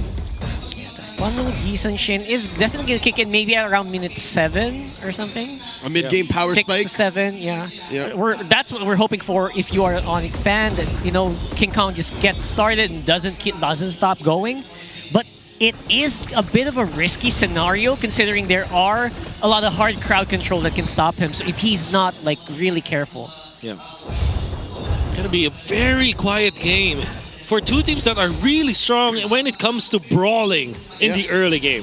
One of Twisted Mind's main characteristics in Season 16, especially in the first half, what caused them to be #1 is they're just so damn good, micro-wise. Yeah. But now suddenly they've evolved. This is their Kakuna, this is their Metapod form, where they're just very disciplined, and we will try new things. Guinevere jungle. Yeah. I guess Guinevere's jungle it feels like an experiment, but at the same time, it's Sensui. Harden. Harden. That's right. Yeah. It's something you expect, but you don't necessarily can deal with. You know what I mean? They're first to the turtle this time. Super Prince and Brusco at the scene as well. Get spotted by the Mountain Shocker. Lansu puts a beat on the King Kong. Trying to go for it. King Kong gets a steal. Sensui very low. Kaloy taken down. Big knockup. Requiem, but no follow through. That's a gold standard. Takes down Sensui. Brusco closing the exit. Kurt taking down Lansu. The Admiral sinks. That's 3 for ONIC. He even uses up his flicker, which he could have been used later on. So this turret definitely going to fall very, very shortly, even topside. They're actually attacking some of the damage so that they can eventually push through the outer turret energy shields, maximizing the bonus gold that they can have in the first 5 minutes of the game. My God. And the fact that Twisted Minds have focused their draft with magic damage from the Uranus, from the Kagura, from the Guinevere, and ONIC Philippines just picked up massive, silence ropes that they now have upgraded to 2 radiant armors 5 minutes into the game. They're basically bulletproof. Yeah. But my God. But not exactly bullets, more like stupendos. Yes. Very they're Hogwarts proof. Yes. Hogwarts proof. Which is a risky thing because now it's up to Nosha, right? And if Nosha gets sunk, that's it. So it's really scary. Infinix Handcam shows obviously Sensui.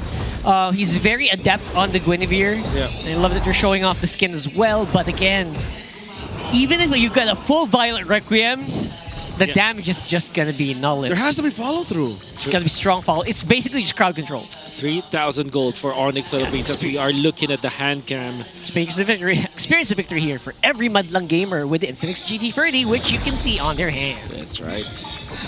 I would say for ONIC Philippines, all they needed was one team fight win around the turtle. They have inflated early to 2,000, almost 3,000. Lanzo is able to split for a bit, but it's gonna be defended easily by the likes of Kelra and King Kong. It's a jab to the 3-hit combo that ONIC has already landed. Kaloy catches Brusco, but Brusco's more than happy to zone out these 4 members. ONIC has a 3K gold lead. I think this turtle has their name written on it. That's the traction pulse thrown out. Kaloy down to 1/3 of his health. Tries to regenerate a little bit, but I think the damage has been done. ONIC collapsing onto this turtle. Shinsui gets zoned out by Kelra. Ain't no retribution near the pit as Kinko secures it, taking down Lansu. Another one falls. Kaloy bites it.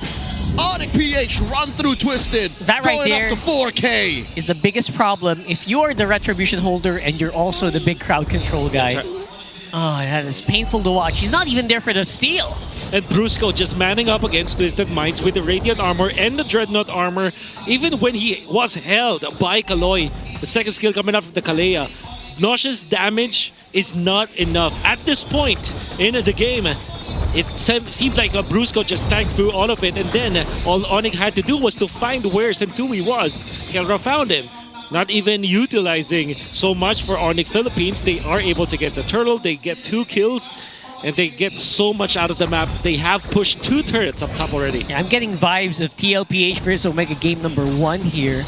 I know if you guys also feel that. It feels like ONIC is accelerating this to a point. Nope. Twisted Minds might not be able to recover here. One-sided affair so far for ONIC Philippines as they are taking all of the real estate from Twisted Minds. Vision is complete.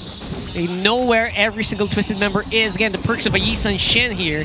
Pop that Holy Shield is going to be there. Uses up the Violet Requiem just to clear. That's going to be enough at least for the day. Yeah. 5K gold lead at the end for ONIC. Seem to be very happy about it. Brusco as well as Kirk, they have the same amount of items. It just so happens that as a rumor in this patch that we have are now Year for Lord 2025. Brusco has more gold compared to Kirk, who has 2, 0, and 2. As they would say in the young stun of vocabulary, he got a lot of peas. Lot of peas. Lot of peas. Oh Man. my god. That's how you know that a roamer is having a good time. Yeah. Brusco is 0, 0, and 4 in this game. That's how I know you guys are not actually old. Because you guys understand what that means. Again, somebody on this desk is 20 years old. That's right. Born year 2020. That's right. 2000. Year 2000. That's right. Yeah, sorry. That's a bit too young, brother. Yeah, it's a little bit too young. So 5 years old, apparently. So we're going into this one with just basically Twisted Minds, hoping for a big ONIC mishap, a big ONIC misstep. I don't think it's gonna happen. Where's the weak point of ONIC here, though? Okay, the weak point is the fact that if you eliminate King Kong, much of the damage output from ONIC Philippines against turrets will come down. Because you also have to think about Super Prince, who's quietly been just farming. He is 0, 0, and 5, but already up with the Sky Piercer to go with the Glowing Wand, which also adds to the overall problems for Lansu as the Admiral, the Uranus for Twisted Minds, not having enough damage to put up against ONIC Philippines, but also receiving too much damage against ONIC Philippines. That's the problem with the Uranus. Your utility is literally, I take damage. You're a meat sponge. That's right. And all he's been doing to try and keep this gold lead under 8K, under 7K, is split pushing it. And it'll only take him so far. The Lord spawning up top. ONIC has eyes on all the inhibitors. What is Uranus going to do here? Yeah, Lansu's regen is going to be gimped since there's already like anti-heal on the side of ONIC, so you don't expect him to be as tanky as he was a few minutes ago. It's going to be a big different story here. There's still some shielding left. One big boom cleared that wave, but then again, it is only 10 minutes. Oh, Tsunami Slam finds one! Answering with a Requiem, Kirk falls, the AOG by Brusco. Kelra almost bites it. The clap back from Twisted Minds, pushing ONIC out of their base. They keep the inhibitor.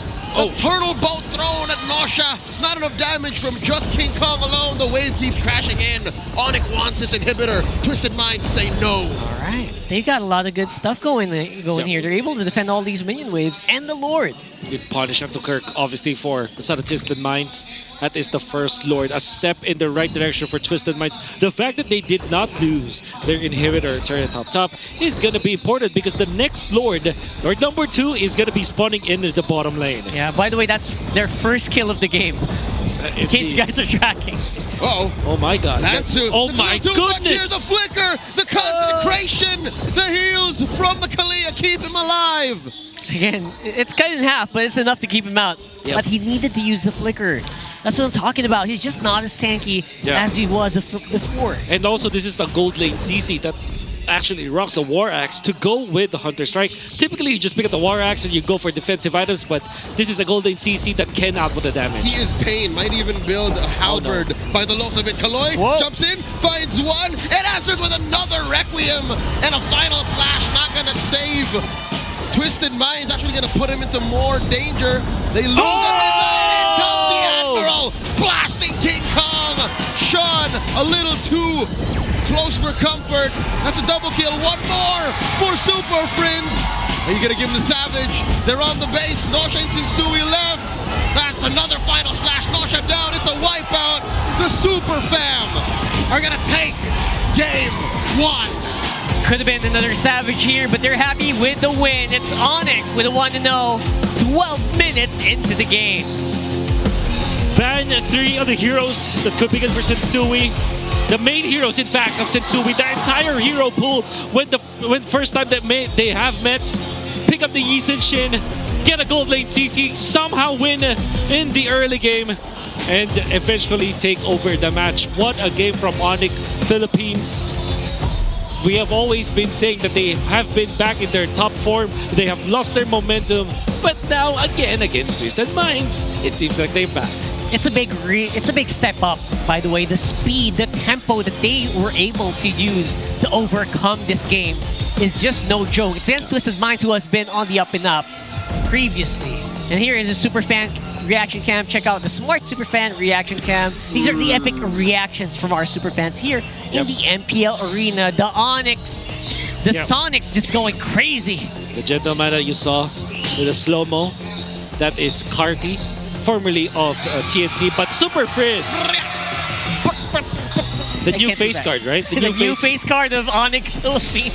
100%. He is going to be the MVP. Almost got a Savage, and those are his actually first kills of the game. Yep, it was a clean. No, he had one more, and then he got a triple. There you go. That's right. But again, when you're playing a Skypiercer Kimmy, you're literally just a cough away from a Savage if you're playing this way. Yeah, and everybody's a cough away from dying from your hands. As Super Friends is able to burst out that Kagura that jumped against King Kong, should supplement so much damage against the Uranus as well.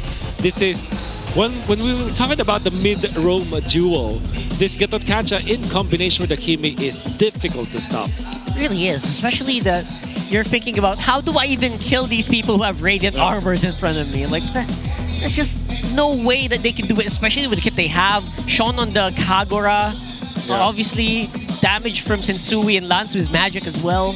And that's what I'm talking about here. I mean, they can get one, but look at that. They could not finish the rest. Again, Super Friends just having a field day. Yeah. Can I just say that first picking first phase picking a Guinevere kind of bit Twisted Minds in the end, just because of the fact that they were forced to pick up this Uranus from Mr. Lansu, where he could have gotten the Phobius if they had picked it up earlier in this bout. And I would say that if you already know that the Yisachin is going to be picked up by your opponents, take your time and think about the Phobius as well as the Lapu-Lapu, because those are the two heroes that is actually playable against the composition of ONIC, but ONIC banned both heroes. So I think the Guinevere was more than just the linchpin for the Uranus pick. I think it also kind of put the nail in the coffin for their damage profile. That's true. It revealed too soon that they were going all in magic. That's why I'm thinking, why are you showing it right away? Do you need to show it right away? Will it get banned if you don't? Like, that's my biggest question. At the same time, you have a Kagura who needs to put yourself in harm's way to get good damage done. Yeah. And maybe that could have been a different story. It was a plot twist in the first 5 minutes of the movie. Yeah. So, and we knew what was going to happen 20 minutes in. Yeah. Right? It's like a movie trailer that actually revealed the plot. Exactly. What do you mean? Like all the movie trailers recently? Recently, yeah. Shoutouts to Speak No Evil. I can't believe that even a horror story reveals its plot. I love Michael B. Jordan. Of course. There you go. So we're going to see, obviously, a quick 12-minute game Just to clarify, exactly. Yeah, by the way, that was a running joke from us. Like, we misidentify movies. But yeah, carry on. Please don't take us too seriously sometimes Yes, sir. when we say stuff like that. And we are seeing the immediate Radiant Armor lock. I love when I saw that. That's exactly what they needed to do here. Their build path was to pick up the Dreadnought armor immediately. Oh, sorry. Pick up the Silence Robe immediately. And then follow it up with the Dreadnought armor, then finish up the Radiant armor. All of a sudden, both Nausea and the magic damage dealers from Twisted Minds can't do anything against their defenses. That is the most valuable 2.5k item gold swing you will ever see. Dreadnought armor plus Radiant armor. That's it. And by the way, this is super possible because of the patch. I remember there was an interview. I got interviewed about Project Next, especially about roamers and them being rich. My answer was basically because you get so rich in the first 2 minutes of the game, your first casual item or unfully upgraded item is so valuable because you get it so early. Yeah, you have to make a really important choice. That's right. Right. The choice for first item is more impactful now because of how fast they can get And it. it's easier to make because you get the money quickly. But still, the game does level out at the end because the BPI rich guy we often see is still a jungler. That's right. Or a gold laner. It is going to be King Kong here. 789 GPM. Again, that was on a Yi Sun Shin where he really was just farming for the most of it. He is #1 GPM average across season 16 though. That's big. That's wow, okay. And one thing that I want to say about that is that the Kalea, the first pick for Twisted Minds, is not a disruptive kind of roamer. It's not like a roamer that can actually get into the opposing jungler's face and just, try to steal the buff. It's not like a Khalid or a Hilda, for example, that can be disruptive. Kalea is more of a lane stabilizer. Kalea is more of a wait for your ultimate and then flicker, then initiate for your team kind of roamer. Yeah, you have to at least be at parity or be winning already. That's right. For the Kalea to be as impactful as you want it to be. Yeah, you can't really do a lot of stuff. You can't front the usual way that roamers front because you're basically off tank, right? So you're gonna have to rely so much on timing where in that game, no matter how well you timed it, your damage was not gonna go through anyway. So good luck, right? But you know what? Speaking of luck, they'll need it. Because people, you want the new aspirant skin, you have to need a lot of luck, honestly. I've never gotten lucky with any MLBB gacha skin, ever. I've always had to pull max. I'm currently on 5, and it's spread out across all of them. So I need so many. This is the aspirant skin. They're drawing? Oh, they're drawing on screen. Homie pulled max. Homie pulled max. Homie pulled max. Come on. He's lagging. What you get? Oh, by the way, you get so many skins after the draw. What's it looking like? What's it looking like? He got so many skins. Oh my god. Okay. 5 skins in one draw. Okay, he's got the bingo coming in. Okay. He's got one on left, one on mid. Left. And he's gonna go mid left. Okay. One more, baby. One more, let's go. Let's do this. Turn it to left. Come on, bro. All right. Come on.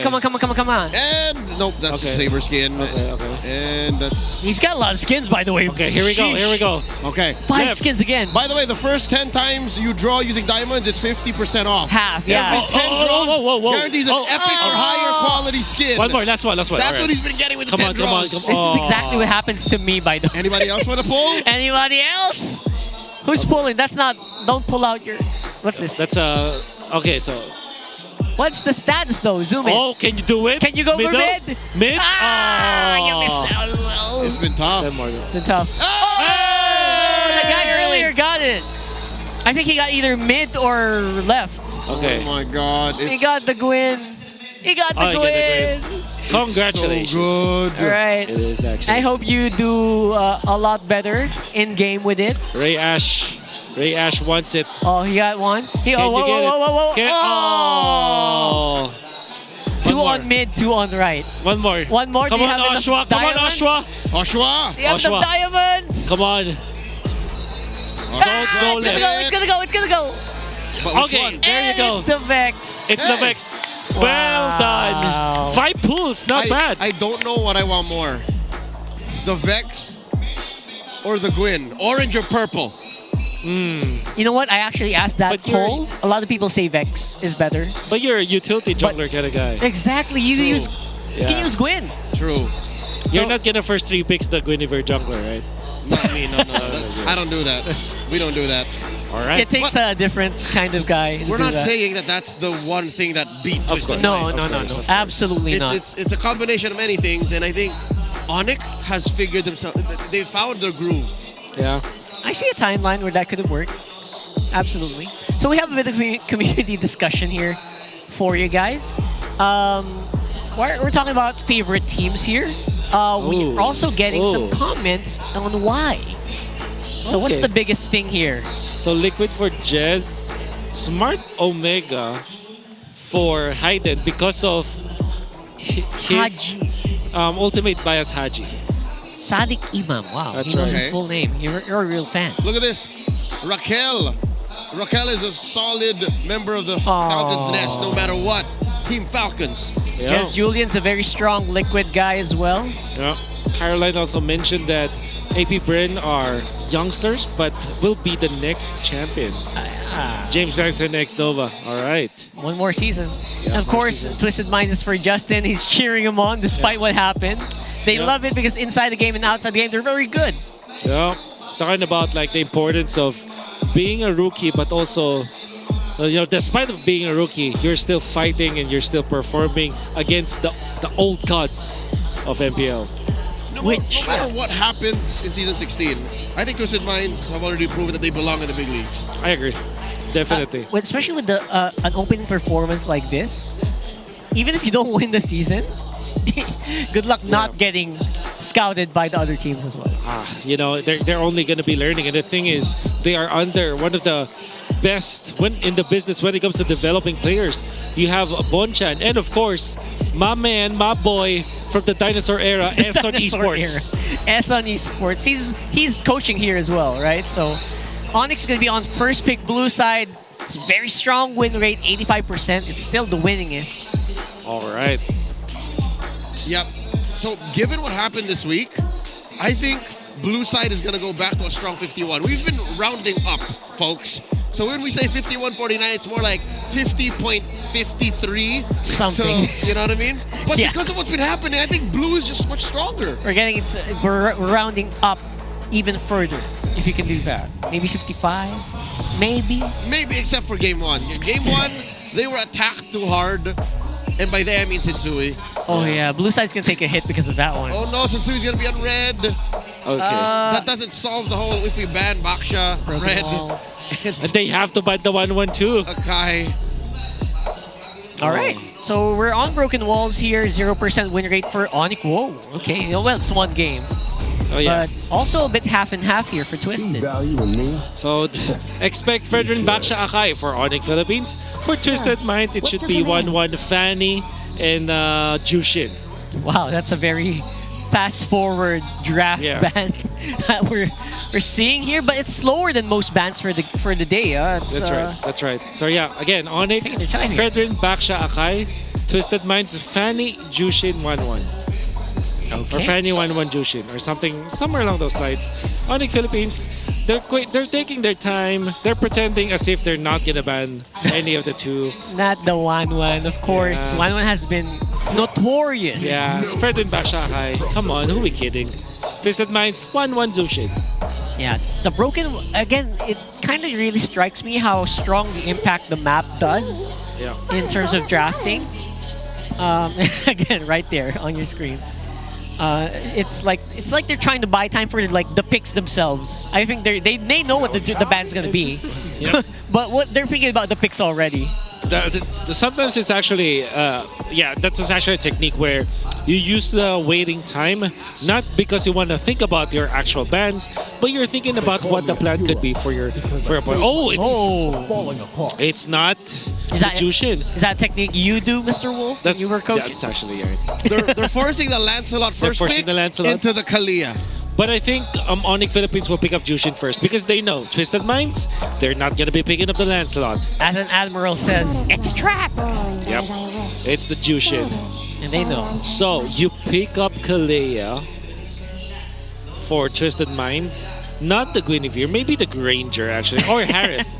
Kalea Harith actually is such a nice combo. It's a nice reminder. Not the Guinevere. Yes. Please remember not the Guinevere. All right. Kalea. Harith.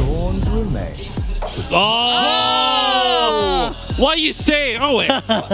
Make my day. Make my day. Hold whatever I'm drinking right now. I'll show you who can't play Assassins. Oh, come on. I like this. Come on. I played Nolan back in the day. I'm a mean Nolan player. I can play the Lancelot. He took that all the way to 3rd place in M5. What are you talking about? That's right. So, does ONIC pick the Arlet? Yeah. Good combination with... actually... Good question, because they can actually pick up the Khalid or the Hilda, in fact, in this scenario. At the same time, Joy is open for ONIC Philippines. That might be the Perdi or the Hayabusa. Okay, that's indeed the Hayabusa. All right, so we're seeing still really optimized heroes. Assassin jungler matchup for today, boys and girls. No utility in this game. Let it be known that we actually stood up. Me and Leo, we did not have to stand up, but we stood up after that last one. I just felt a little intense. Surge of blood right there. We immediately sat down, by the way. Oh, and Sean, by the way, on the pick. Again, There his you go. best pick of the season so far. However, this is a Kimi that's standing in front of Hayabusa. That's going to be a problem later on. Yeah, I mean... But he actually, you know what? The game that he got that record for this Kimi was against Hayabusa. Baby friends. There was a Hayabusa, yes. That was the County's Hayabusa, by So the way. he played against that. Yep. So he can. Let's not count it out just yet. It's going to be difficult. That's but he's capable. I think the impact of Sean on the Kimi here is a lot bigger than most picks I've seen today. Even bigger than the Lancelot, honestly. That's right. I'm sorry. So that's what we're hoping for here. Everyone is joining in. That's right. Even at a young age, you're already a Sigma. Okay, by banning out the Phobius here in Blue 4, I think we should not count out the fact that maybe the Arlet is still coming. Arlet could be an option. Definitely for ONIC Philippines. It's going to be the Granger. I believe that this is an arms race for the gold laner. Maybe Twisted Minds pick up the Claude in their 4th pick. Does ONIC not want a CC in this game, though? No. Has no combo. Well, there is the Ganot Gacha. But... or Lapu? Sorry. Yeah, they're just going to go for the Lapu-Lapu. Yeah. Ooh. See, they're getting... These guys are watching MPL at a very young age. They know what that means. Okay. See what I mean, see what I mean. Gyra in action. Gyra never misses. Gyra never misses. The true Filipino sniper. Heard it here. So, yeah, we're looking for that combo. We're looking for a Kelra hero as well here for ONIC. Okay. Twisted Minds, again, this is an arms race for the gold laner. Or maybe they pick up the Arlet now for Twisted Minds. Wow. Okay. Yeah, because there is an opening for ONIC to pick it up. And it's good. It still fits into their MO. That's right. They could use a solid, sustainable XP laner with good CC, and they have both Arlet and Arlet. They have Lancelot and Arlet and Lancelot at home. Oh, yeah. I It's confuse Class myself. A versus Class S. I wonder if ONIC is interested in Class picking S. up the CC again, but also somewhere along the lines of a Terizla or even a Grok in the EXP lane. Is it too crazy to ask for both? We've seen teams be able to draft fighters in the that's gold right. lane despite it not being a Yushin Shin lineup. Yeah, Grok on the roam, Terizla on the XP. Sounds good. There's Lapu-Lapu, maybe a Moskov here for ONIC. Hey, they try the Bane again. They lost last night, but they're going to get back on that horse. Yeah, got banned out in game 1 against them too. So Yeah. So is this the Beatrix again for Nosha?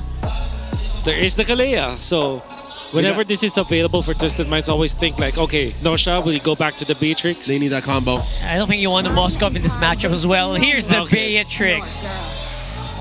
Yep. That's like Sky Maverick.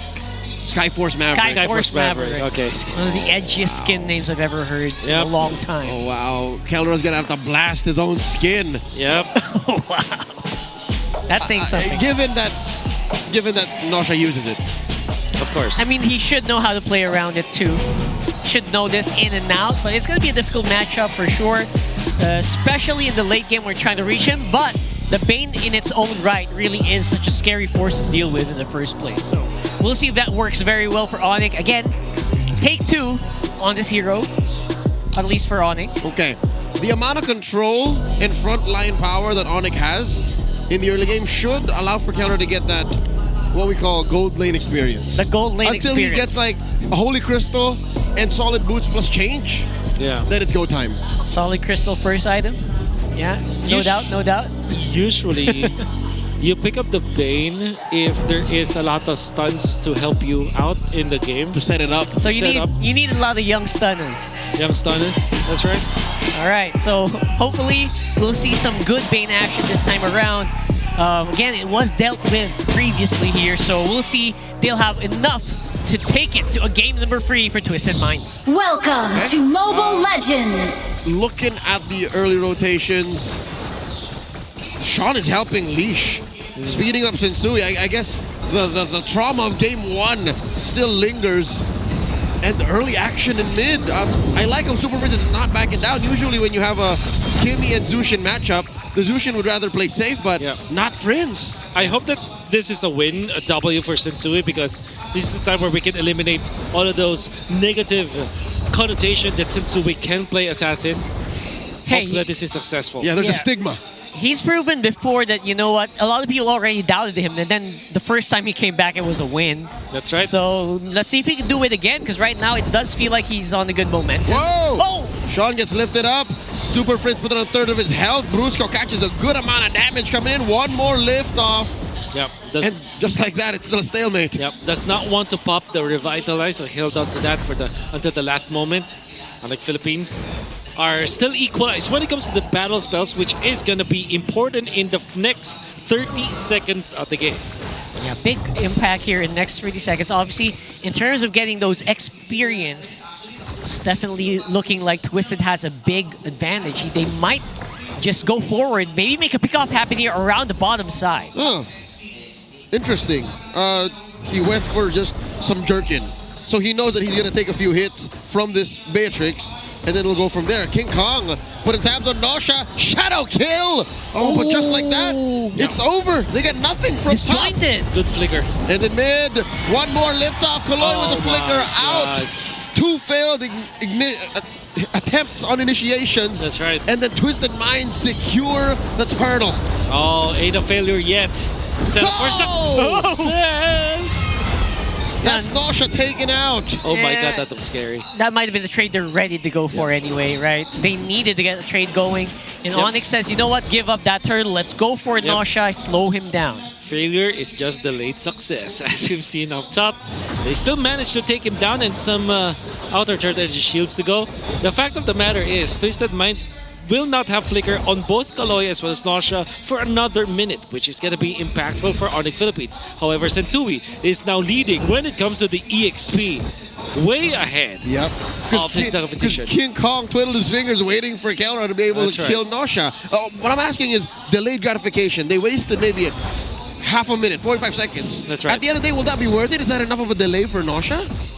That's I true. would say yes. And it's mainly because you want to connect with your Beatrix and your Kalia eventually. And getting the first item ahead, if the Bane gets the Holy Crystal first, before Nosha is able to get maybe a POD or a Double Legion. Yeah. That will mean that Kelra can assert a lot of pressure on the map. Because even the Lancelot, if not properly placed, like Sonic Philippines can be bursted down by the mighty sharks of Kelra. Yeah, despite Sensui getting a bit of a lead in terms of XP and gold, at least a little over King Kong, you're right. I mean, these heroes are going to kind of struggle if you get caught by just one shark, right? So you still can't be too careless, despite getting a turtle, getting more gold. It's still all up to Kelra, especially when they start grouping up. Yeah. It's gonna be Crystal soon. No boots whatsoever for Kelra. It's Barefoot Bane. Barefoot Bane. Just wants to drink his juice and stay alive. That's juice, right? His Baba. His Baba. All right, Turtle now at half health. Twisted Mind's not letting anything through. Sensui takes it. Brusco down to a fourth of his health. That is the traction pulse thrown out to disengage away from ONIC. Twisted gets two major objectives. Yep. The Hayabusa, unfortunately, is not leveled enough. Oh my god, Vital Slash! Puts Kirk in harm's way! Wow, that's an important hero to pick up, actually. It's a really long spear. Could not even reacts with a flicker or anything in that regard that was so fast coming out from Lansu. Enough of the Uranus. Enough of the Esmeralda. Enough of the tank heroes. Funnily enough, you know, Lansu plays that hero like a plays a Uranus like a Arlot anyway. That's true, also true. So enough pretending that you're not. Enough pretending you're not. You show us your true colors. What an initiation from Mr. Lansu himself. Boy, quick update. Kelra already has the Holy Crystal. The AOG by Brusco, just to make sure Kelra's safe. Yeah. Lot of investment on that, Bane. Finally has his boots. Congratulations. And double Legion. So, even with everything that happened, Nosha is somewhat on time. That's right. He's actually on time. Like, I'm looking at the goal right now because of the double lane that Nosha was able to do. He's up 3.3k gold. And Kelra is just has reached 3.4k. So he's not far behind. All right, so that's pretty big. At bottom though, Sensui. Sensui gonna get launched here. And there it is. He's gone. They're gonna trade that for a top lane tier 1 though. So at the end of the day, I think that's worth it for Twisted Minds. Is it though? Because ONIC Philippines can get another turret after this. Or maybe they can teamfight in the middle, knowing that they don't have Sensui in this upcoming turtle. This could be a net positive for ONIC Philippines. It kind of shocked me how fast they got Sensui. He wasn't even able to dash these minions. Yeah. Really scary how much good layering of crowd control ONIC has right now. All right, ONIC in control of the turtle here. Slight advantage. Kirk pulling it towards their side. Sensui already in the vicinity. Kaloy does not want to waste a Tsunami Slam on Brusco. Knows that it's a practice in futility. This is a slow dance. This is a final turtle. Yeah, they're looking really good, at least in terms of positioning. The goal chose differently. Final slash by Lansu on the Kirk. Re-engage. No dice. AOG, no one home. Delta split by Twisted Minds. Sensui with a Phantom Execution on out. 3 members of Twisted Minds forcing themselves onto ONIC. The answer, the deadly catch. Brusco very low. The quick jump in. The Tsunami Slam finds 0-2. Twisted Minds running right through ONIC. Did not expect that turnaround. Oh, that's the Kaloy Kalea with the flicker play. And they're not done. Not done. Kirk drops.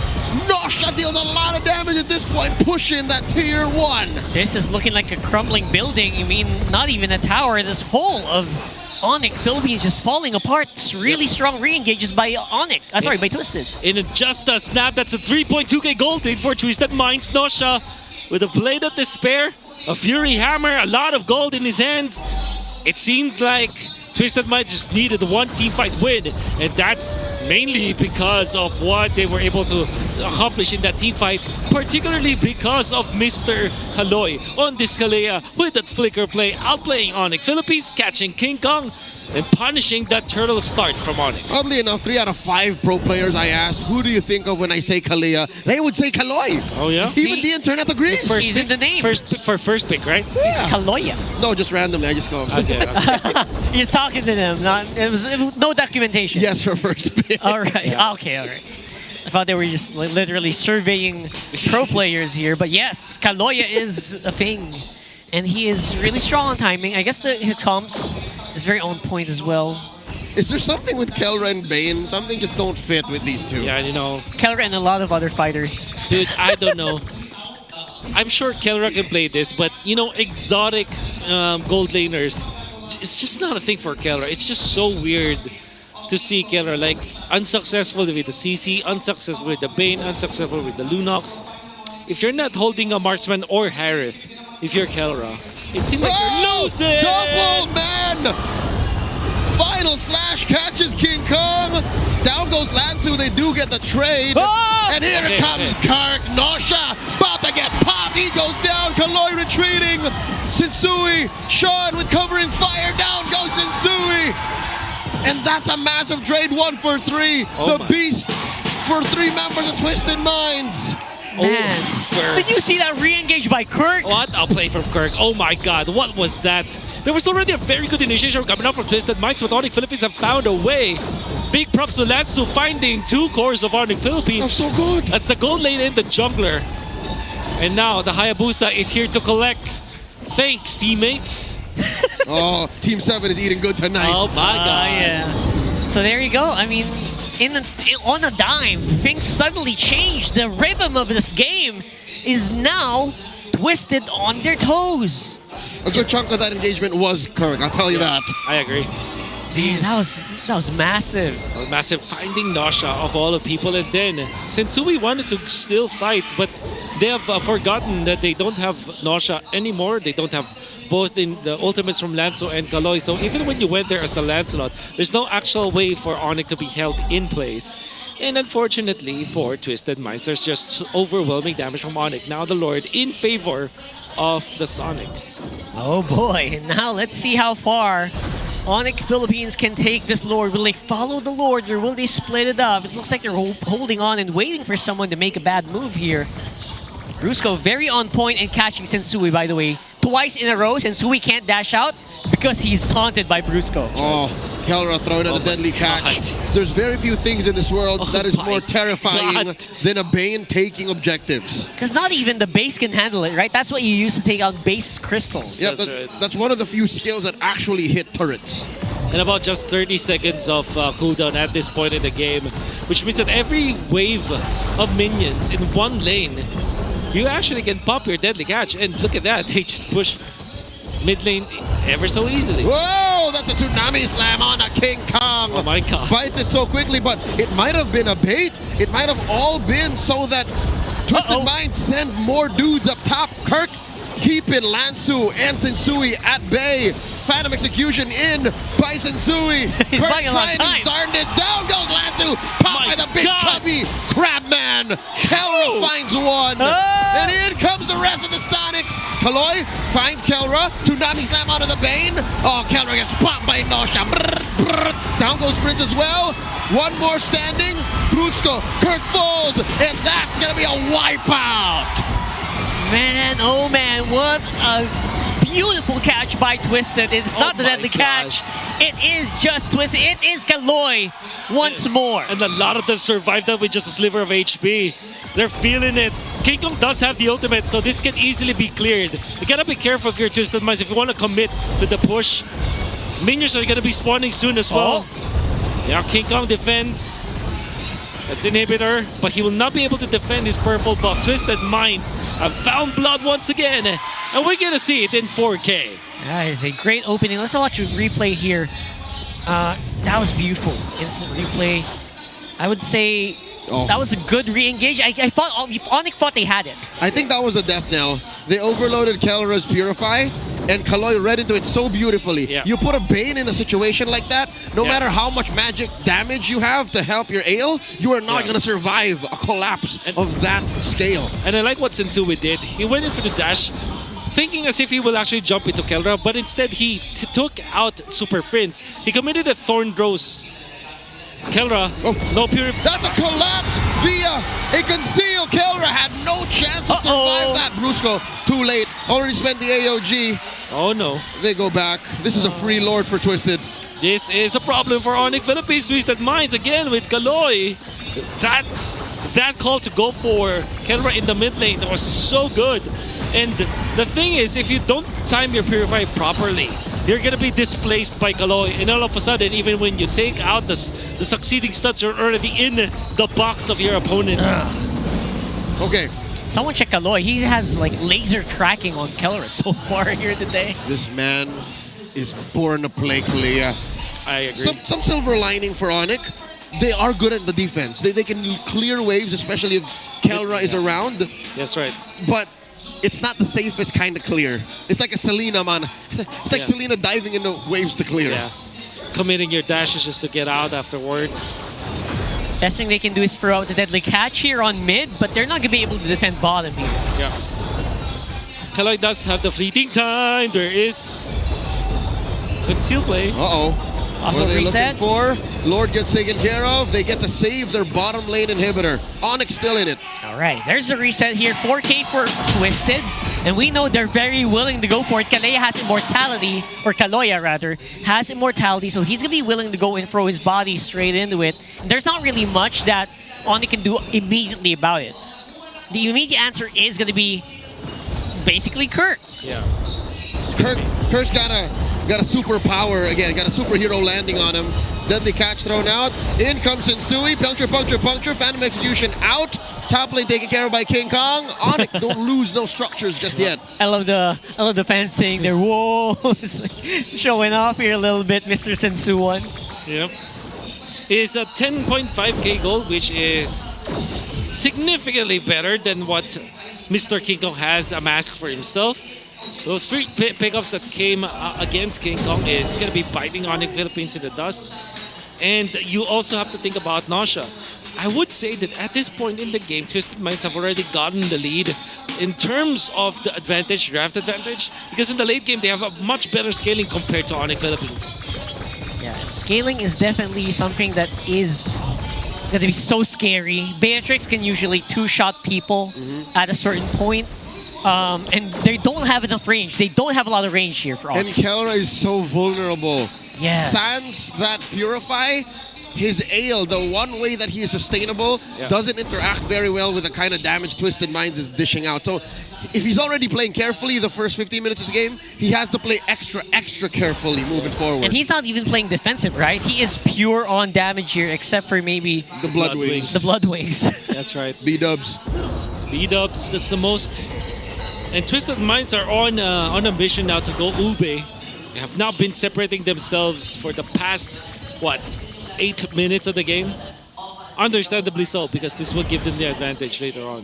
All right, 10 minutes on the next Lord, and at least for ONIC, they don't have to worry about the big minion wave on the bottom. They can kind of dance around this, but the initial setup is going to be for Twisted. Yep, Twisted going straight for the Lord Pit. ONIC, though, making maneuvers as if they were going to try to contest, and they come in. Sensui secures it. Twisted Minds skedaddle, even spending a flicker. Yeah. Twisted Minds, they're safe, they're good. Very clean. That's the Bonchen Eson discipline that they have evoked in the Twisted Minds. Oh, look at this. Oh, sorry, got a little distracted there. Look at the positioning here of Twisted wrapping around so dangerously around ONIC. Yep. Again, they know that ONIC's defense is good, but it comes at a high price, weird positioning. Kelra has to be within mid to short range. They're taking care of the Lord, taking care of that wave. They should be good here. Bob's your uncle, bottom lane. I think that's got to give. That's an inhibitor that I think Twisted Minds want. Twisted Minds needs, and they get in. They clean it up, and now it is open season on mid and bottom. This is exactly what they need, so no finish here yet, but the next Lord is going to be super crucial. Yeah, if that spawns up top, and it will spawn up top, that is a big disadvantage for ONIC Philippines. Twisted Minds will have a natural advantage themselves when it comes to pushing the waves. The fact that ONIC Philippines did not lose anyone from that defense is actually pretty much commendable. But Twisted Minds, they are unrelentless. They probably will not stop. They'll be looking for another concealed play. The question is, how long can they keep doing this? Because right now, obviously, if we're talking about 6 items versus 6 items here for ONIC and Twisted, like, who is on top here? I would choose Twisted Minds for sure. They have the Beatrix. And in the late game, the fleeting time Tsunami Slam coming up from Kaloy is going to prove to be so useful in long drawn-out team fights. Maybe you can pull off 2 in one fight, right? Yeah. You also have the Kimmy for Twisted Minds. Very good when it comes to the late game scaling. Sean hasn't died yet. Once more, a spectacular Kimmy game. Yeah. And he has 30 stacks only. 3% in addition. It's tough. Kelra, excuse me. Was that a second Holy Crystal? That was. Oh. He's stacking magic damage.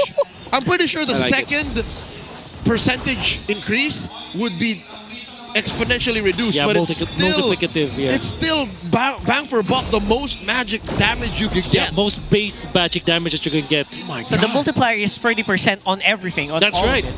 So that's huge. So yeah, 20 to 35%, and then 185 raw magic power. Boom. And also multiply that twice because, of course, of the bonus. Wow. Then maybe add in a little bit of 30%. Then remember, skill 2 of the Bane right now has been buffed from 150 to 250%. At full charge. At full charge. So you're gonna get like at least more than half of your HP in one drink. For sure.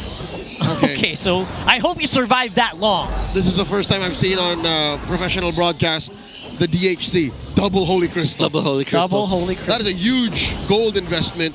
And now ONIC are dancing around this Lord. Kaloy makes himself visible. It's no secret that he's gonna flicker, he's gonna get ya. Look at the heel. And in they go on Kelra. He barely survives the AO. They find Sean! And there you go, they compromise Nosha. AOG coming through to the right of Nosha. And they burst him down. Prince finds him.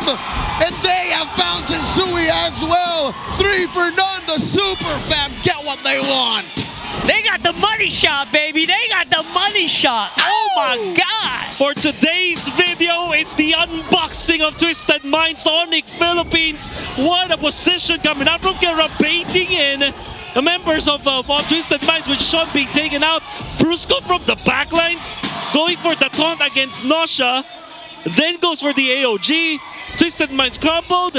Kirk jumped on the 3 members of Twisted Minds. They have completely been opened by ONIC Philippines. If Kelra was the GOAT, if Carl's the GOAT, Kelra's the bait. Oh my God. You know what? Say what you will about that amazing sequence.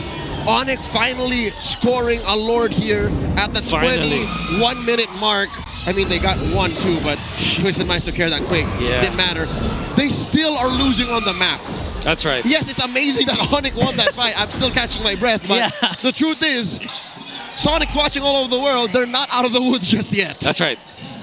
And most importantly, because Brusco is isolated. What? Mitsu, what are you doing? Okay. He's fine. Triple holy, bro. Kelra. Going back to his Optima days. Did you say triple? Yes. He did it? He did? Check your items. THC? Oh, no! THC! Is that allowed?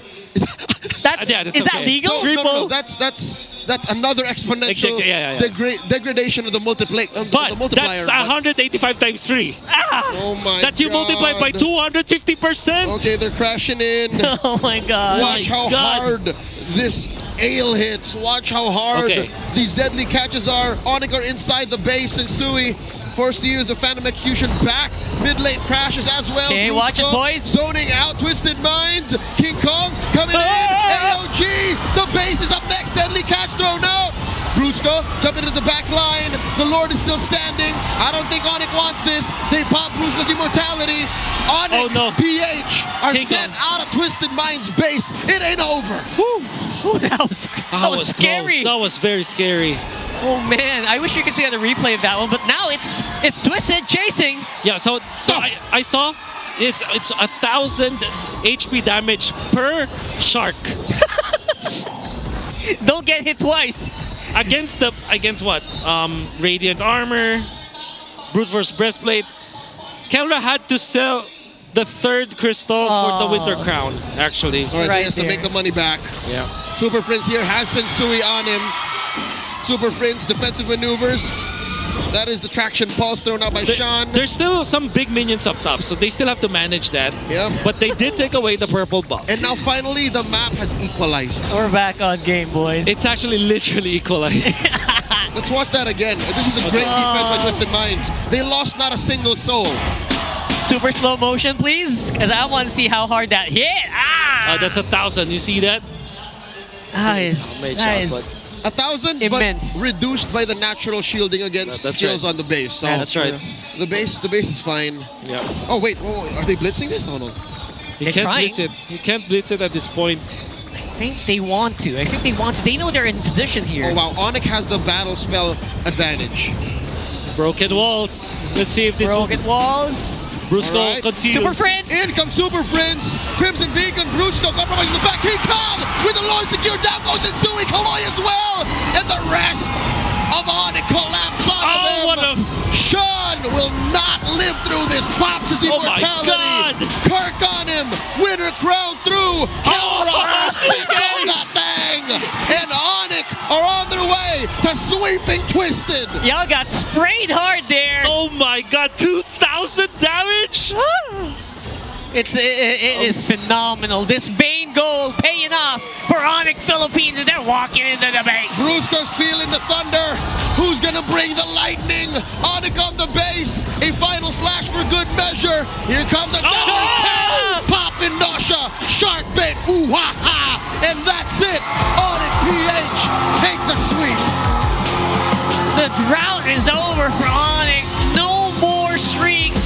They are on top. It is a sweep against Twisted Minds. It took 4 tries for them to come back to their winning ways. It took a Bane Gold, a CC Gold. Year of our Lord 2025. It's October. Yes, you're seeing Kelra with a non-marksman gold lane, and they're winning. 2 in a row here, and in a spectacular fashion. 3 holy crystals. I could never. THC, baby. THC, baby. Triple holy crystal. Had to sell it. Go back to the THC. Which is already scary. It's as if dual was normal. Yeah. Like TWIS is not enough of 185. Yeah. Don't remind me. TWIS. TWIS. No! Oh! And there you go. It's gonna be. That was an interesting game. Not gonna lie, interesting game. But given to us by Twisted. They tried. GG, well played. Well played, man. I love what I saw there. Let's see how ONIC feels right now. The crowd is hype. I wonder how they are. Sonics, what time is it? Your winners, ONIC Philippines! Boys, congratulations. Super friends, sa'yo ang mic today dahil nakita natin game number 1, Maniac with that Kimi. What a great performance para sa inyo. And again, congratulations sa pag-secure ng playoffs. Ngayon na na-secure nyo na yung playoff spot, anong nararamdaman nyo ngayon? Wala, masaya kasi napag-playoffs na. Pero sa dadating na playoffs, di pa rin kami sa laro namin. Mas gagaling mo namin. Parang hindi pa nagsisink in sa inyo na playoff secured na kayo. Hindi namin alam. So hindi nyo in-expect going into this match na makakasecure na kayo ng playoff spot, Kelra? Hindi namin alam na playoffs na kami ngayon eh. Anong nafe-feel mo ngayon na sobrang daming tao dito sa MPL Arena?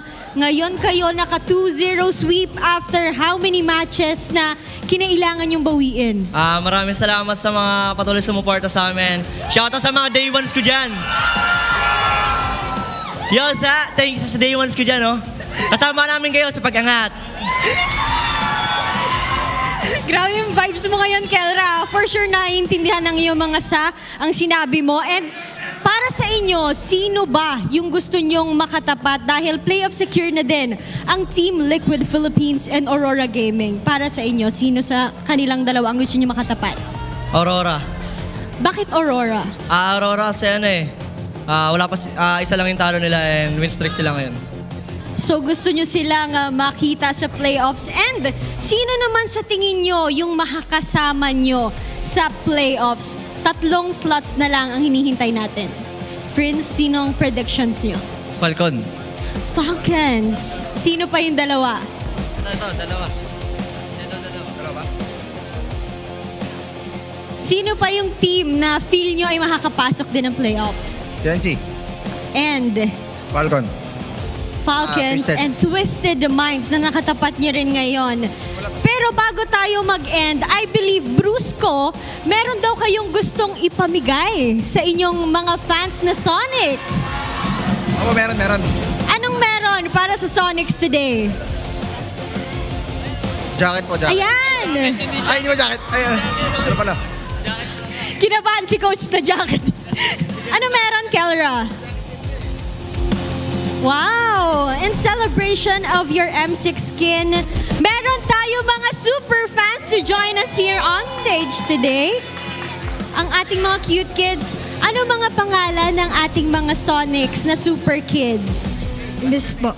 Ibes. Ives, and what's your name? AC. AC, sinong bias mo na player sa ONIC? Sino favorite player mo po sa ONIC? King Kong po. Si King Kong. Ay, hindi daw ikaw. Kahit binubulungan mo. Okay lang yan. Ito eto si King Kong. Si King Kong, how about you, baby girl? Ano, sinong bias mo sa kanila? Sino favorite mo? Super Friends po. Super Friends. Hindi ka man favorite ng mga bata. Sino may favorite kay Kelra? Sobrang dami may favorite sa'yo, Kelra. Pero ibigay mo na ang mga gifts mo sa kanila. These are for you.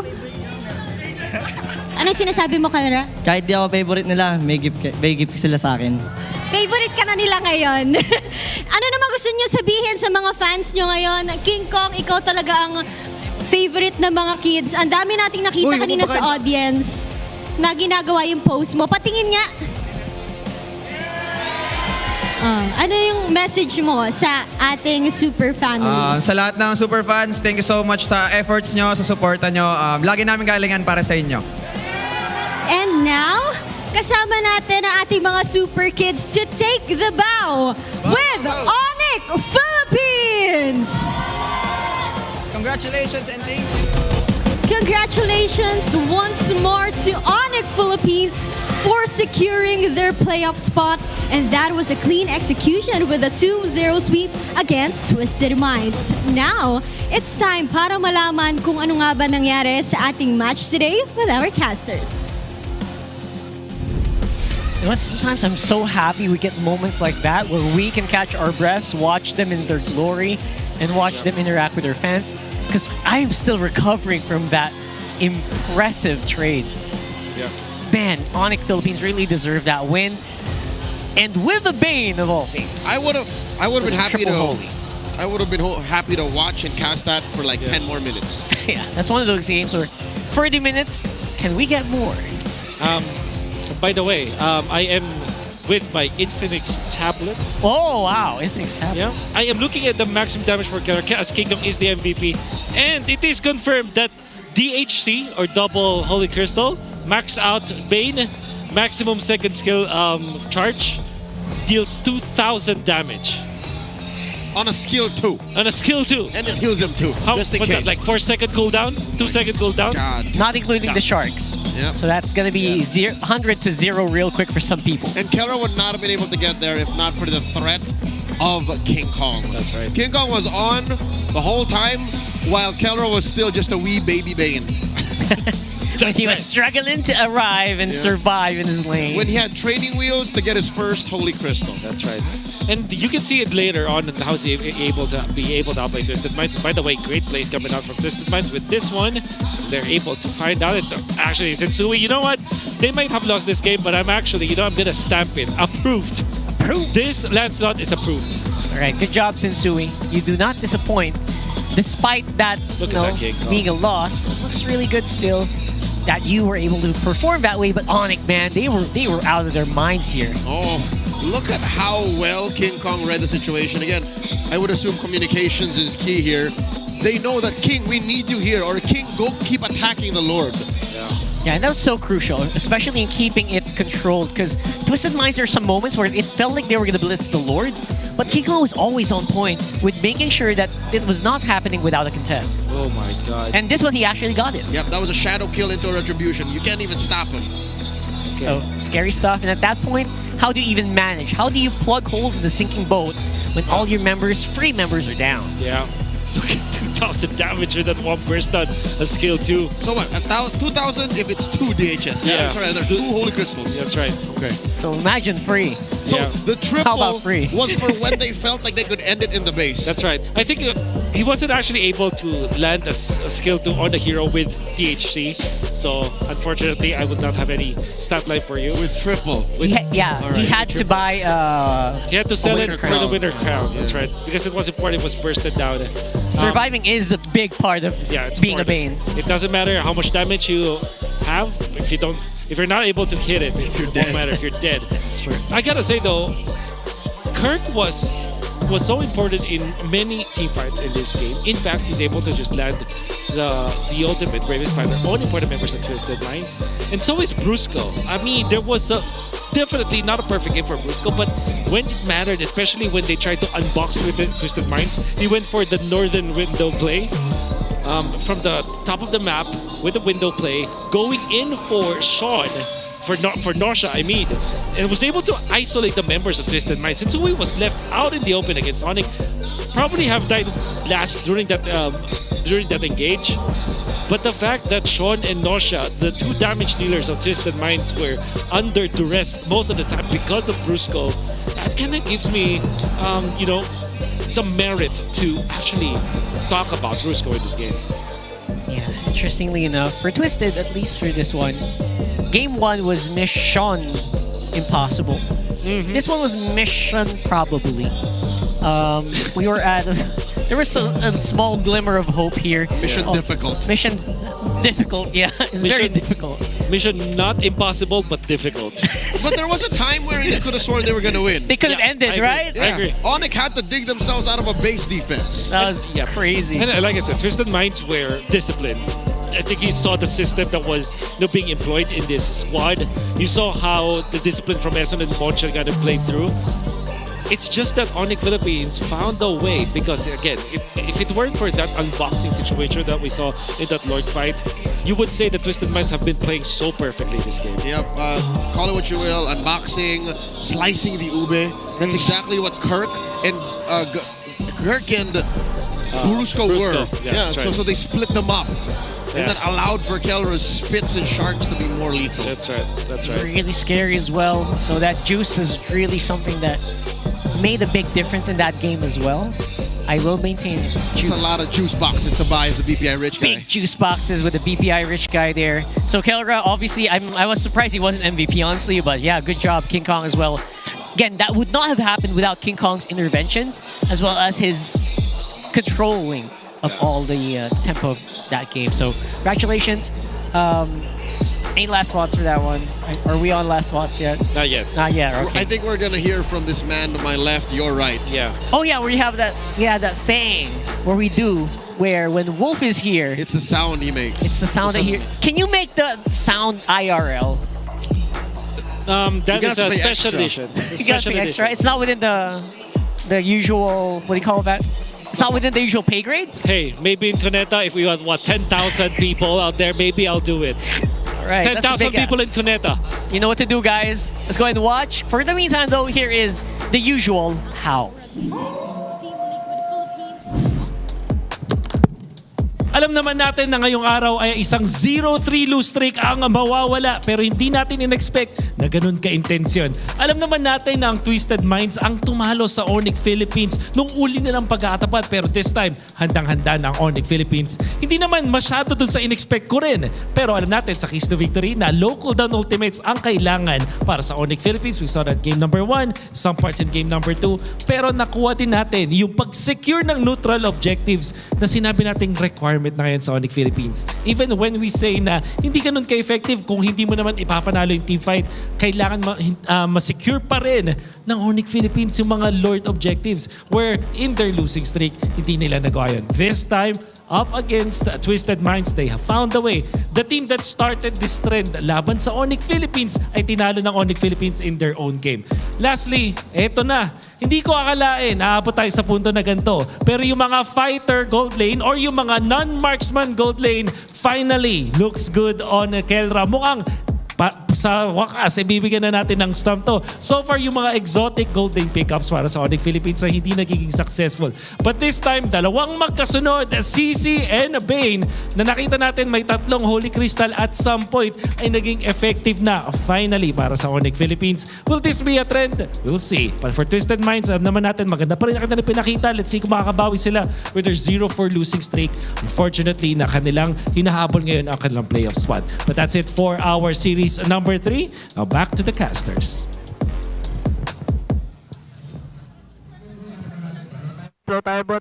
Ay may tao. Flicker swipe, flicker swipe. Tunggal pa. Nag-flicker swipe, nag-flicker swipe. Talang, tige. Dito ako.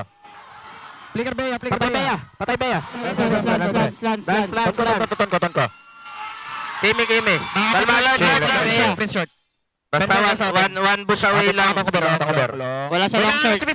May Brian Wall sa bota. Ako na lang kaya mag... Kalita ko, boy. Nasabi ako. Tara. Mamatay ba, boy? Baya nga lang, friends. Makapal yung bot. Umos sila. Ay. Chill. End the ball. Ay, buhay ng Lord ah. Kalate. Ito, Arnold, mabubuko yata to. Ako, chill. Pakalaw daw, boy. Down. Antay nila siya doon kabubuhat. Tara. Saan ako? Baya. Mamatay, pre. Arnold. Nice! Man, someone really hated the Arlot there. That was a lot of emphasis on the Arnold that eventually they did not kill, but they did kill in the next fight. All right. I'm convinced that this is still one of ONIC's main strengths, is the What? fact that they are all mechanically, individually gifted, and you just put all that together into a singular execution and idea, and they get away with so much. They're like a hive mind, right? Despite not being the hive. So, good job to them. Yeah. But because of this, our third team to secure a playoff slot is going to be ONIC. Yeah. Again, we're not done with upper brackets yet, but it's obviously it's very difficult. It's almost nigh impossible to get 3 wins out and straight. By the way, for all the viewers out there who's not speaking in Tagalog, and there was an interview for Kera on stage, they said that they didn't know that they only had to win one series and they can secure the playoffs. I think they weren't focused on that. They were focused on just winning. Yep. Because I think that if you're losing too much, you'll get too afraid of getting into the playoffs that you overthink. But this time they only focus on just this match. Game per game. Game per game. Yeah. So The favorite pro player saying, and maybe why not did that strategically, because he knows his players play better and not until when they know there's not like something super big on the line. Only second maybe to let's have a good game and show the fans what they want to see. That's the second best pro player thing I've ever heard. But the race for the upper bracket gets tight there. Very tight. Oh my god. And for Fancy Kalaban, man, Okay. What do you mean? So, wait, I'm very sorry about being negative here, but the last time I remember, and I was on this, the Minds were 10-0. That's what I'm saying. What's happening? It's been rough even for the Minds in Fancy Laban. So remember again, it's 0-4, 0-4 for Twisted Minds themselves, but the Minds, they're an 0-3 streak. Yep. Oh my god, All what's right. happening? So something needs to get done in the Juju department for the Minds. Maybe they can do something about it. Do they have a Juju consultant? Yeah, I think they need a Juju consultant. I don't know if Feng Shui is going to be something. And how poetic is it that the Green Falcons have the same match win-loss? Really? Yeah, it's also 3-9. 3-9? They also scored 3 points. Wow. Damn. Conspiracy? They're so united. Conspiracy. I think not. I don't know. That's coincidence, by the way. Oh, yeah. That's a different... I'm sorry. Wrong meme. All right, so before that, obviously, we have a big announcement. Infinix Fancy Laban's prize pool just got announced, I think. This is Infinix GT30 Pro. Come for on. our winners in Metro Zero shirts and 25k MLBB diamonds each. That's right. Hey, by the way, they said GT30 phones. Yes. Plural. With an S. Yes. So that's what? One Fansik member per. Yes. And you know what? Second and third also win something. Which is amazing. Oh, yeah. 10k diamonds, tote bags, and 5k MLBB diamonds. You know? So you got to get on that podium. Yes, sir. The stakes just got bigger. Oh, it's a big steak. I like it. Who doesn't like a big steak? Yeah, exactly. I know one guy who loves steak. What? The Meat Master. Who the heck is the meat master? Neil Robert de Guzman. Oh, that's a good point. you weren't there yet. He wasn't there yesterday. I wasn't there. I'm sorry. You can be forgiven. He'll be here tomorrow. He'll be here Final tomorrow. thoughts for this one before we close out. Oh, it's been a great day. We saw so much interesting and different brands of MLBB. Project X is still growing. Yeah, I love the fact that the Fansik reflects some of the important things that's happening in the actual league, which kind of makes me think that maybe next season I'll join the Fansik. Wow. Amazing. And hopefully we'll see them maybe in MPL Carnival. Is that the playoffs? right. Super Fan City. Super Fan City. Super Fan City. I'm Super sorry. Fan City. You like? Yeah, I like. You like. Let's go. Maybe. You like? I like it. Me like it. All right, so it's been an honor giving you that one. ONIC is always such a pleasure to win. The streak is over for them as well. The losing streak. The losing streak is over. So, before we go, we are making something a little extra to today's show. Because obviously, we're doing something right there. You don't see it, but our friend Tupe. That's right. He is a student of the game. Yeah. He's been grinding events all over the country for the past half a decade, and today a dream came true. Today he got the cast for MPL Philippines. Today I had the honor of sharing the desk with a great caster. Yeah. Yeah, things happen, life happens, and I know. he is inbound to a different place. We're not part of the airplane right now. Yeah. He's We're not- literally getting on an airplane. He's getting on a... That's his story to tell. He has to live life, but I'm glad that he got to live his best life and spend a fraction of that, a small percentage of that time here with us. Yeah, we're very honored to have hosted him and been part of his training as well. He was part of the caster, the Moontoon Talent Search. That's right. Right? Done earlier this year. Earlier this year, he became MDL mainstay and then became something really big for us. So follow Tube on his journey, and yeah, pretty cool, right? So obviously, we're gonna want to see more of them for sure. So on behalf of Wolf and Leo, I'm Rockhart. Thank you so much for joining us. Let's throw it over to Odin to close out the show.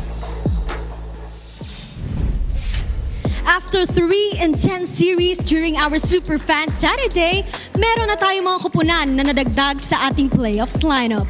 Naghihintay na ngayon ng Aurora Gaming, Team Liquid Philippines at ONIC Philippines kung sino-sino pa nga ba ang makakaselyo ng kanilang playoff spot. Marami pa tayong aksyon na dapat abangan sa mga nalalabing araw ng ating regular season. At bukas, huwag kakalimutan na Sunday, which means Family Day. Kaya invite na ang pamilya dito lamang sa MPL Arena at gawing bonding ang MLBB. Muli, this is your very own Odin. Magkita-kita tayo muli bukas dito lamang sa MPL Philippines Season 16.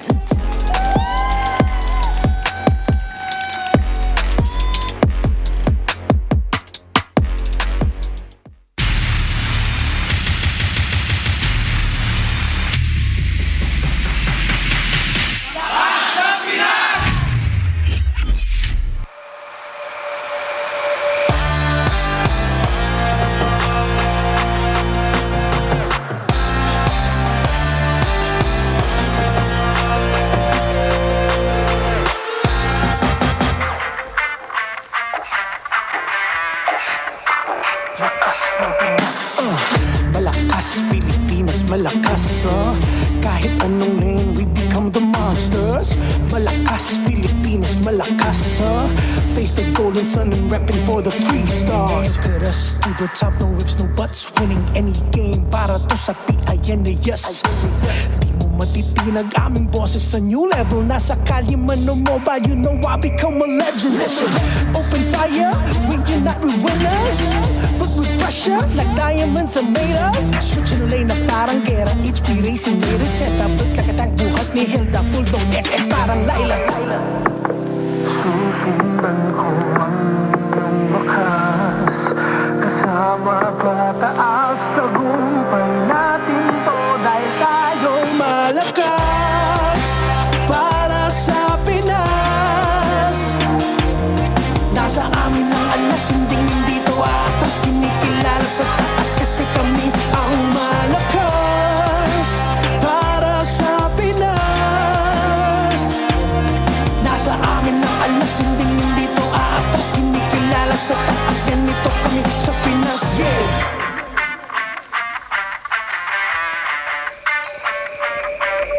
Laging MVP, no surrender, no retreat. Pag nagsama-sama, just imagine what we can achieve.